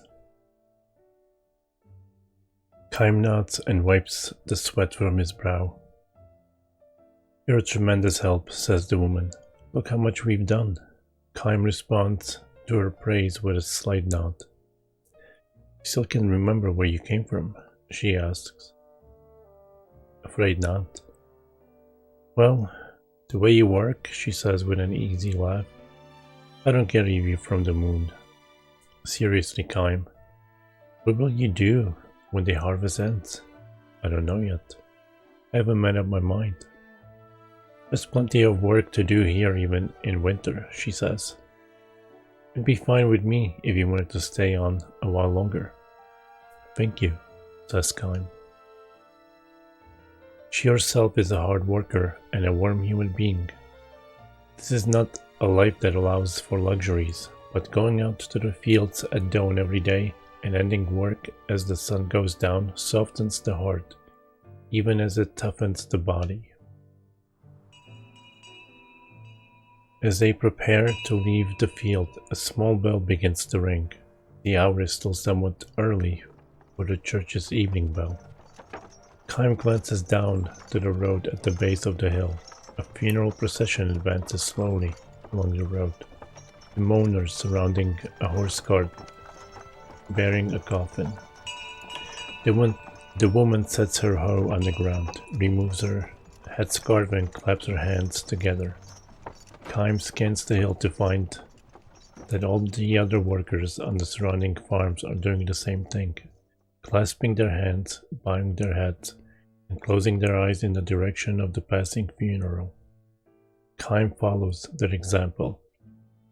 The old lady leading the funeral procession swings the little bell. Its ringing echoes among the hills. The mourners pass in silence. The women in black veils, the men in black coats, heads bowed. The children in the rear elbow each other playfully, unaware of the meaning of death. When the funeral has passed, the woman raises her head and blinks her moistened eyes. The one who passed away is going home, she says. Home? Kaima asks, somewhat startled.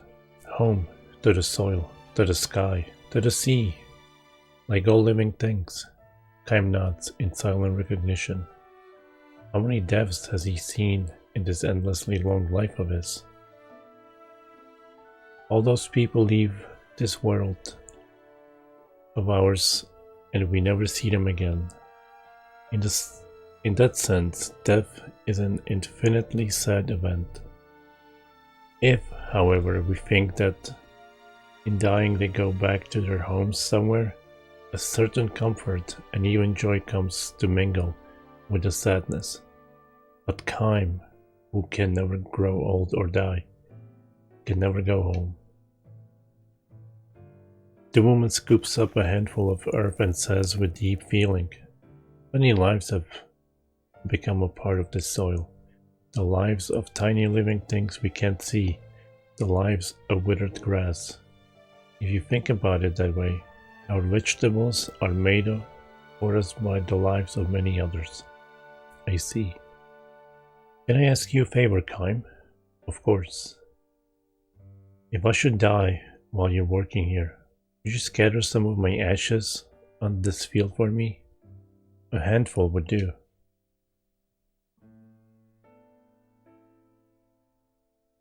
Kaim is at a loss for words. He forces a smile. Husband dead, children on their own. The woman lives by herself on the farm. Kaim knows that if he goes on working here, like it or not, he will eventually have to watch over the woman's deathbed. Even if she were to die 100, 200 years from now.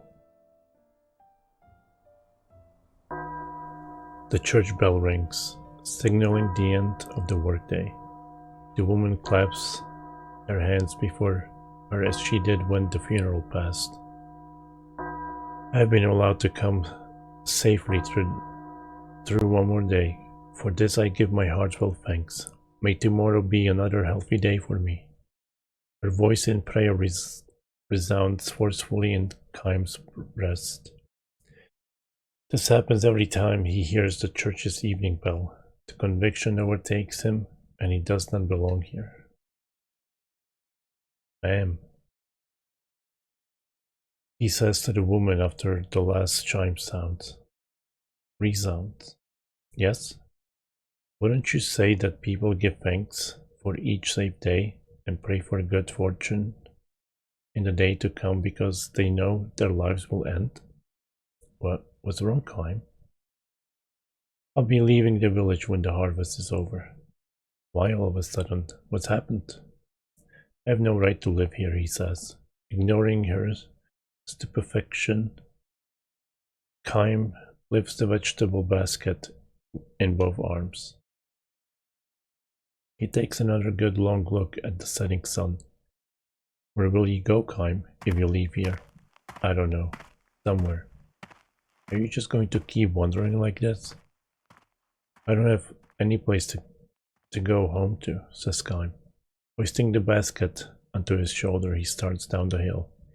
His back glows red in the setting sun. And I mean, if he doesn't have a home to go to, he can just stay there, right?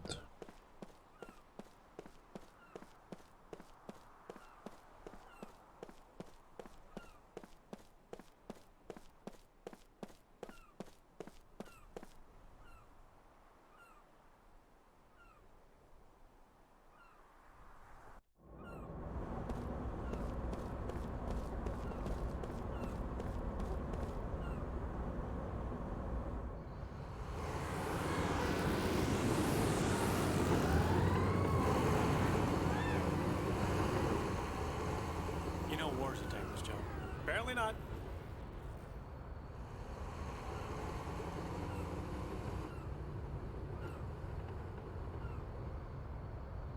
Damn, they must be planning to invade Ura.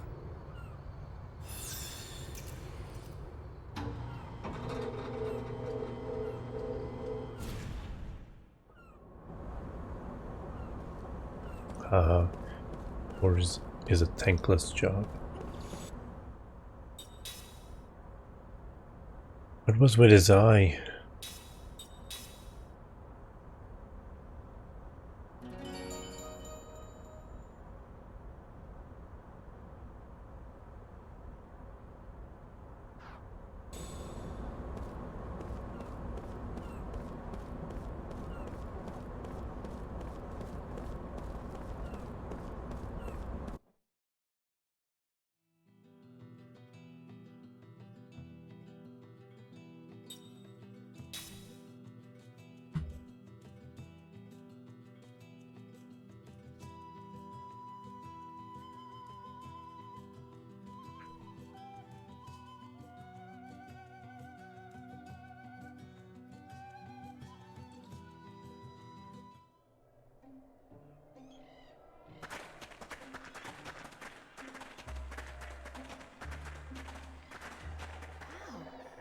It really is crimson. Well, I overheard in town that there's a reason this forest has been crimson for years. Isn't it just the color of autumn leaves? Although, it is incredibly intense. The reason the Queen forbade entry was because the Crimson Forest is cursed, stained with blood. It's also called the Forest of Sorrow. What? Blood? Now, don't be a wimp. It was 500 years ago, wasn't it? Huh? Oh, that. Huh.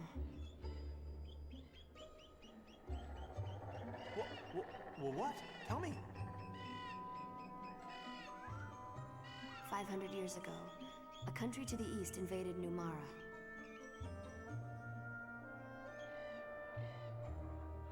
This forest is now crimson, the color of the blood from those who fell in that battle. Who knows how many thousands of forgotten soldiers lie beneath the soil, staining this forest red for eternity.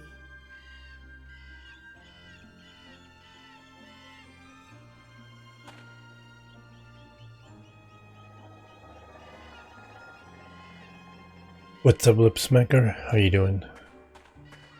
Why did you fall asleep so early?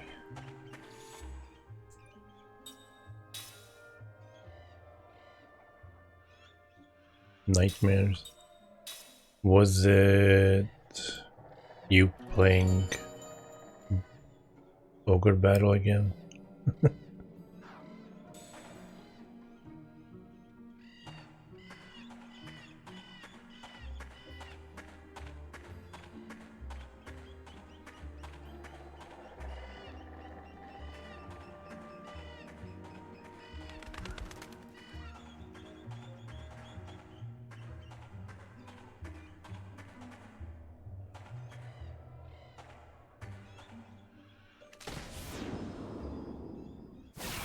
Oh man, I was tricked. Let's take it.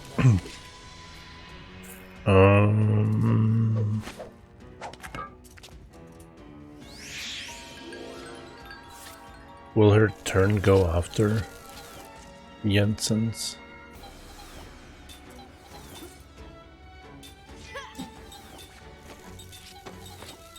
Prism. And is it a spell?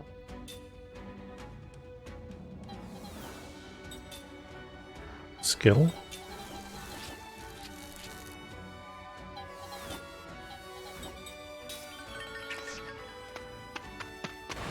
Ah, forgot. Okay.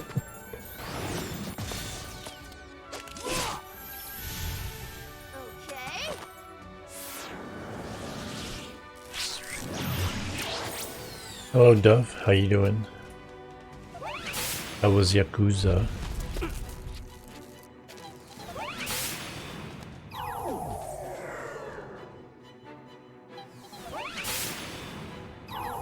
Oh, come on.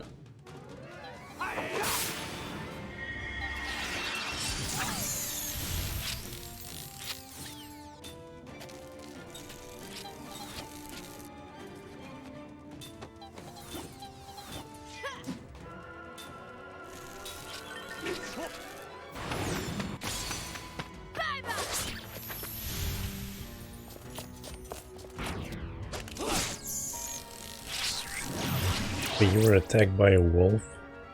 Damn. How do I get those streams? So many plot twists.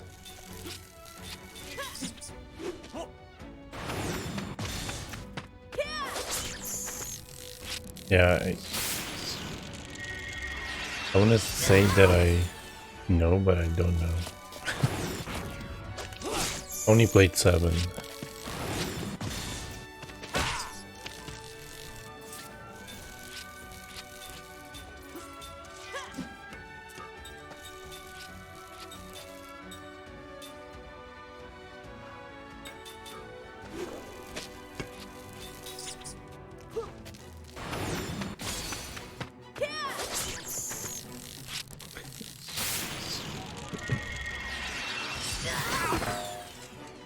Or maybe he fell asleep watching 300.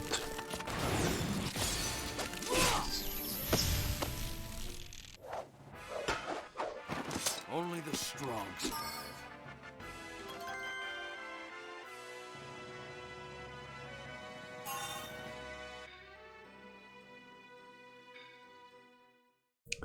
Ooh.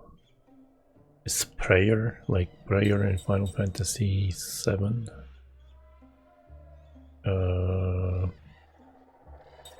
Would it be a skill maybe? Oh man, it kinda is. Oh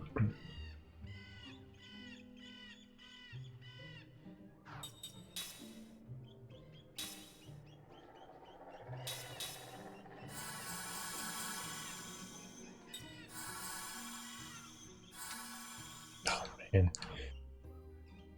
Him trying to heal is hopeless.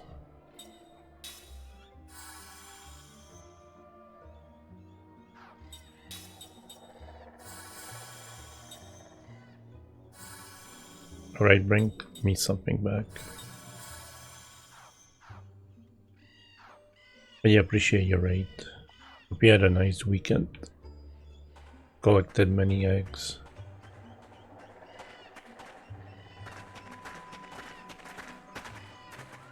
It's Max. I wonder if he slipped. You know, that kid's not too bright after all. Mac must be ahead of us. Let's go.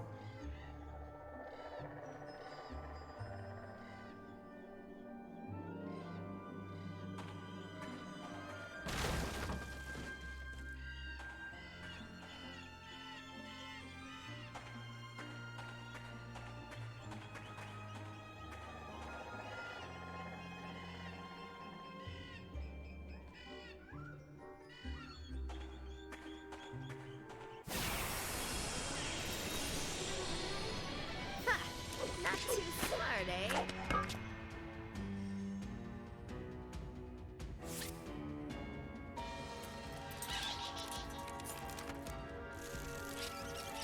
Should cook the wolf next time.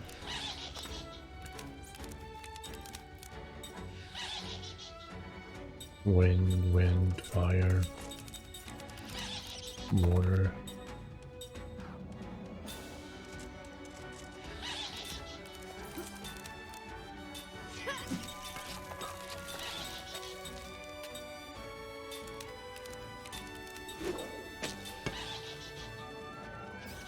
Man, that does cost a lot.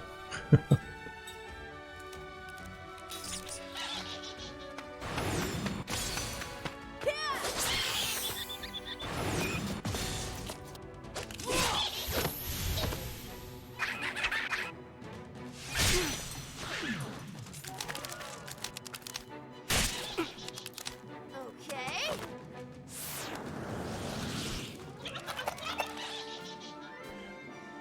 Is it only for that one turn or is it all the time? Like throughout the battle, I mean.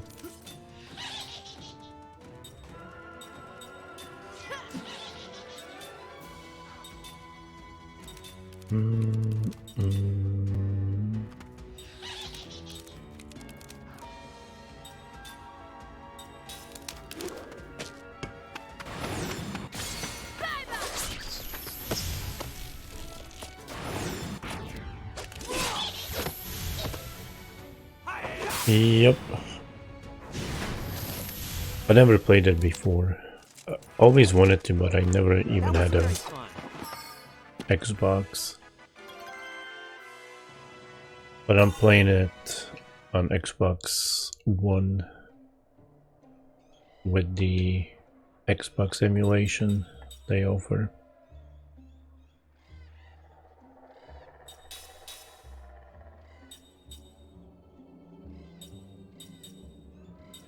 Wait, what? Where did I level them? It must have been skill link.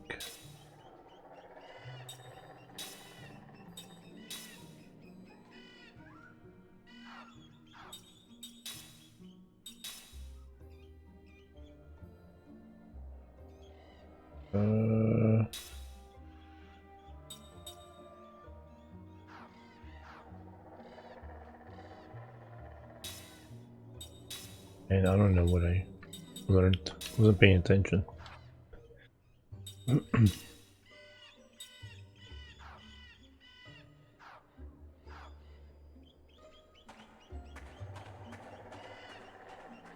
Yeah, it's been playing well except for one freeze early on. I think the cutscenes stutter more than they should because of the increased frame rate, but not that bad.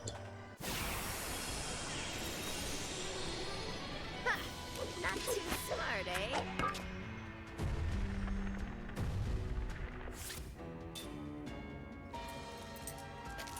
Damn. They're gonna one-shot me.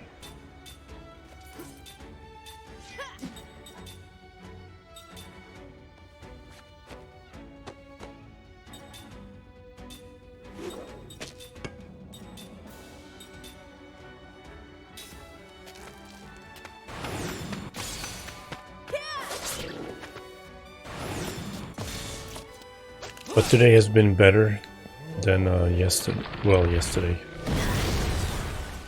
Than the first stream.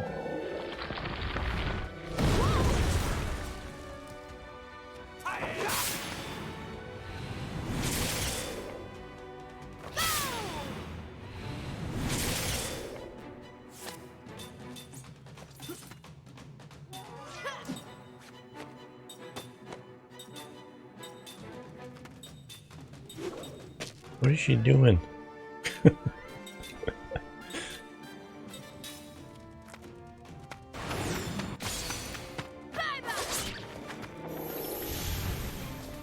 No, it's already retro. It's not being made.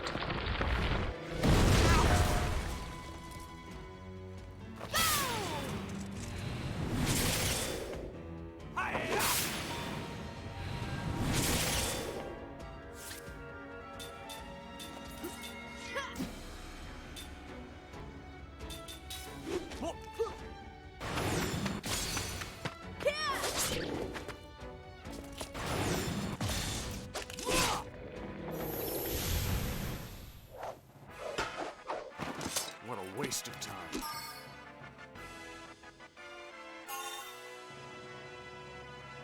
Like magic level 2. What have you been playing lately? I haven't been around Twitch last 3 days.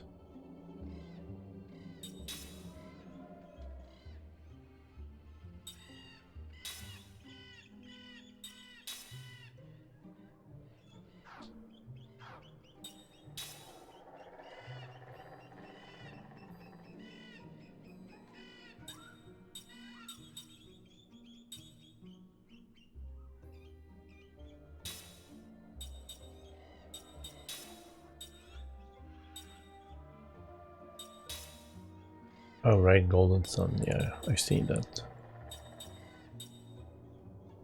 I still haven't tried downloading the Lord of the Rings game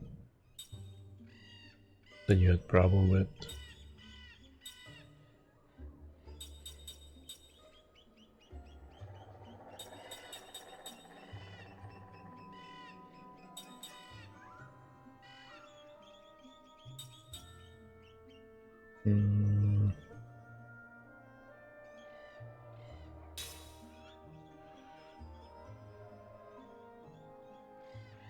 Good night, Sly.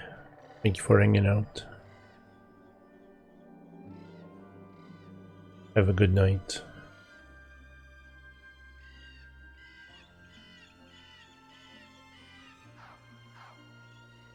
Oh, is Golden Sun going? Is that good?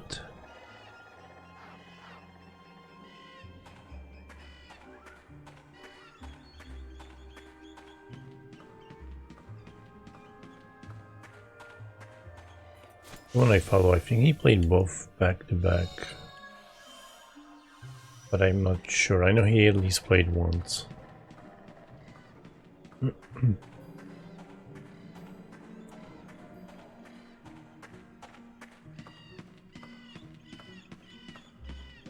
And the way the camera works with battles and stuff reminds me of the upcoming Dragon Quest III remake. Remake number 3, I think. At least 3.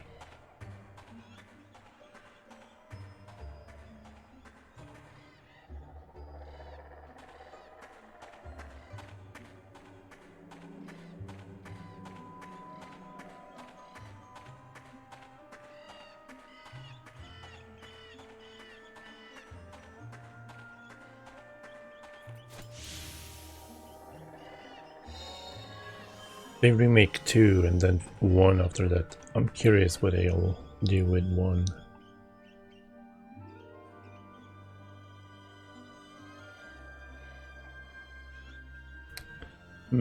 Is that dead end?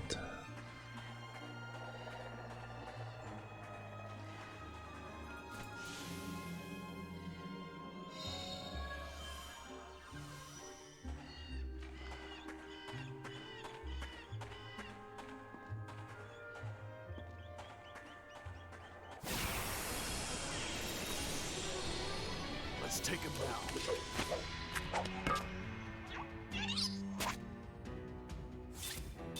Wait, is he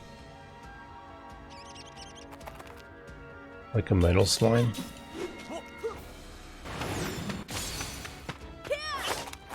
I think he might be.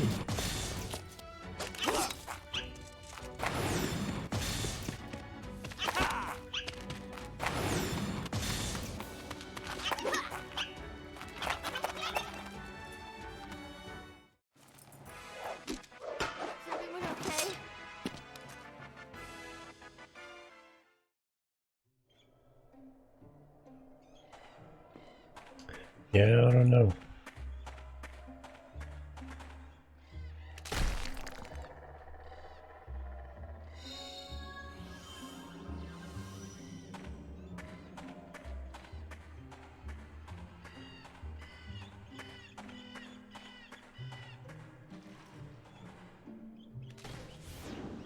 Ah, crap.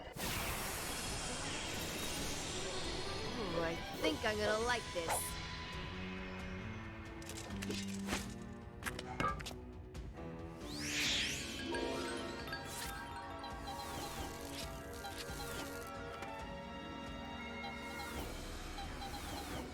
Do they give a lot of XP or a lot of money? Maybe both.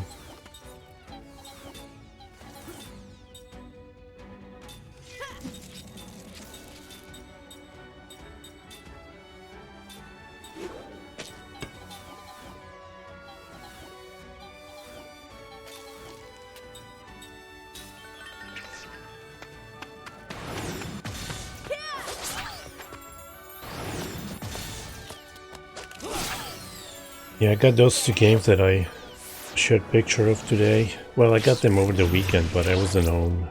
I had to text my neighbor if she could grab my mail.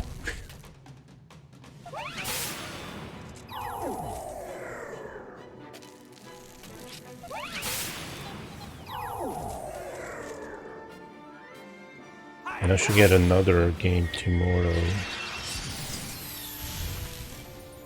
Some game about evil in a residence. I don't know what that could be. What that could be about.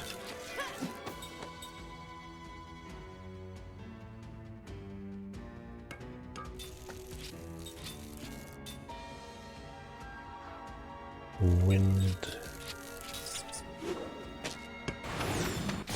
Nah. I have the original Biohazard coming from Japan. I think it was like 20 bucks that I got it for. Maybe 25.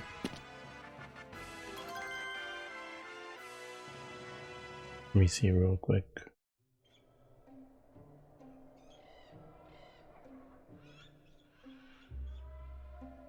Ah, damn it, they want me to sign in.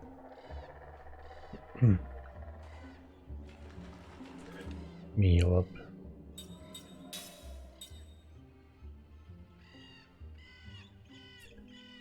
And I got the Boku game.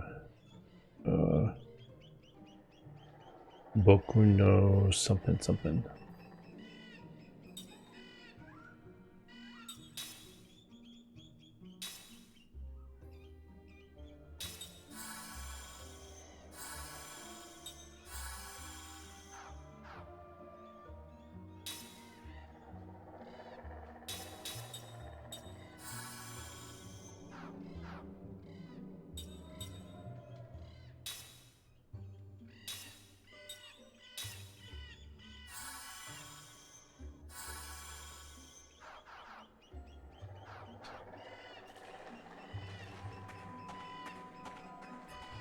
But I still do want one Resident Evil 2 game. It's the Japanese DualShock version.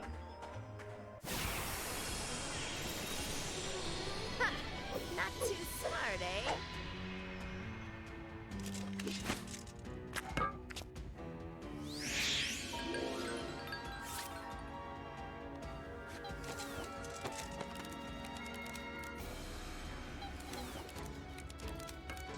Well, it was 36, but I think they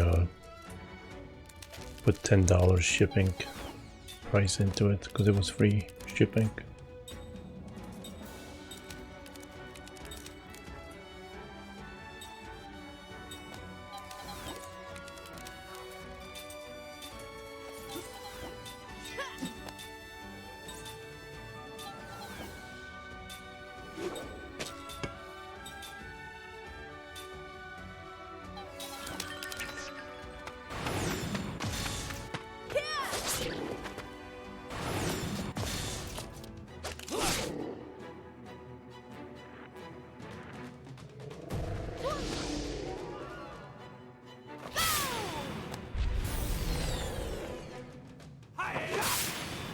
Hiya.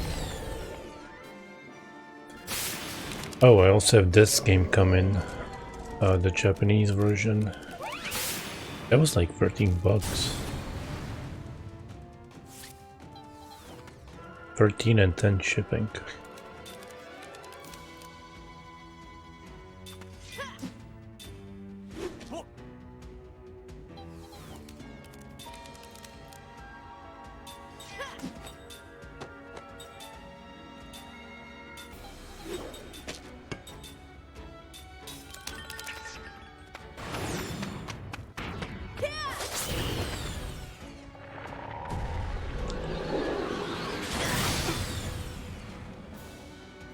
I think that's all for now that I have coming.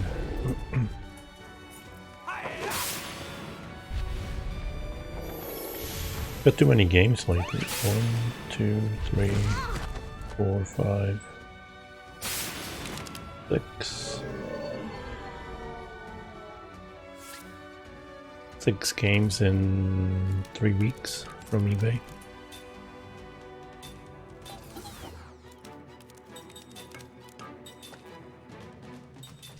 What were you week to?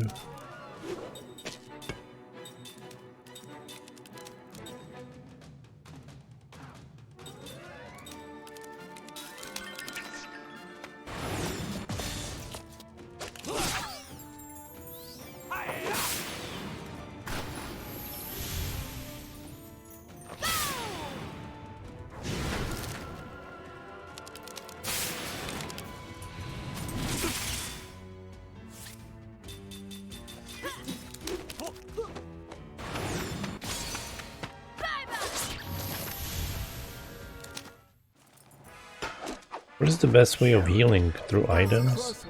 Because their mana sucks.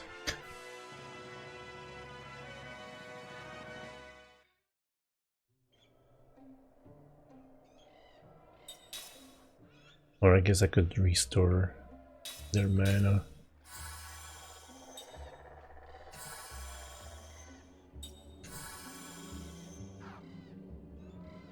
Sword or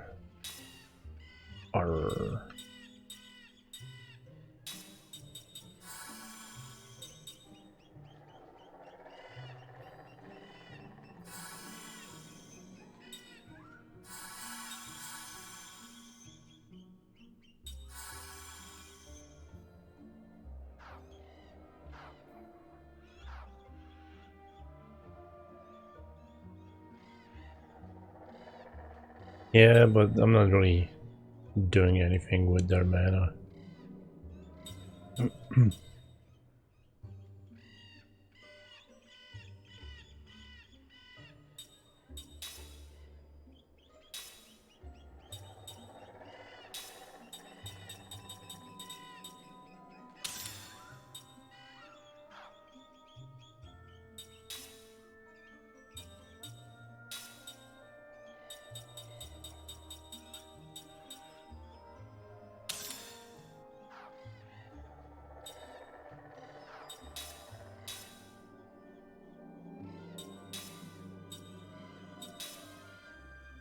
Ooh, he learned level 3 black magic.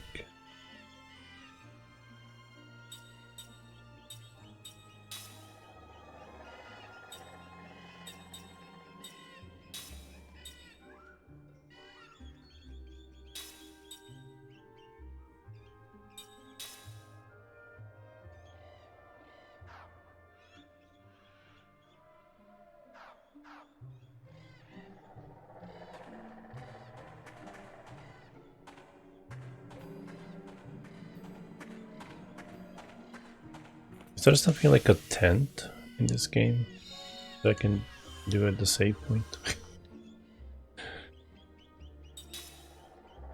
Valuables 12. I still need 7. Nope.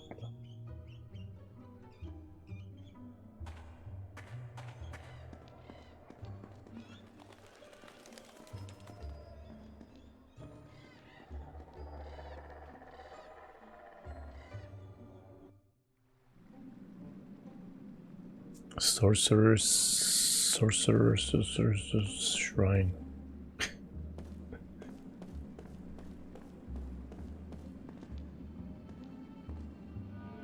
Oh shit, now go back. Go save. Thought maybe there was this healing circle.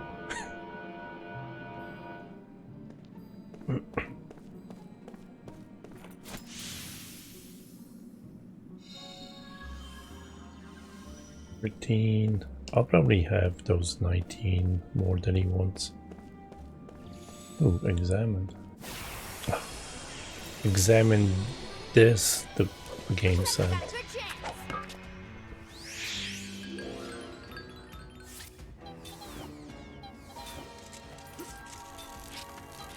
I need like slash all or something.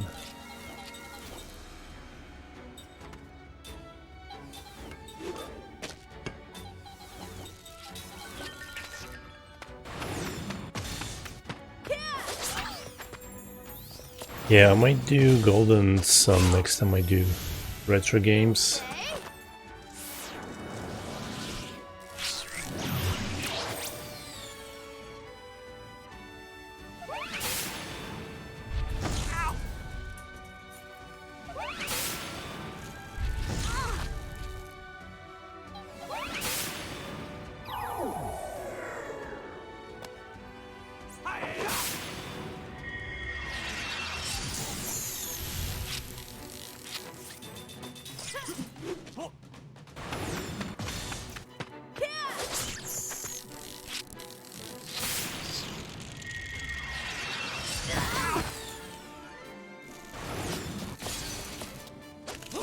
Yeah. a little bit expensive, but it's nice.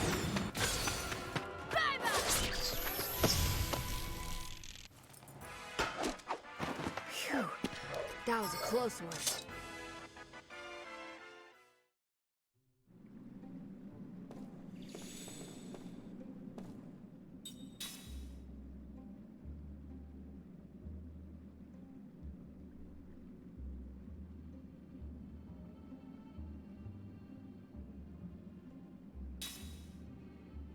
First one is a sequel.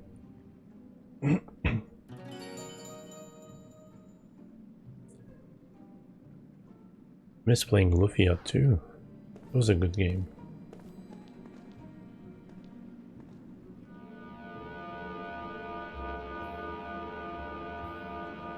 I recommend playing that first. Over Lufia, because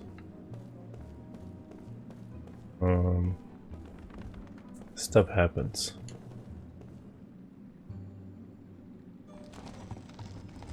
What the heck do you want me to do here? No, no, no, I think.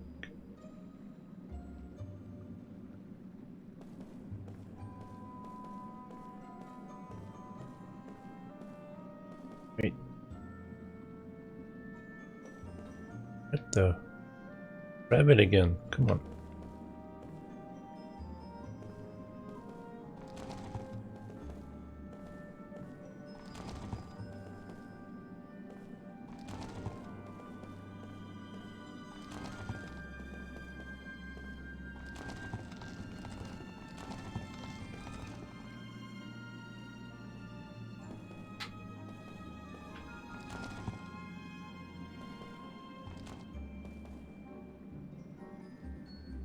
Maybe it can be rolled off, I don't know.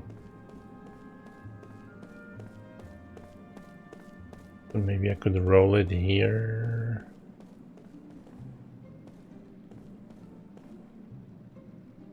But what would be the point?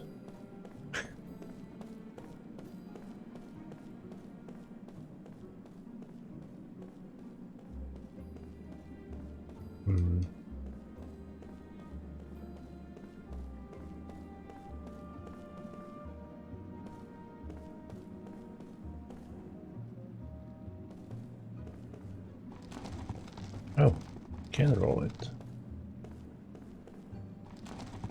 Rolling, rolling, rolling. Oh, maybe I have to put it on the thingy and take it up. Put anything on the top floor?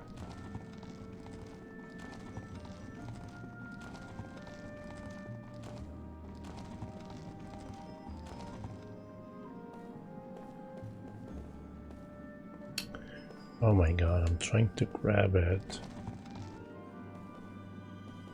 Can you?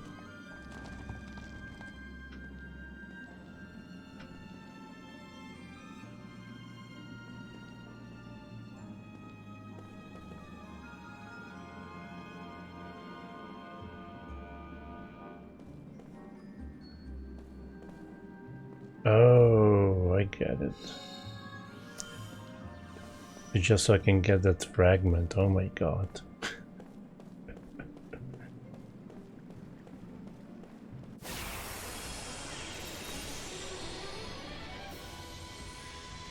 Oh yeah, let's get it on. Oh snap.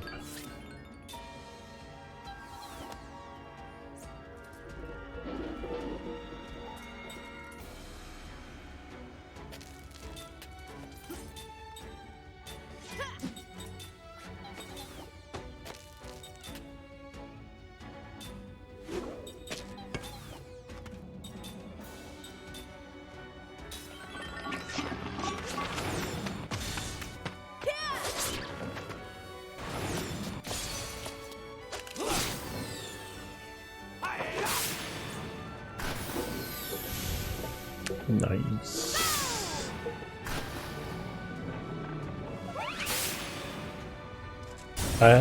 Should wait.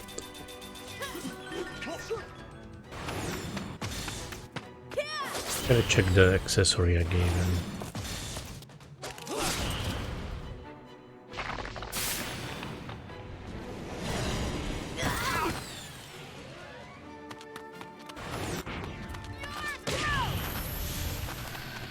And I love when mages have the killing blow.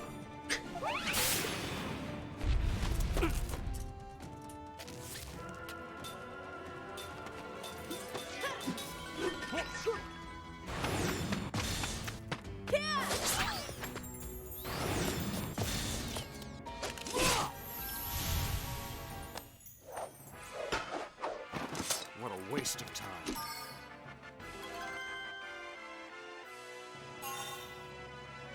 What do you mean all the Final Fantasies tie in together? Just have to look at it sideways.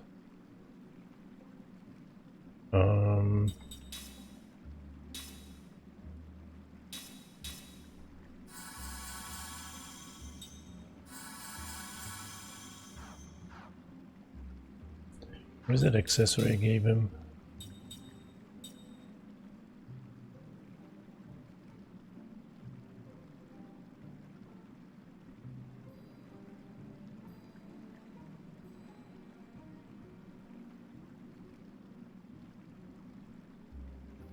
I don't know if this is gonna be good on the casters.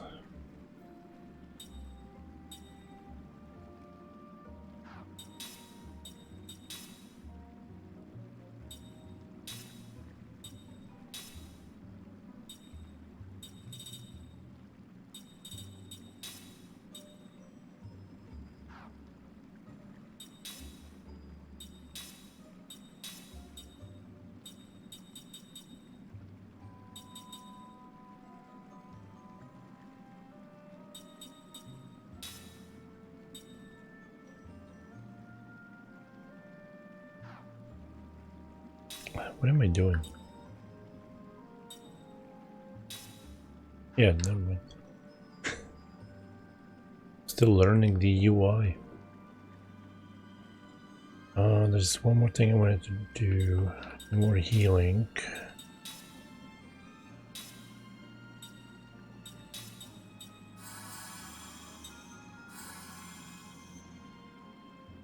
Damn, how good is our heal?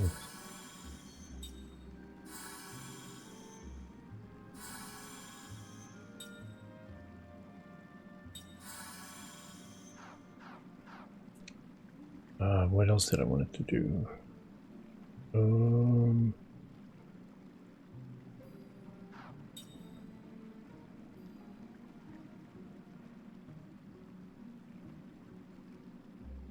Oh no, forgot.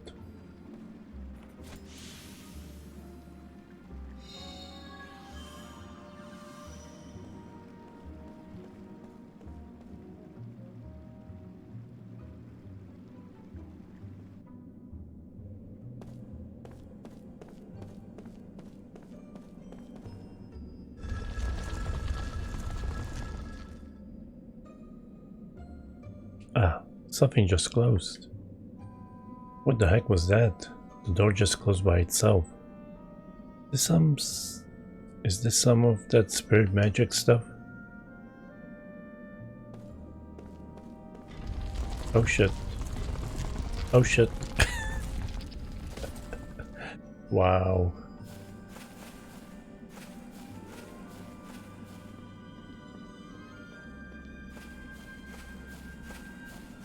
Feel like I'm back in the ancient temple. Not too smart, eh? Yeah, I got smacked the lip up. What is it that I wanted to do? I totally forgot.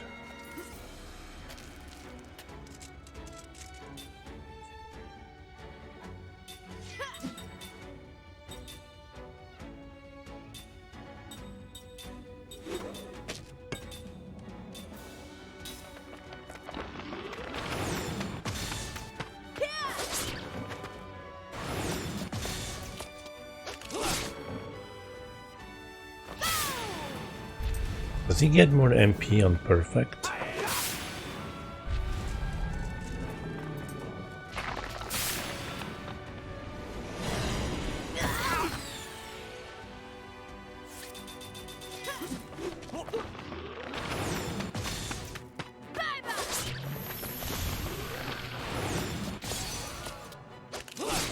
He does indeed.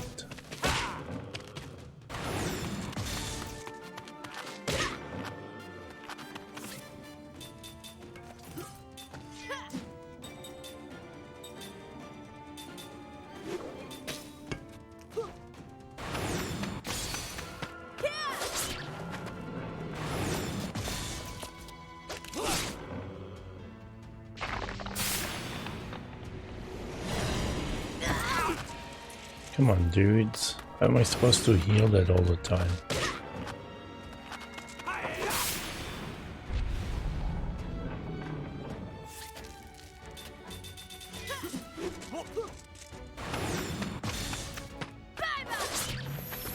I see. So you gotta get good to be better.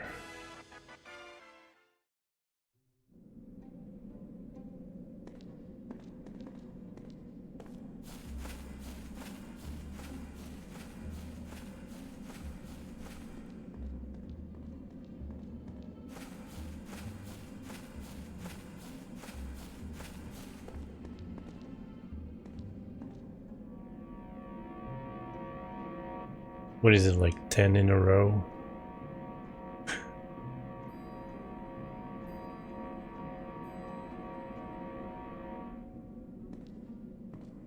I didn't look at the achievements. I don't even know how to look at achievements.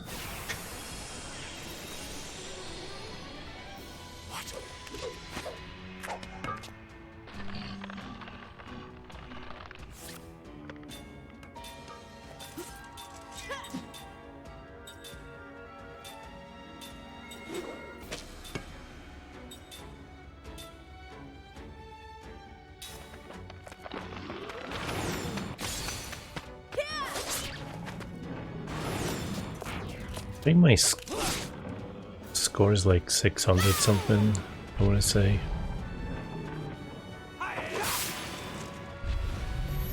And most of it is just from Alien Isolation.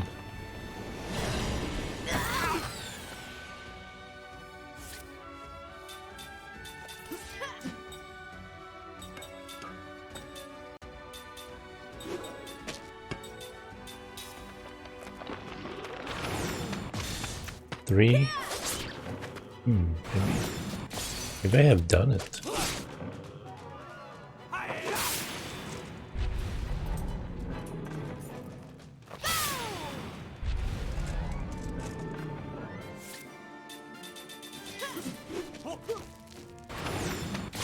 There's Ghost 2, but it's dead. Leap before you look, I always say.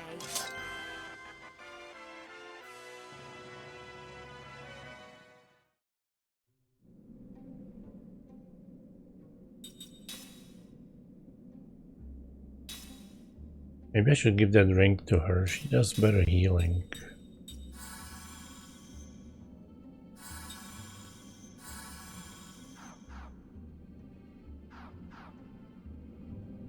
Okay, so...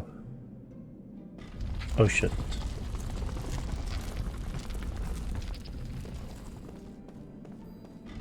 What am I...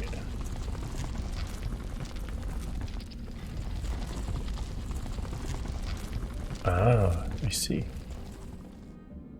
It was like a little thingy.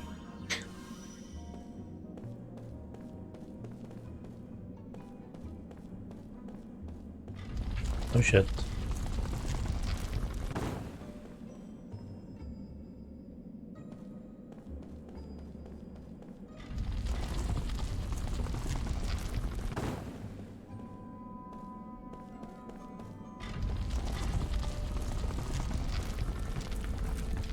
Oh my god, you're making me so paranoid.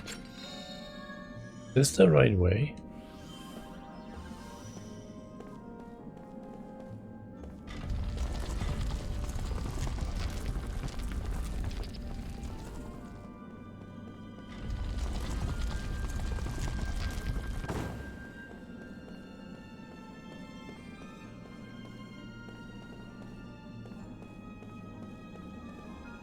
Oh no, wait, this is the right way, but this is closed.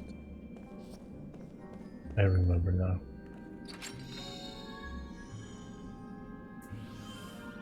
$500? Damn.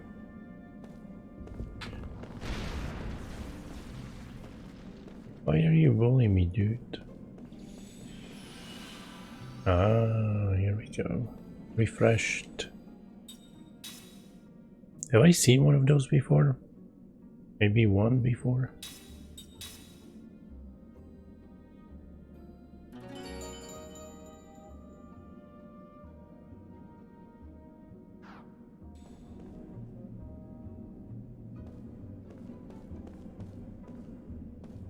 Last night I was already sleeping. Spent the weekend playing Attack of the Friday Monsters on the 3DS.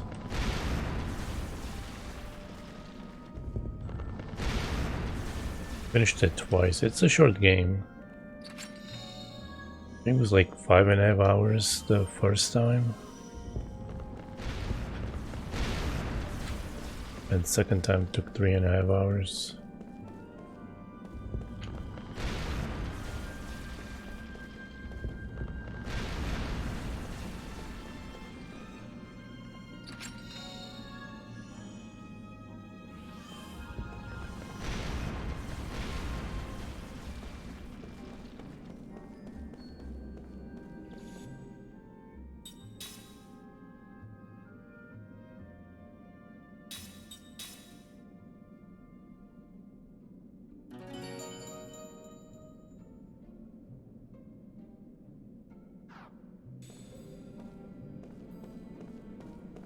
All right, go the other way.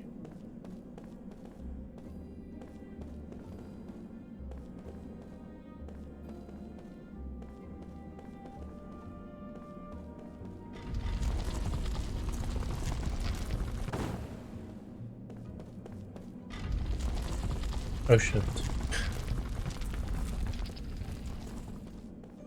All right, let's find the switch.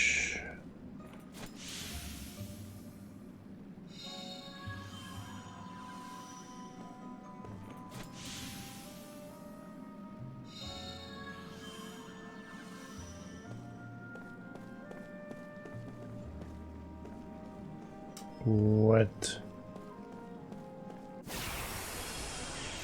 Well, never mind then. Maybe I need to touch the door. Maybe maybe I need to have that middle ball rolling down and hit the green rock statue thingy. And then the next one will go through it.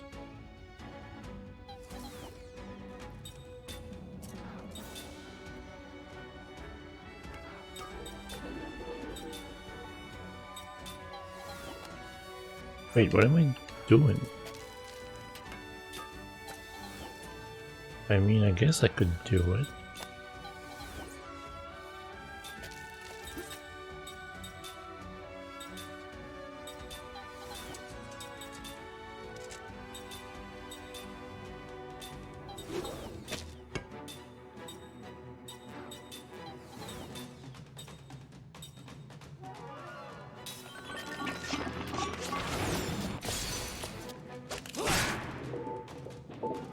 That's 3, but I guess it's not in one battle.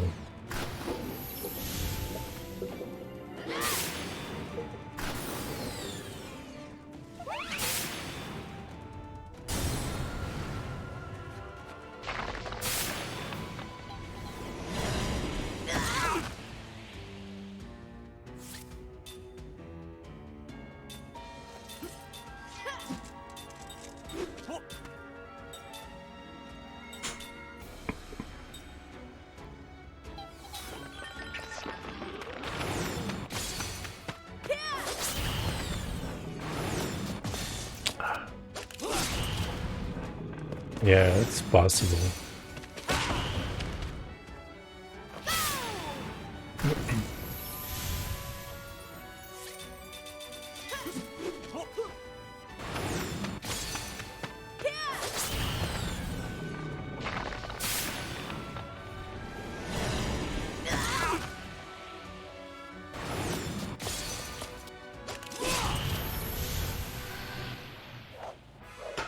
do have the Xbox app. That would tell me, right?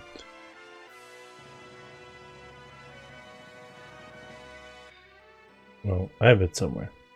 Doesn't matter. Whatever. Seth has learned stuff.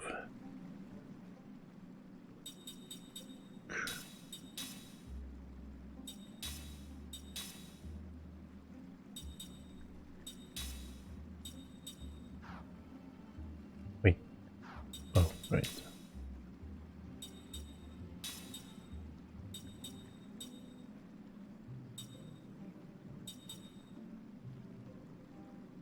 HP recovery when critical hits occur. Ooh.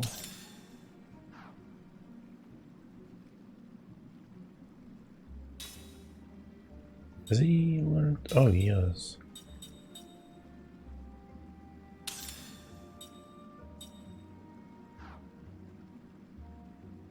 And I think... Oh, he's already learned that.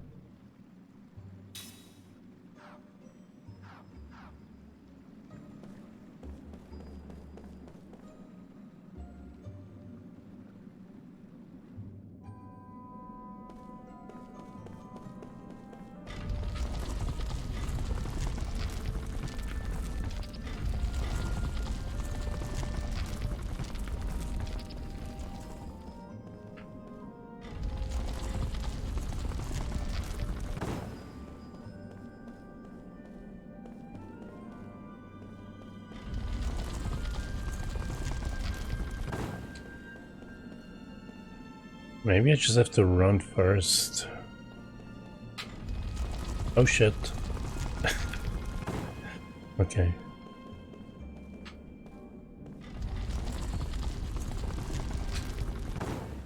What the? So do I move the... Can I touch the green thing then? I thought it would break it.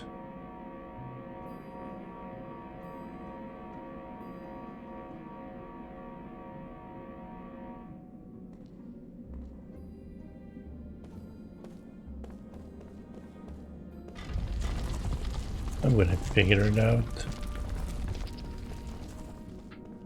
somehow. Let me see.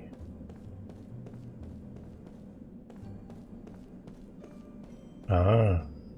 Oh. Okay. There we go. I think. Pressing the wrong button, dummy. Oh man, I didn't even have to do anything this time.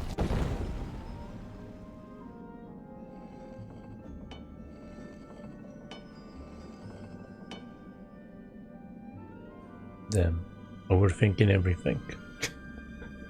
That was just deduction. Woohoo, we did it. Alright then, let's hurry on.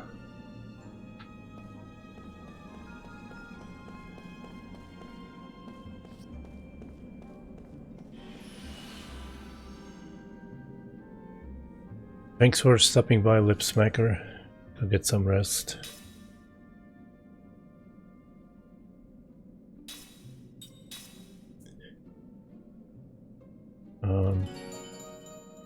Enjoy your Monday. I guess it's wrestling day, right?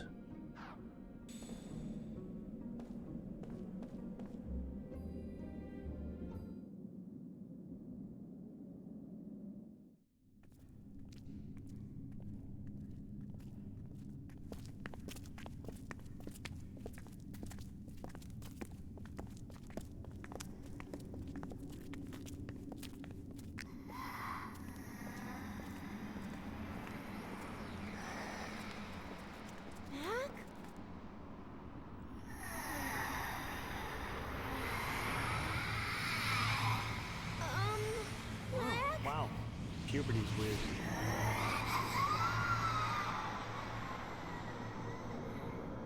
Now I understand why it's a cursed forest.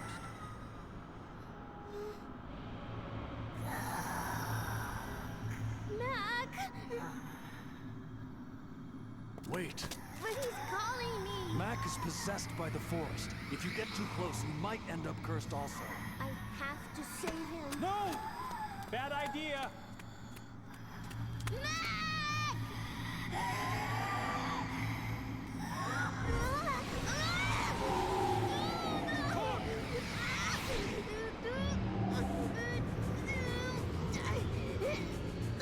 Bad idea! I just told you that! Let's just do this! Is anyone listening to me?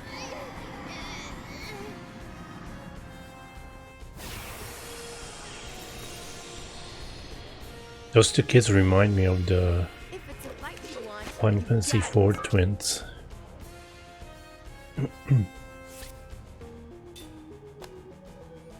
Ooh, tentacles. They got my attention.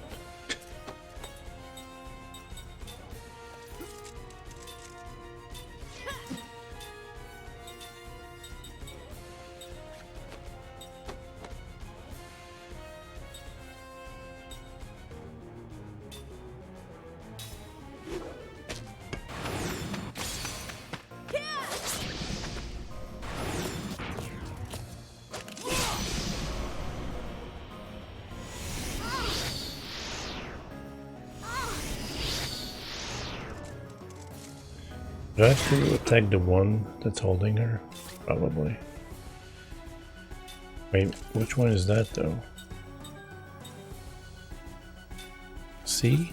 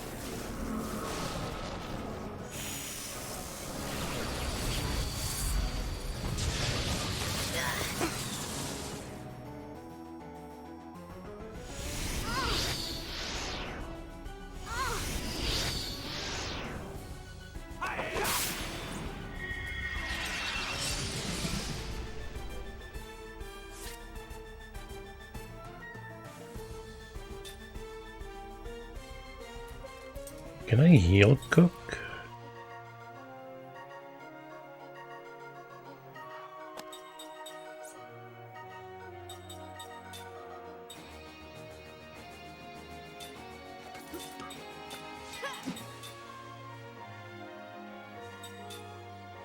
Nope.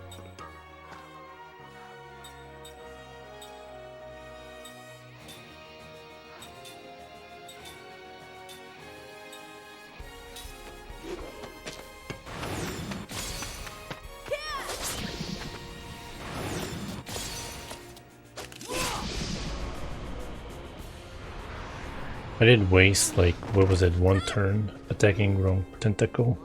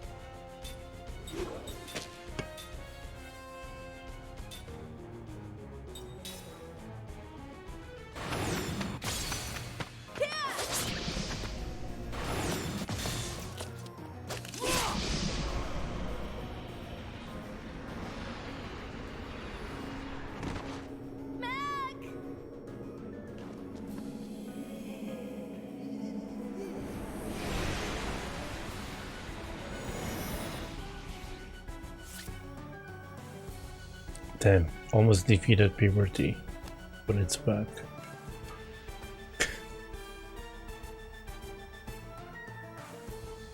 Am I supposed to hit him? Seems so wrong.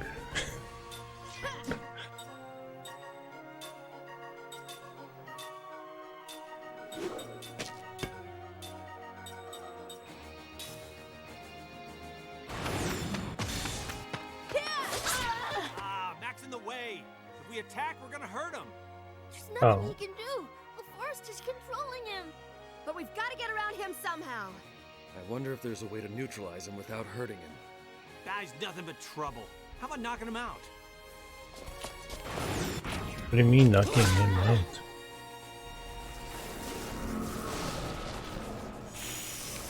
I mean, let's try killing him. See what happens.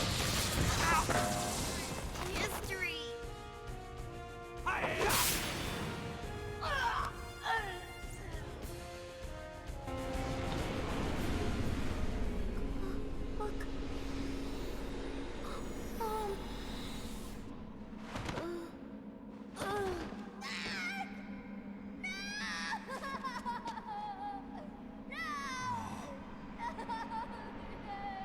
Okay, that wasn't the right thing to do. Hey, I had to try.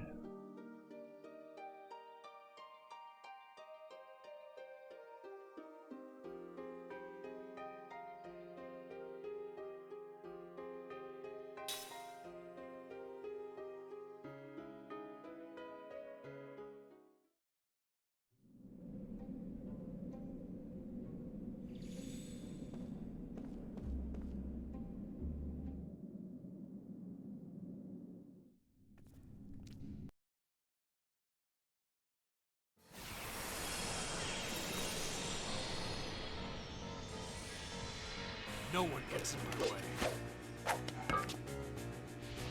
I can do a better job here.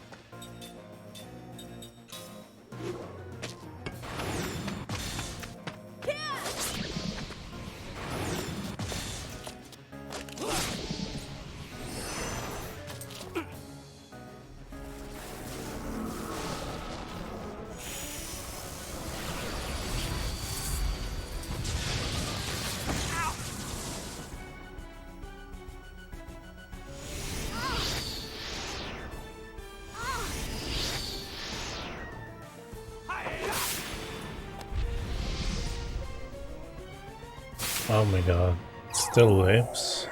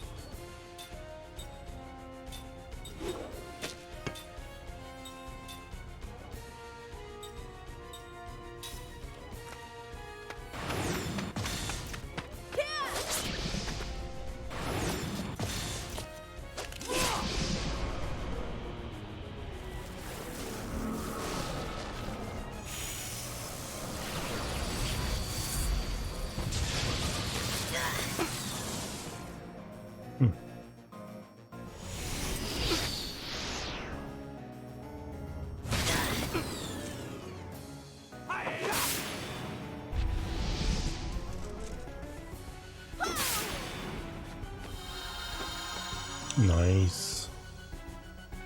She's a much better healer.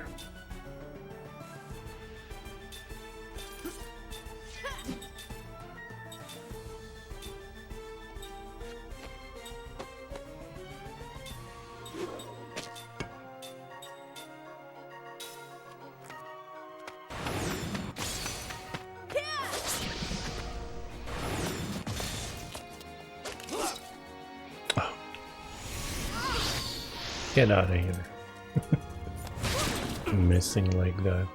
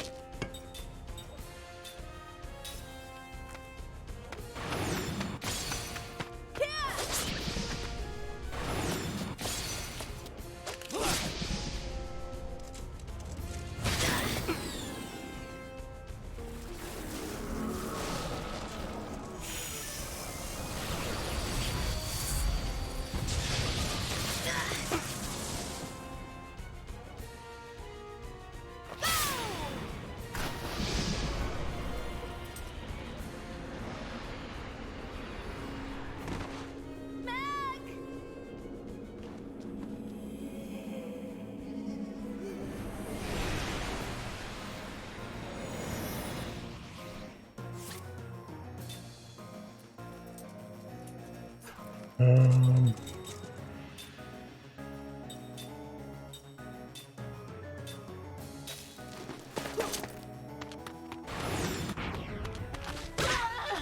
Mac's in the way. If we attack, we're gonna hurt him. There's nothing he can do. The forest is controlling him. But we've got to get around him somehow. I wonder if there's a way to neutralize him without hurting him. Guy's nothing but trouble. How about knocking him out?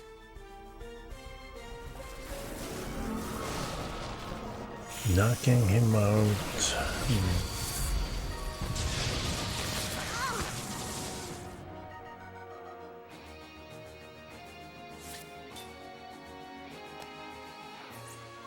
Guess maybe they mean put him to sleep then? Paralyze him?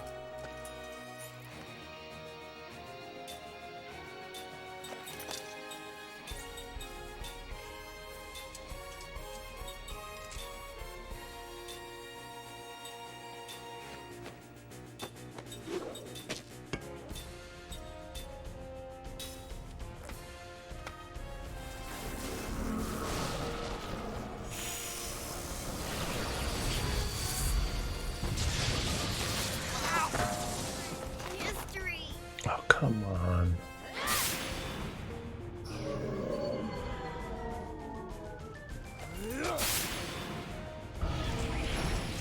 Oh.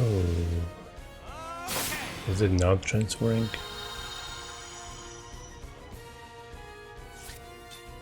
It is. Okay.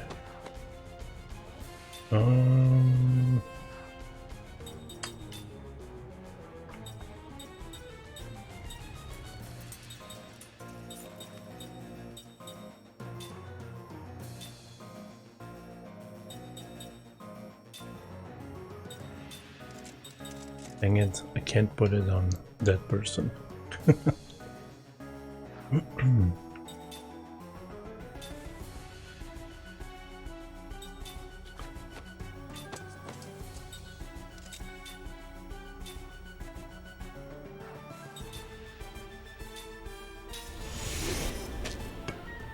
Okay.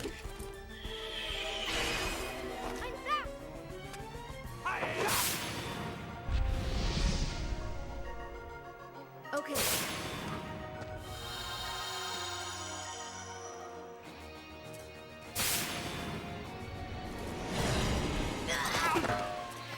History. Well, I did have a double Zephyr going, but she didn't survive it. It was unfortunate.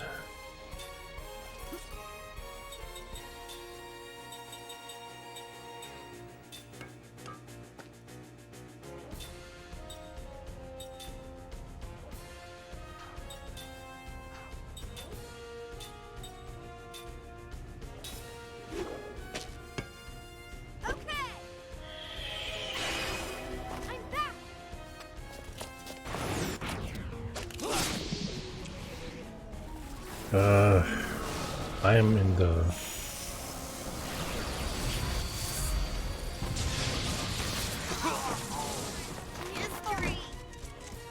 I'm in the wrong section of the turn. I don't know what to call it. It's going before my healers. What's a kill vitamin? I don't know what that means.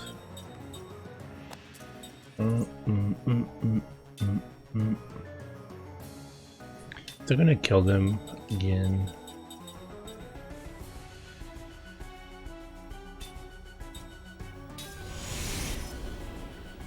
Okay. Probably. That was close.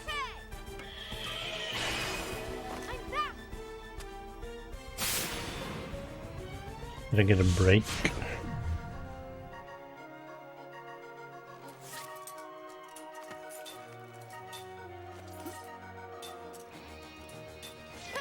Maybe.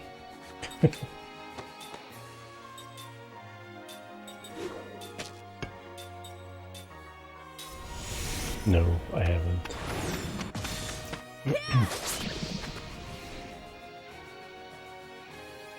Oh, wait, what happened? When did the turn switch?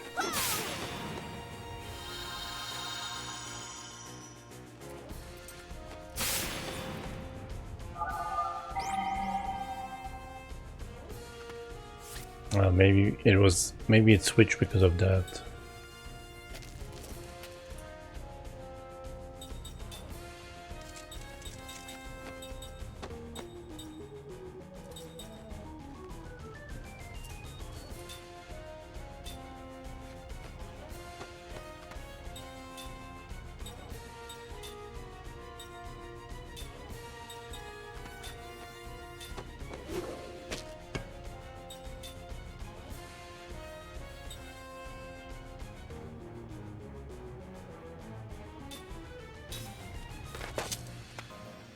Okay.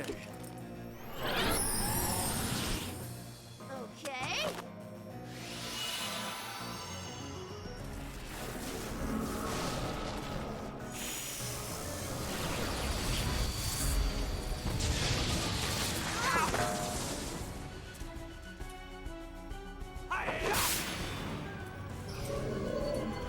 It actually needs to cast it every turn.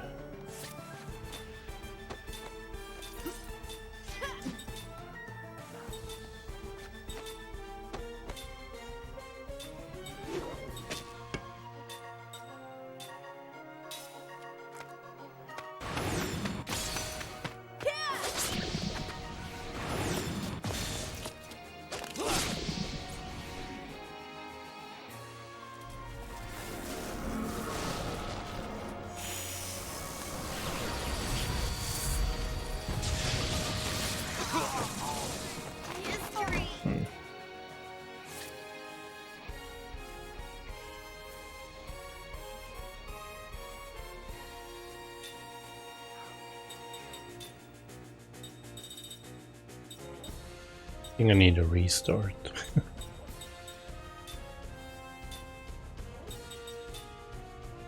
I will be stuck in this loop. Okay.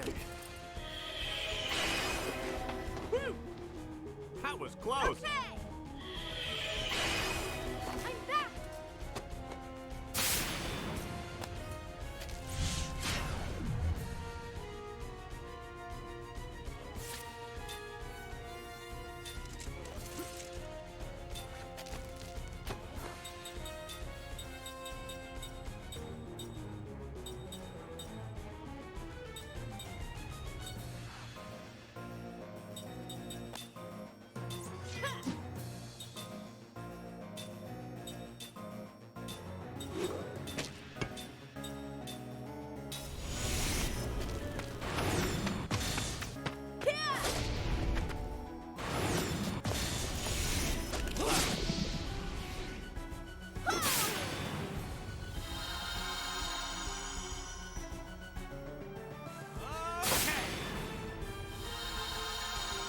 Alright, now cast it every time with her.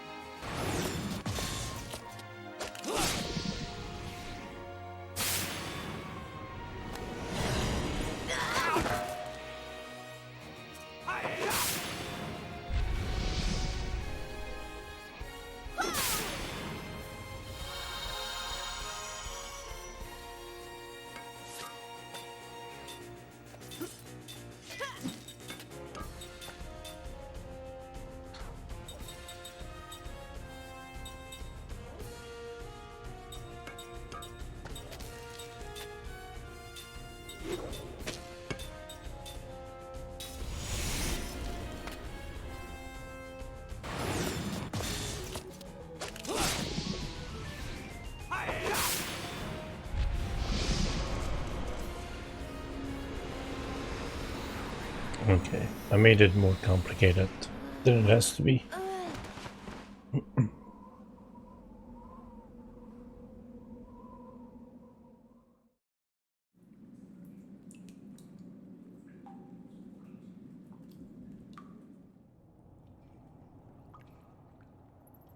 Mac! Mac! Cook! Oh, you dummy! Sorry. Don't you know how sad it would have made Mom if you died? Yeah, I know. Why'd you go alone? How come you didn't tell me?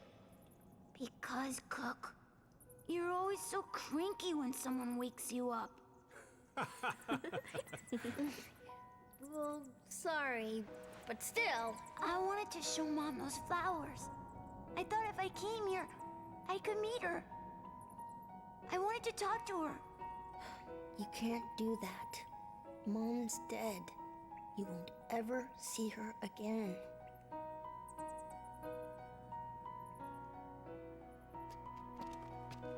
Tell me, Kyle, when someone dies, what happens to their soul? Do you know? You lived a long time. Haven't you ever seen anything? No, I haven't. When people die, they just go away. If there's any place a soul would go, it's in your memories. People you remember are with you forever. Lyrim will continue to live on in our memories. And that's a good thing, right? Yeah. Let's return these flowers to where they belong. Oh, man, what is it this time? I don't know. It feels different than the spirit that attacked Mac. Well, not to me. The other one felt evil. But this is different. It's warm, tender. It's almost tranquil. You two get back! Come here.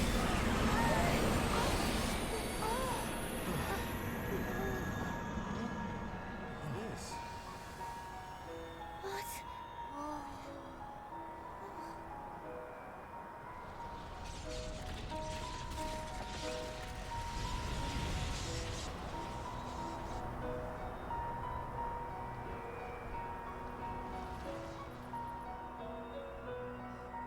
Flowers.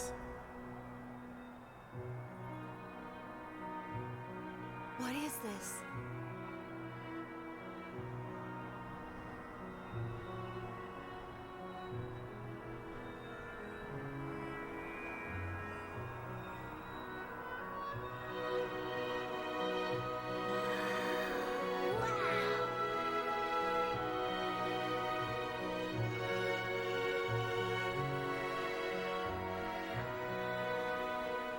Incredible. It's a miracle. This is a miracle. It's Mom. Yeah, Mom's here. I know she's here. She heard us. She felt us. Mom, look. We're Doing fine, Mom. Mom, I'm gonna go find Grandma. I'm gonna grow strong like Kime. It's warm. The warmth of her soul. Liram's brought us a miracle, Kime. Miracle. Always keep you in our thoughts, Lyra.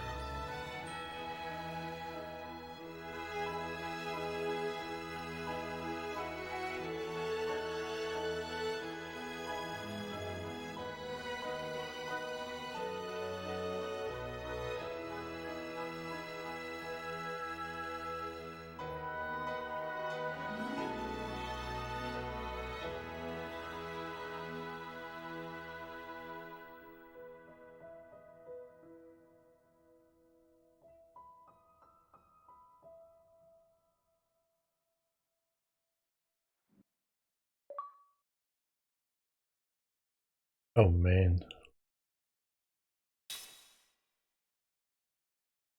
Wonder if I have to change this.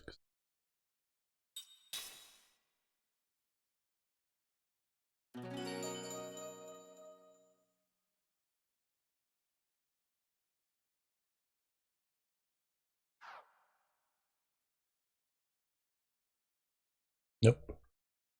Good job.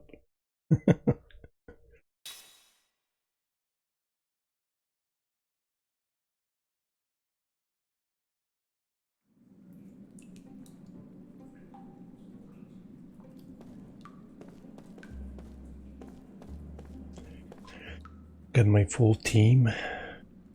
Wait, Mac is immortal too?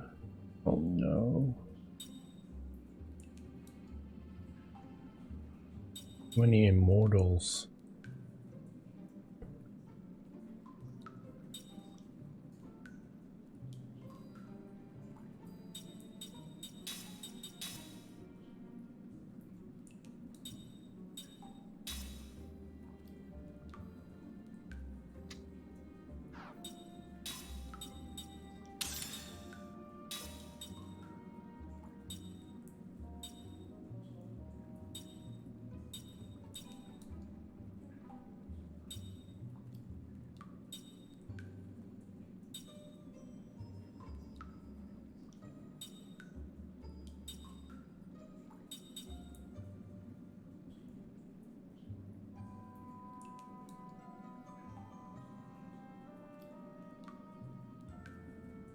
Oh, he's not? I thought it was divided that way.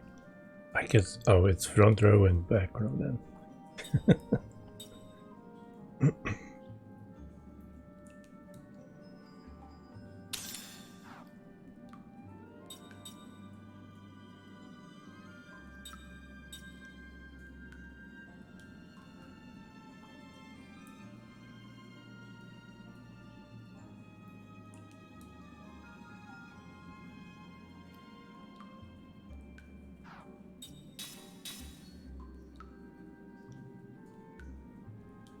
Ooh, where's power hit?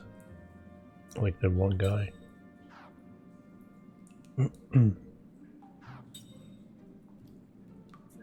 Also, kind of reminds me of is it Ashley Riot from Vagrant Story?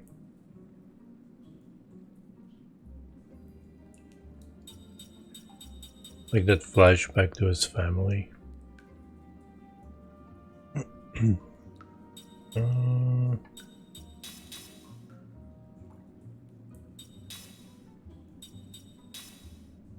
Ooh, we can learn that.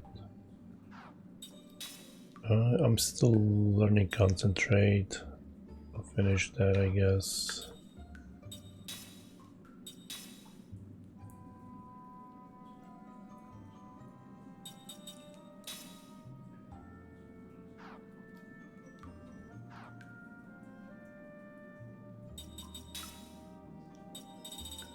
Or Frank Ultra.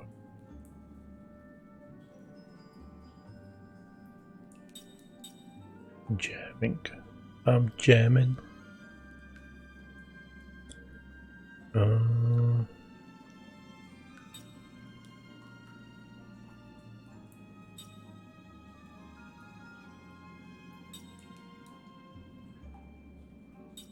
Oh man, I bet I could have used some of those.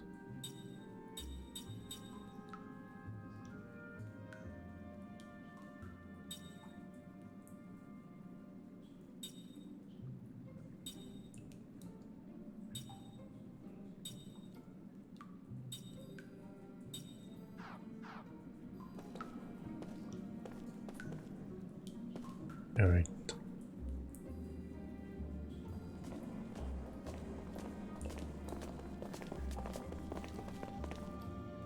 Cook, I feel kind of weird.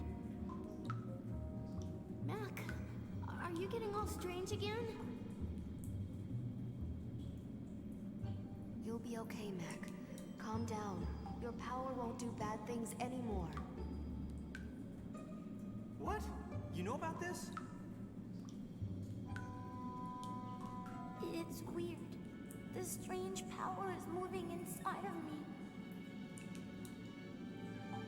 That's the magic of the Eastern Tribe. Don't worry about it. The Eastern Tribe coexists with the forest. They both respect and fear it. They revere and live so closely with the forest that they gain special powers from it. Isn't the Eastern Tribe the people who started the war 500 years ago?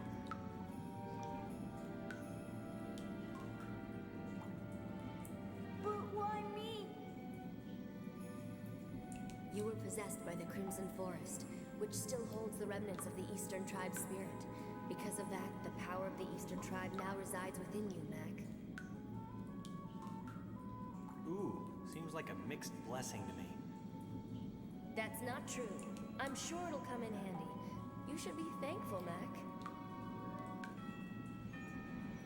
Good for you, Mac. I wish I could get it. You don't suppose the Crimson Forest would possess me too, would it?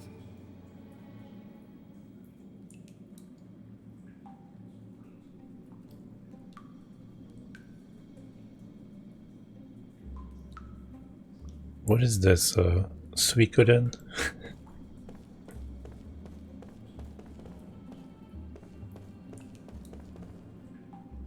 But yeah, not changing disc is nice.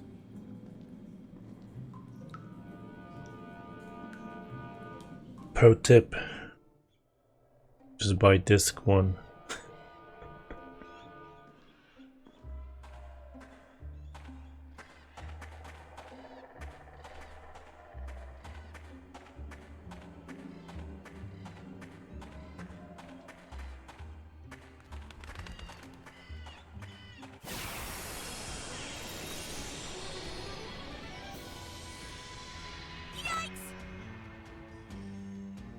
Oh man, is he gonna parry?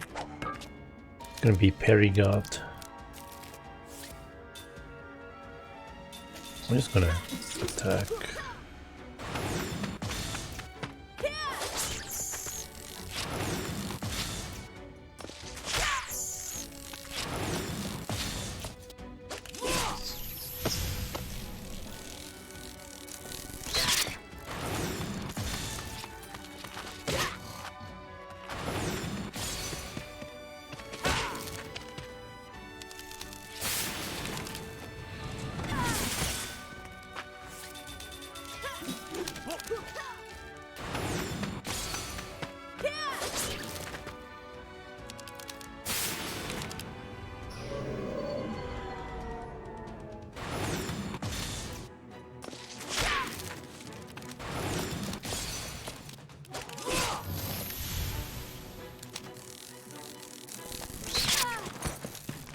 Oh. Dang.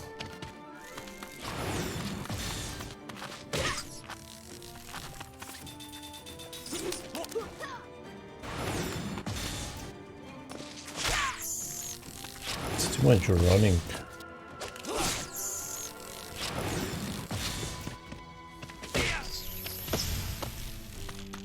Oh.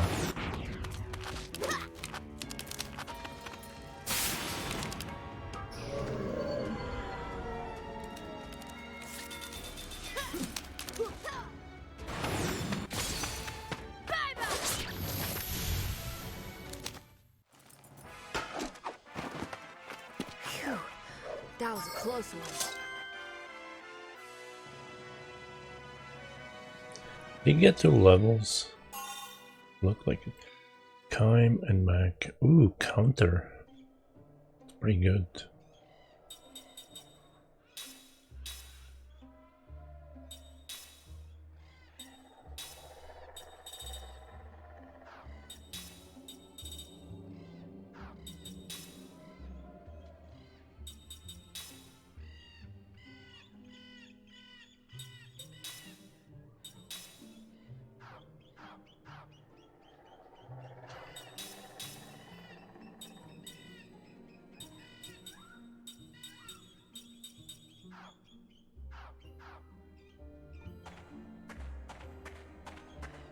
Oh, how many do I have?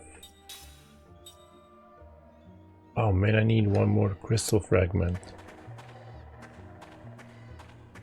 Where did I miss one?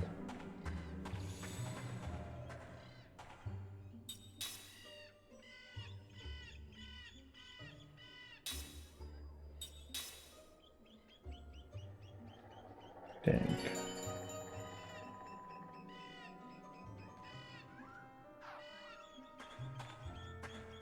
Maybe over here? Maybe I can use this now? No.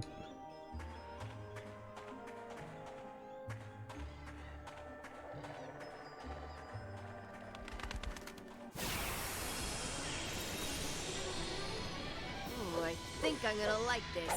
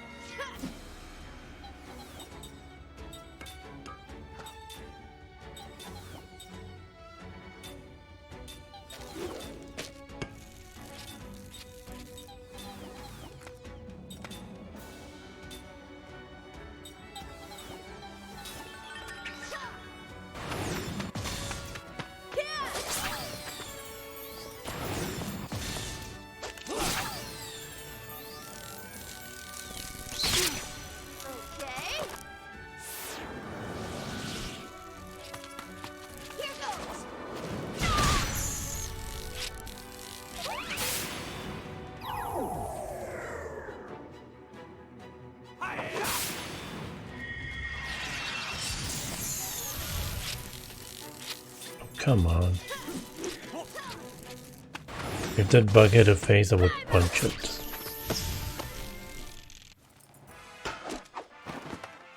Leap before you look, I always say.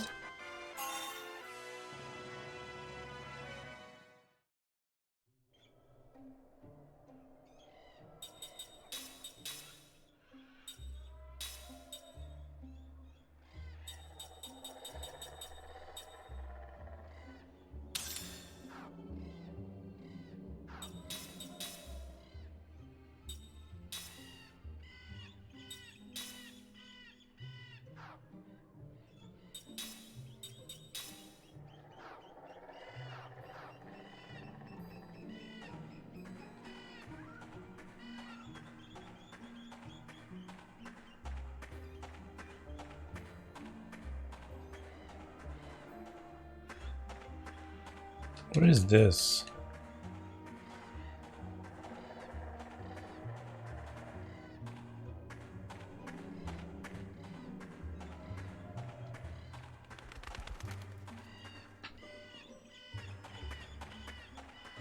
Oh, is that it? No. Dang. Oh, what's this? It wasn't like this before. Maybe because Mac is here. Seems so. There's a powerful spirit magic at work in this forest. It's likely that everything is coming back to life due to a spirit mage like Mac being here. How neat. Let's see if these things are working then.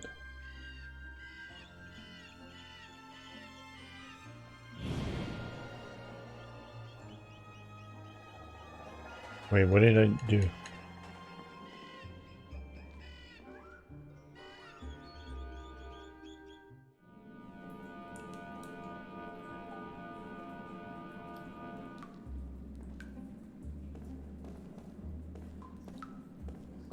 pressing the wrong button to run.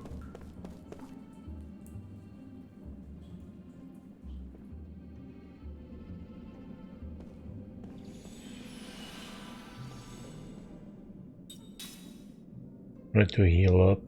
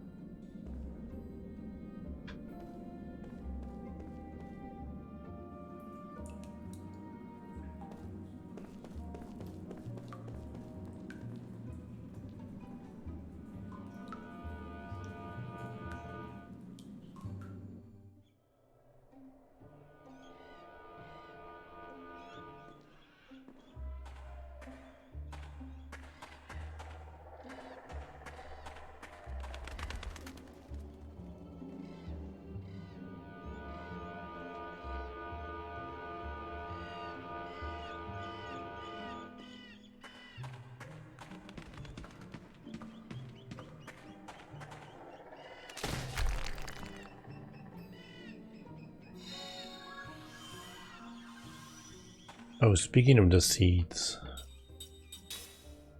Oh, that's what I wanted to do. Oh my god, I just remembered.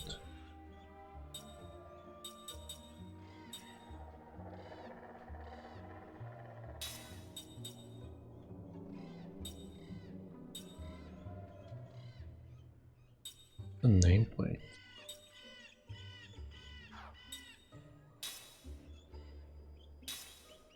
Guess I don't have those anymore.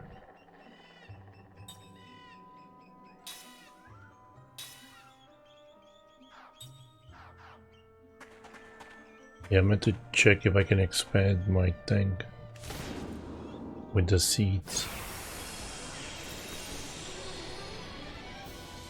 Don't let him get away!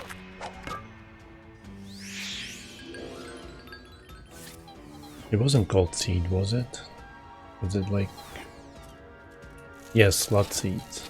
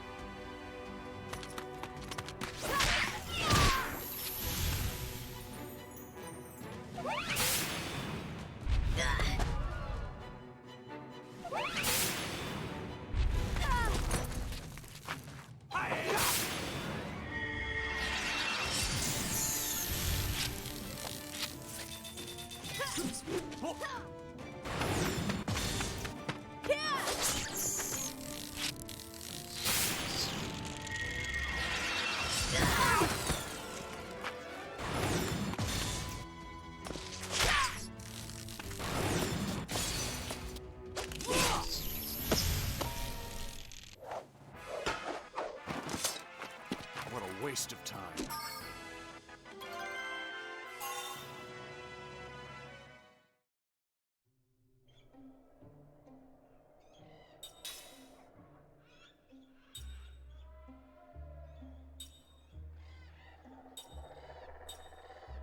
But I've used them all. Oh, never mind.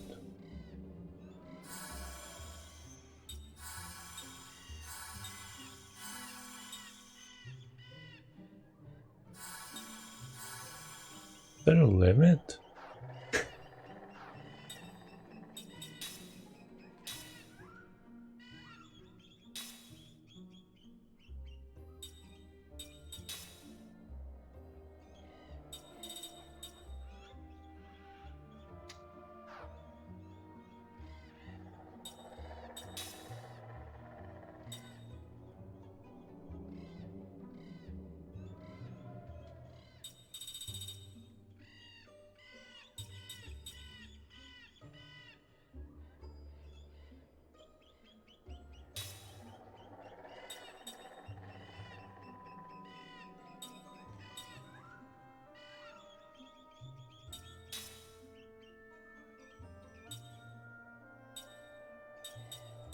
heal.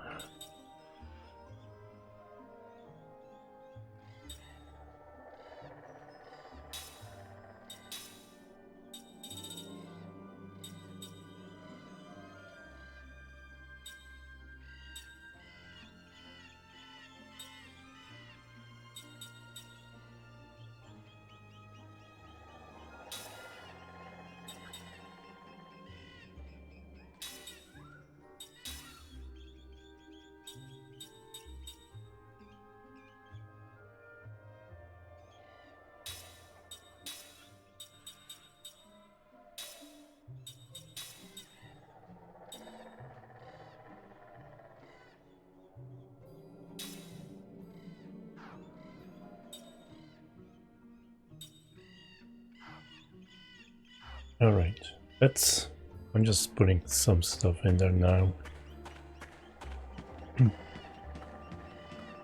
Just better combination.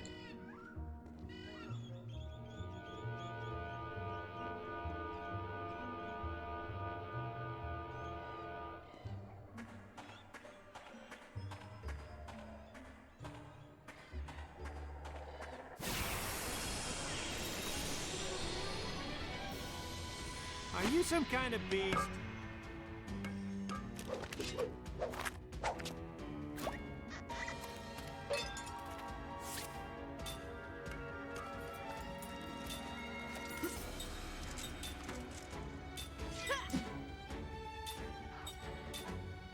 Keep going to skills instead of spells.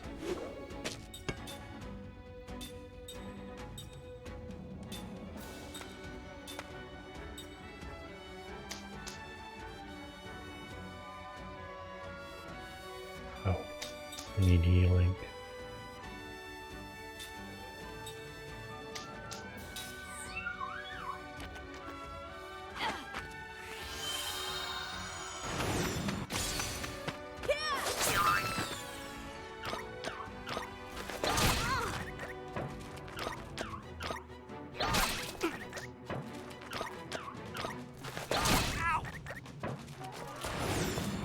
Stop poking my people.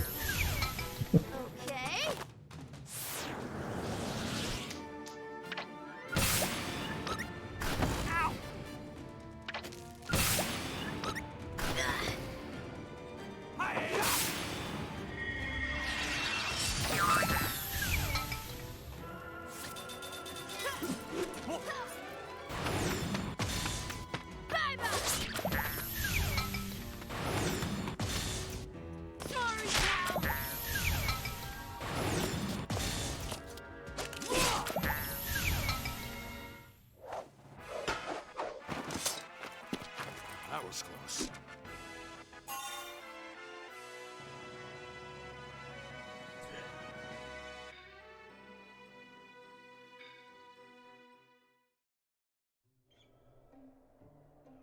I'm learning stuff way too fast.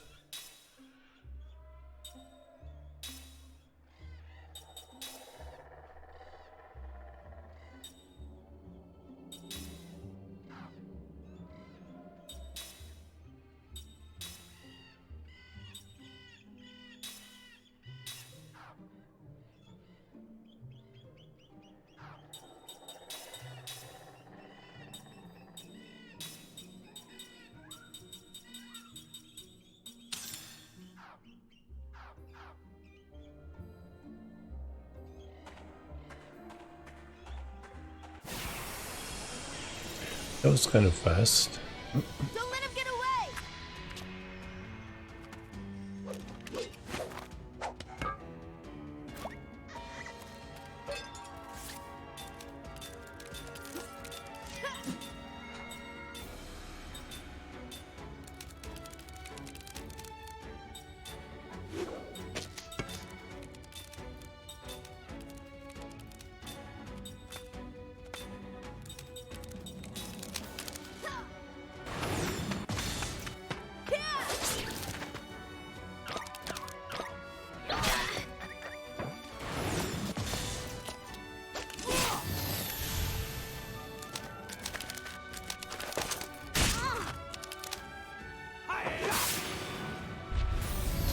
Oh, nice.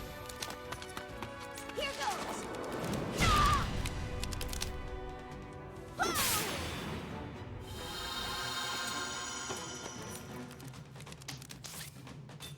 Cam has way too much health. It can't be healthy.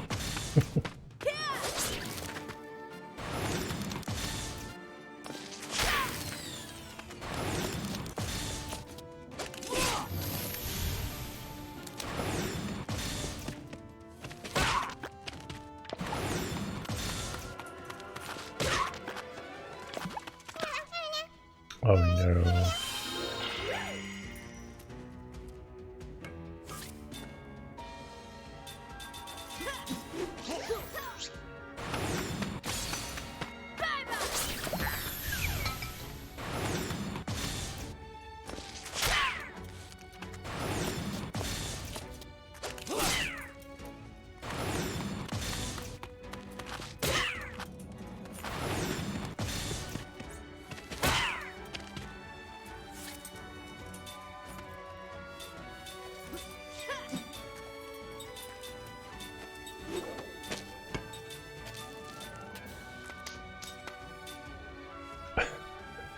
What is up with his animation? Is it going to heal itself? Yeah. Oh, that's not much.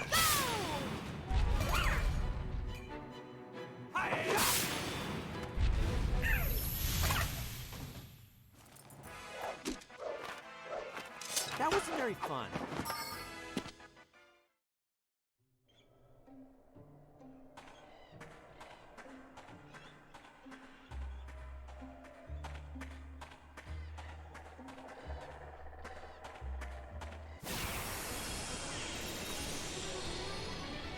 No one gets in my way.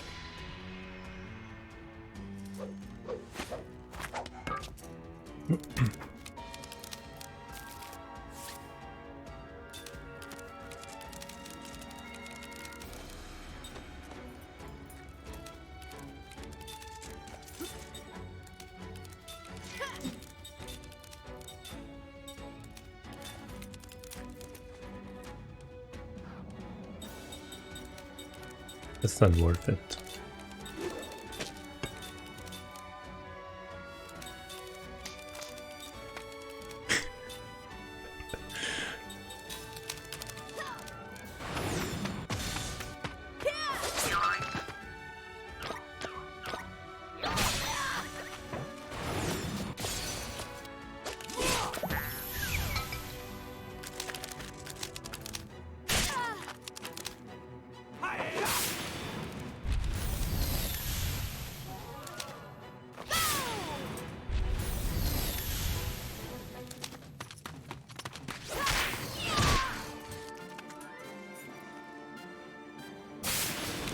It was pretty good.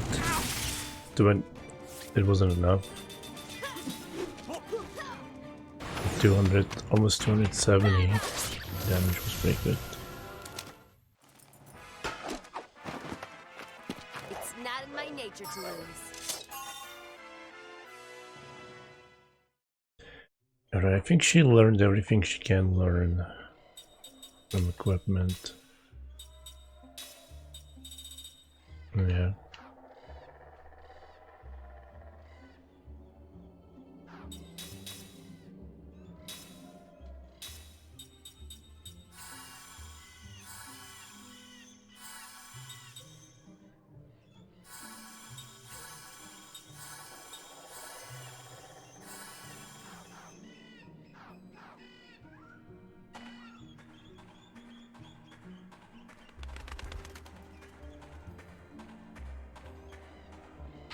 Hope this one will take me to the last one. Doesn't look like it. Where could it be? Will it respawn if I leave and come back?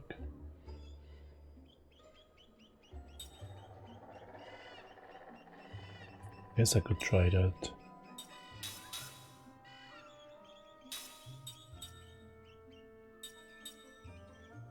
dark sword that belonged to shadowy warrior who once prowled across the land.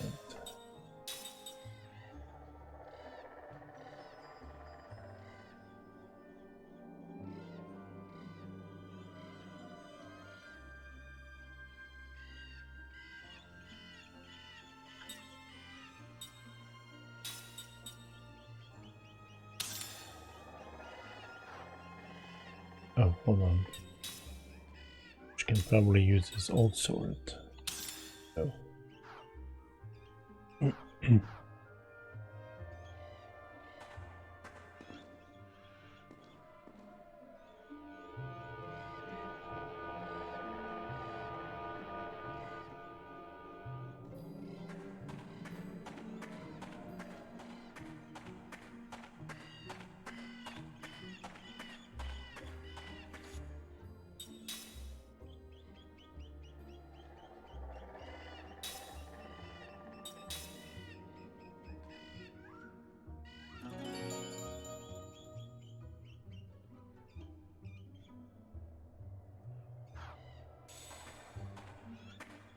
That tip disappeared so fast that I didn't even have a chance to read it.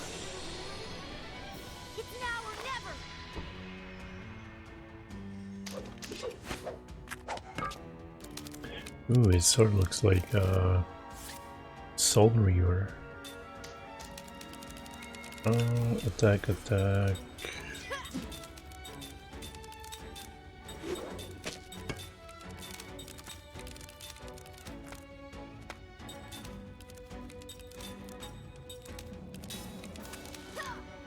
Should have actually attacked the little guy first. Get a reinforcement, maybe?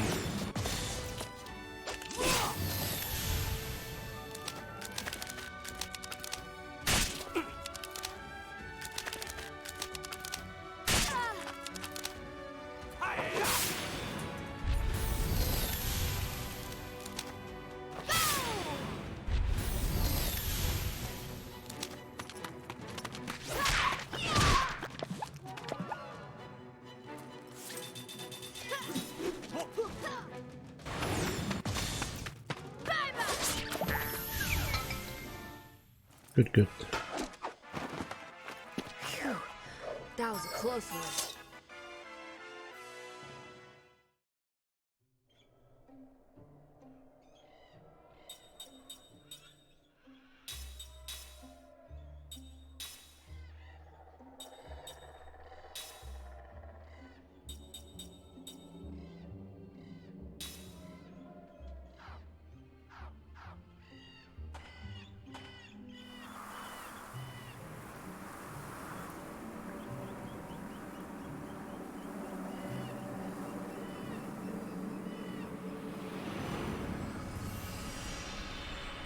Oh no.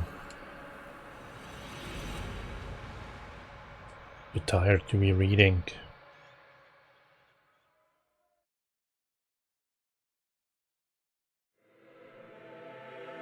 This happened a long, long time ago, on a small island which has since perished. They had an odd custom.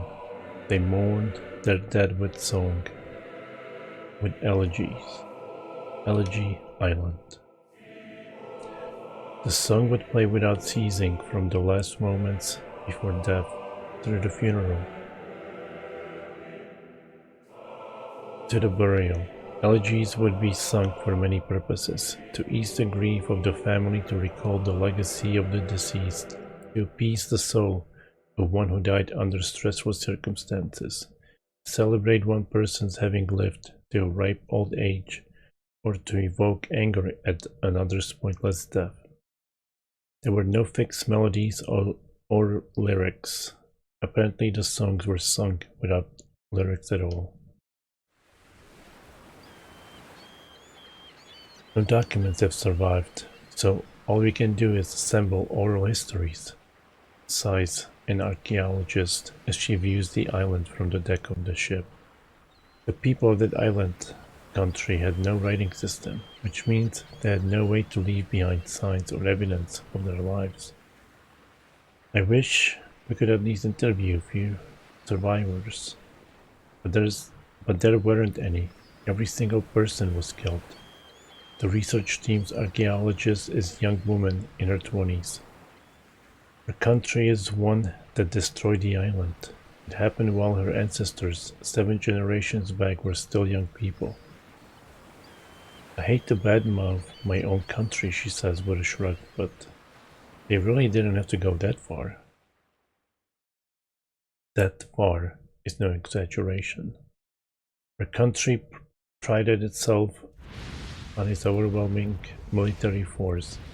For it to gain mastery over the tiny island would have been as simple as twisting an infant's arm. But her country believed in oppressing its neighbors with force. The leaders were thinking more of those neighbors than of the island itself when it launched its all-out attack. The island was a mere object lesson. It was scorched from end to end.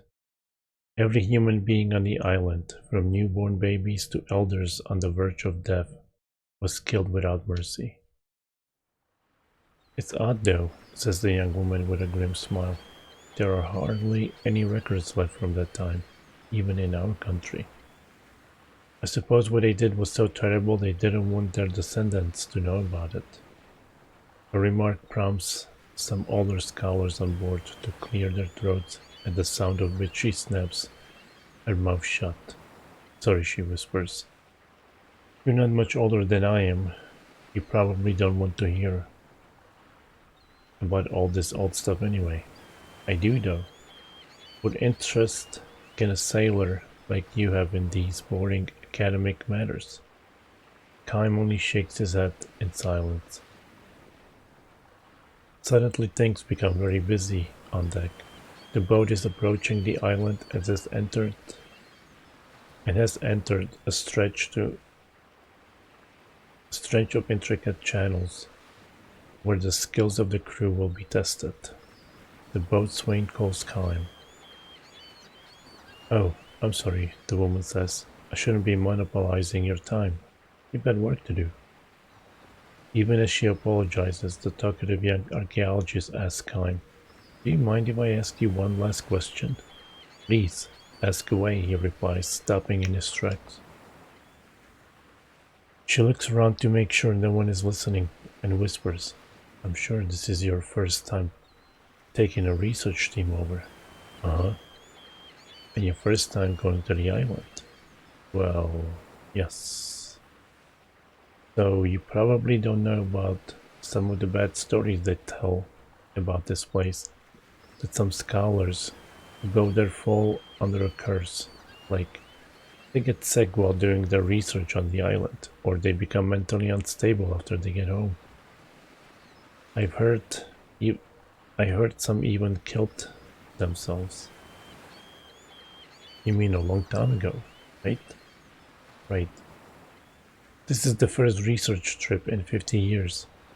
Up to then, every time they sent out a team, 1 or 2 of the members would suffer the curse. This is why they put a stop to them all these years ago. So I'm a little scared myself. She sends a mock shudder through her body. I just thought I'd ask if you could teach me some magic spell for getting back safely. Kime looks straight at her, not merely taking in her appearance, but searching for the person deep inside. You'll be fine, he says. You think so? I'm pretty sure you'll be okay. She looks at him questioningly. If you hear singing though, he adds, I'm along with it. What do you mean? He asks. Her expression increasingly uneasy, but Kime says nothing more. Get over here now, mister, the boatswain shouts at Kime, who heads for his station. He did tell the woman one white lie, though. This is not the first time coming to the island. He has been here many times before. His first trip happened a long, long time ago.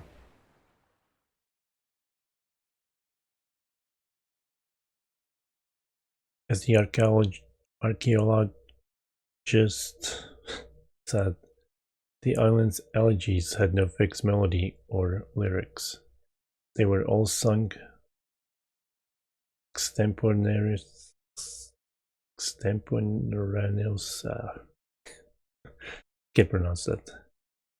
Extemporaneously, yeah, I'm adding one more. Anyway, and never repeated. 100 deaths required 100 elegies. Nor did mourners agree in advance on the nature of their elegy before they started singing. At first, each would sing his or her own song expressing his or her own feelings about the deceased. Eventually, the jumble of songs would come together into a single melody without any one singer taking the lead. In the culture of this island that had no writing, there was, of course, no musical notation. There were no instruments or why can't I pronounce these words? Whatever. Each mourner in grieving for loved one would give voice to hopes for a peaceful last journey, and a song would emerge. Kime's travels first brought him here when the island was at peace, which is to say, centuries ago. He happened to arrive just after the death of a village elder. For 3 days and nights, an elegy was sung around the clock. The island people's song, which shook the darkness and reverberated all across the clear, blue daytime sky, left its mark with a certain ennobling comfort in the breasts of Kime, a man for whom fate has decreed that no one would ever sing an elegy.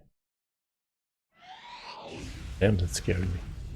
I thought someone was behind me. To think that such an island had been burned to the ground. The people fled in all directions at once and were murdered one at a time. It was an absolute bloodbath.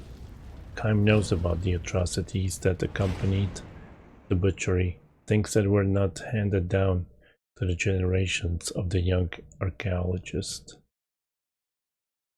Had it wished to, the woman's country could have taken control of the island in a single night, but instead it used its military power to chase down each of the island's inhabitants over a period of several days, as if carefully filling in the blank spaces in a coloring book. The island became enveloped in elegies. At first, while the living still outnumbered the dead, voices in elegiac song all but shook the island with their volume. As the days went by, however, and the dead came to outnumber the living, the sobbing voices in song grew ever fainter. When the battle reached its final phase, the few remaining islanders who had been cornered in the island's northern tip fled into a large cave. They resigned themselves to death. All that was left for them to do was pray that they might be allowed to die with some degree of peace. But even this small measure of hope they were unable to wring from their attackers.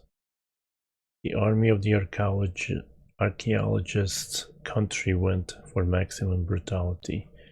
They entered the cave with every weapon at their command, and they dragged out and killed one islander per day.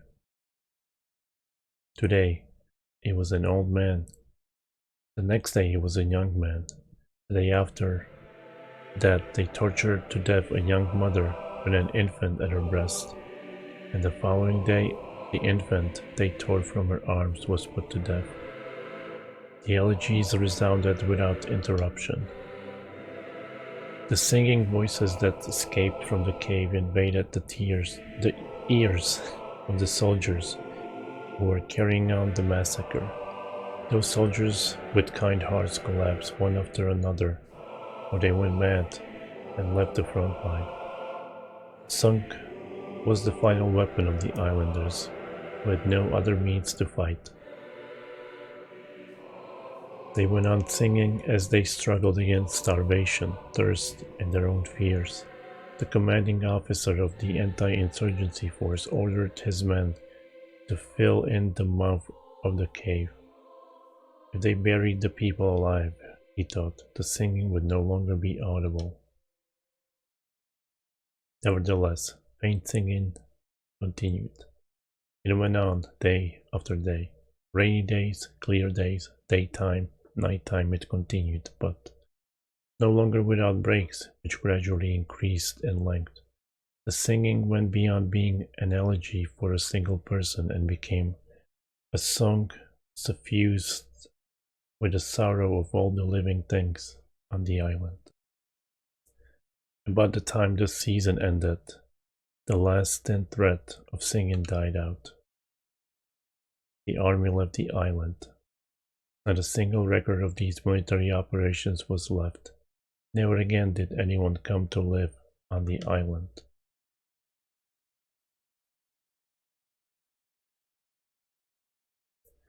The first research team in 50 years is plagued by difficulties. One scholar after another collapses. Almost every day, someone is sent out to the vessel anchored offshore, sick. All of the scholars moan with pain, blocking their ears. The situation is exactly what it was before the island was sealed off from research. Time knows exactly what is happening. The ocean breeze sweeping across the island sounds like a song. The branches swaying in the forest sound like a song. The birds in the trees sound like a song. The babbling of brooks sounds like a song. The treading of boots on piled up fallen leaves sounds like a song.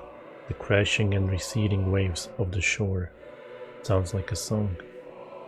The elegy for the island that people sang with every last bit of life they could dredge up from inside themselves now is being sung by the island itself. Please stop, I beg you, please stop. The scholars cry out in their delirium, covering their ears. I don't know what we did. It was our ancestors, not us. The scholars who moan this here anger and sorrow in the constantly resounding elegy. What they say is true, it is not their fault. But they have been given no knowledge of what happened on this island so long ago. Sometimes not knowing can be profound sin. They should prick up their ears and listen all the more. That is what Kaim has always done. The elegy being sung by the island is not merely hurling hatred and anger at them. The island is not trying to torture members of the younger generation, like them who are without sin. Rather than blocking their ears, they should listen. If they do so, the message will reach them. For the island is telling them, you must know the truth. You must know what actually happened on this island so long ago.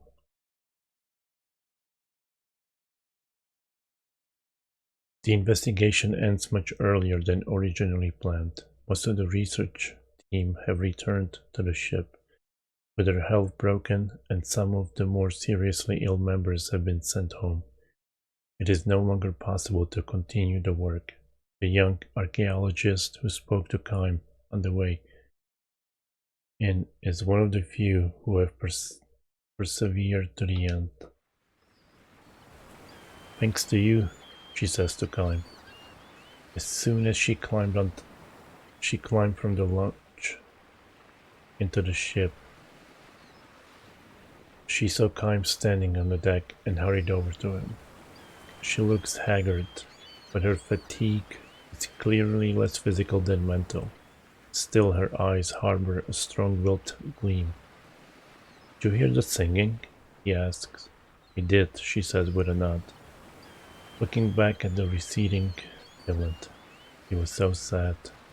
Just as he had thought, she was able to open herself to the sadness. "Did you sing along with it?" "Yes, I did that too. Partly because of what you said to me, but I also found myself humming the same tune quite naturally." Chaim nods and smiles at her. This is the first time he has encountered anyone with the heart to hear the island's elegy. "This time, when I get home," she says, "I want to do some more serious research on the war. It's something I have to do. I almost feel I don't have any choice in the matter." "I'm glad to hear that," he says.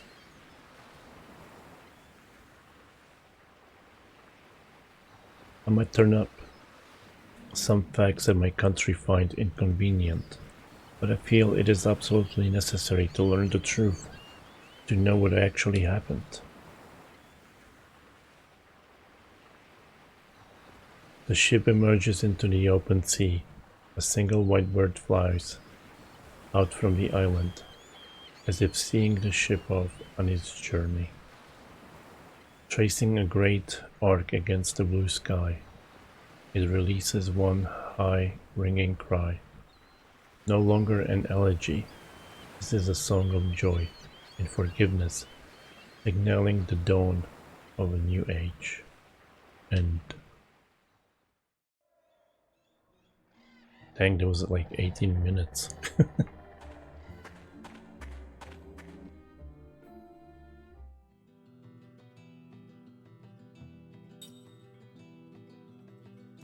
I'm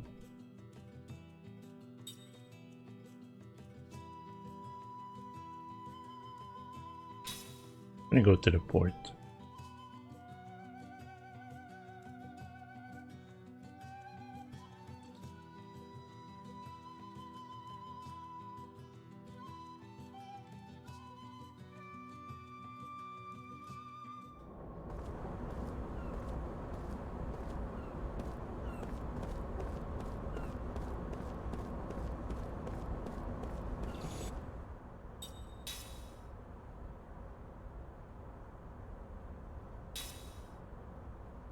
I am sure.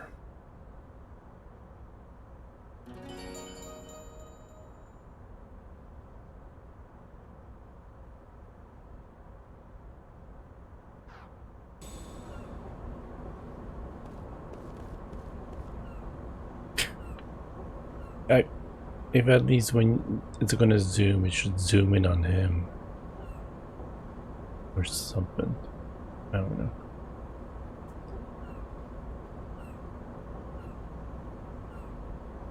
But anyway, that's gonna be it for me today. I am tired. It's been a pretty long stream. But I'm enjoying the game. Had some good sections today. Let's see. Yeah.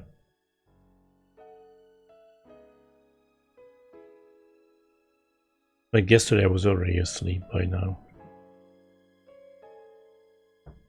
I'm enjoying the game. Starting to get into it.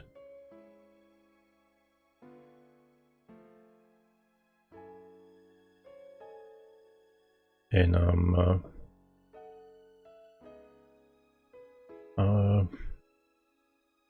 want to know more about him and all the stuff. But yeah, thank you, Ryudo, for stopping by. Lip Smacker, Dove, thank you for the raid. Panda, thank you for the raid. Benito, thank you for stopping by.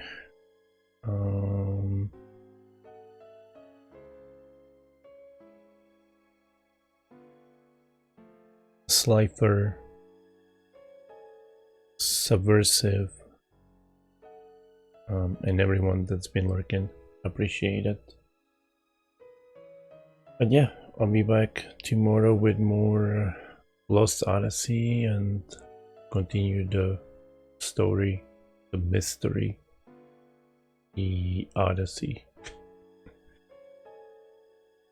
But you guys have a nice Monday, and I'll see you all later. Baba Boosh. Oh, and I'm gonna rate Blanket Fish. He's playing Devil May Cry V.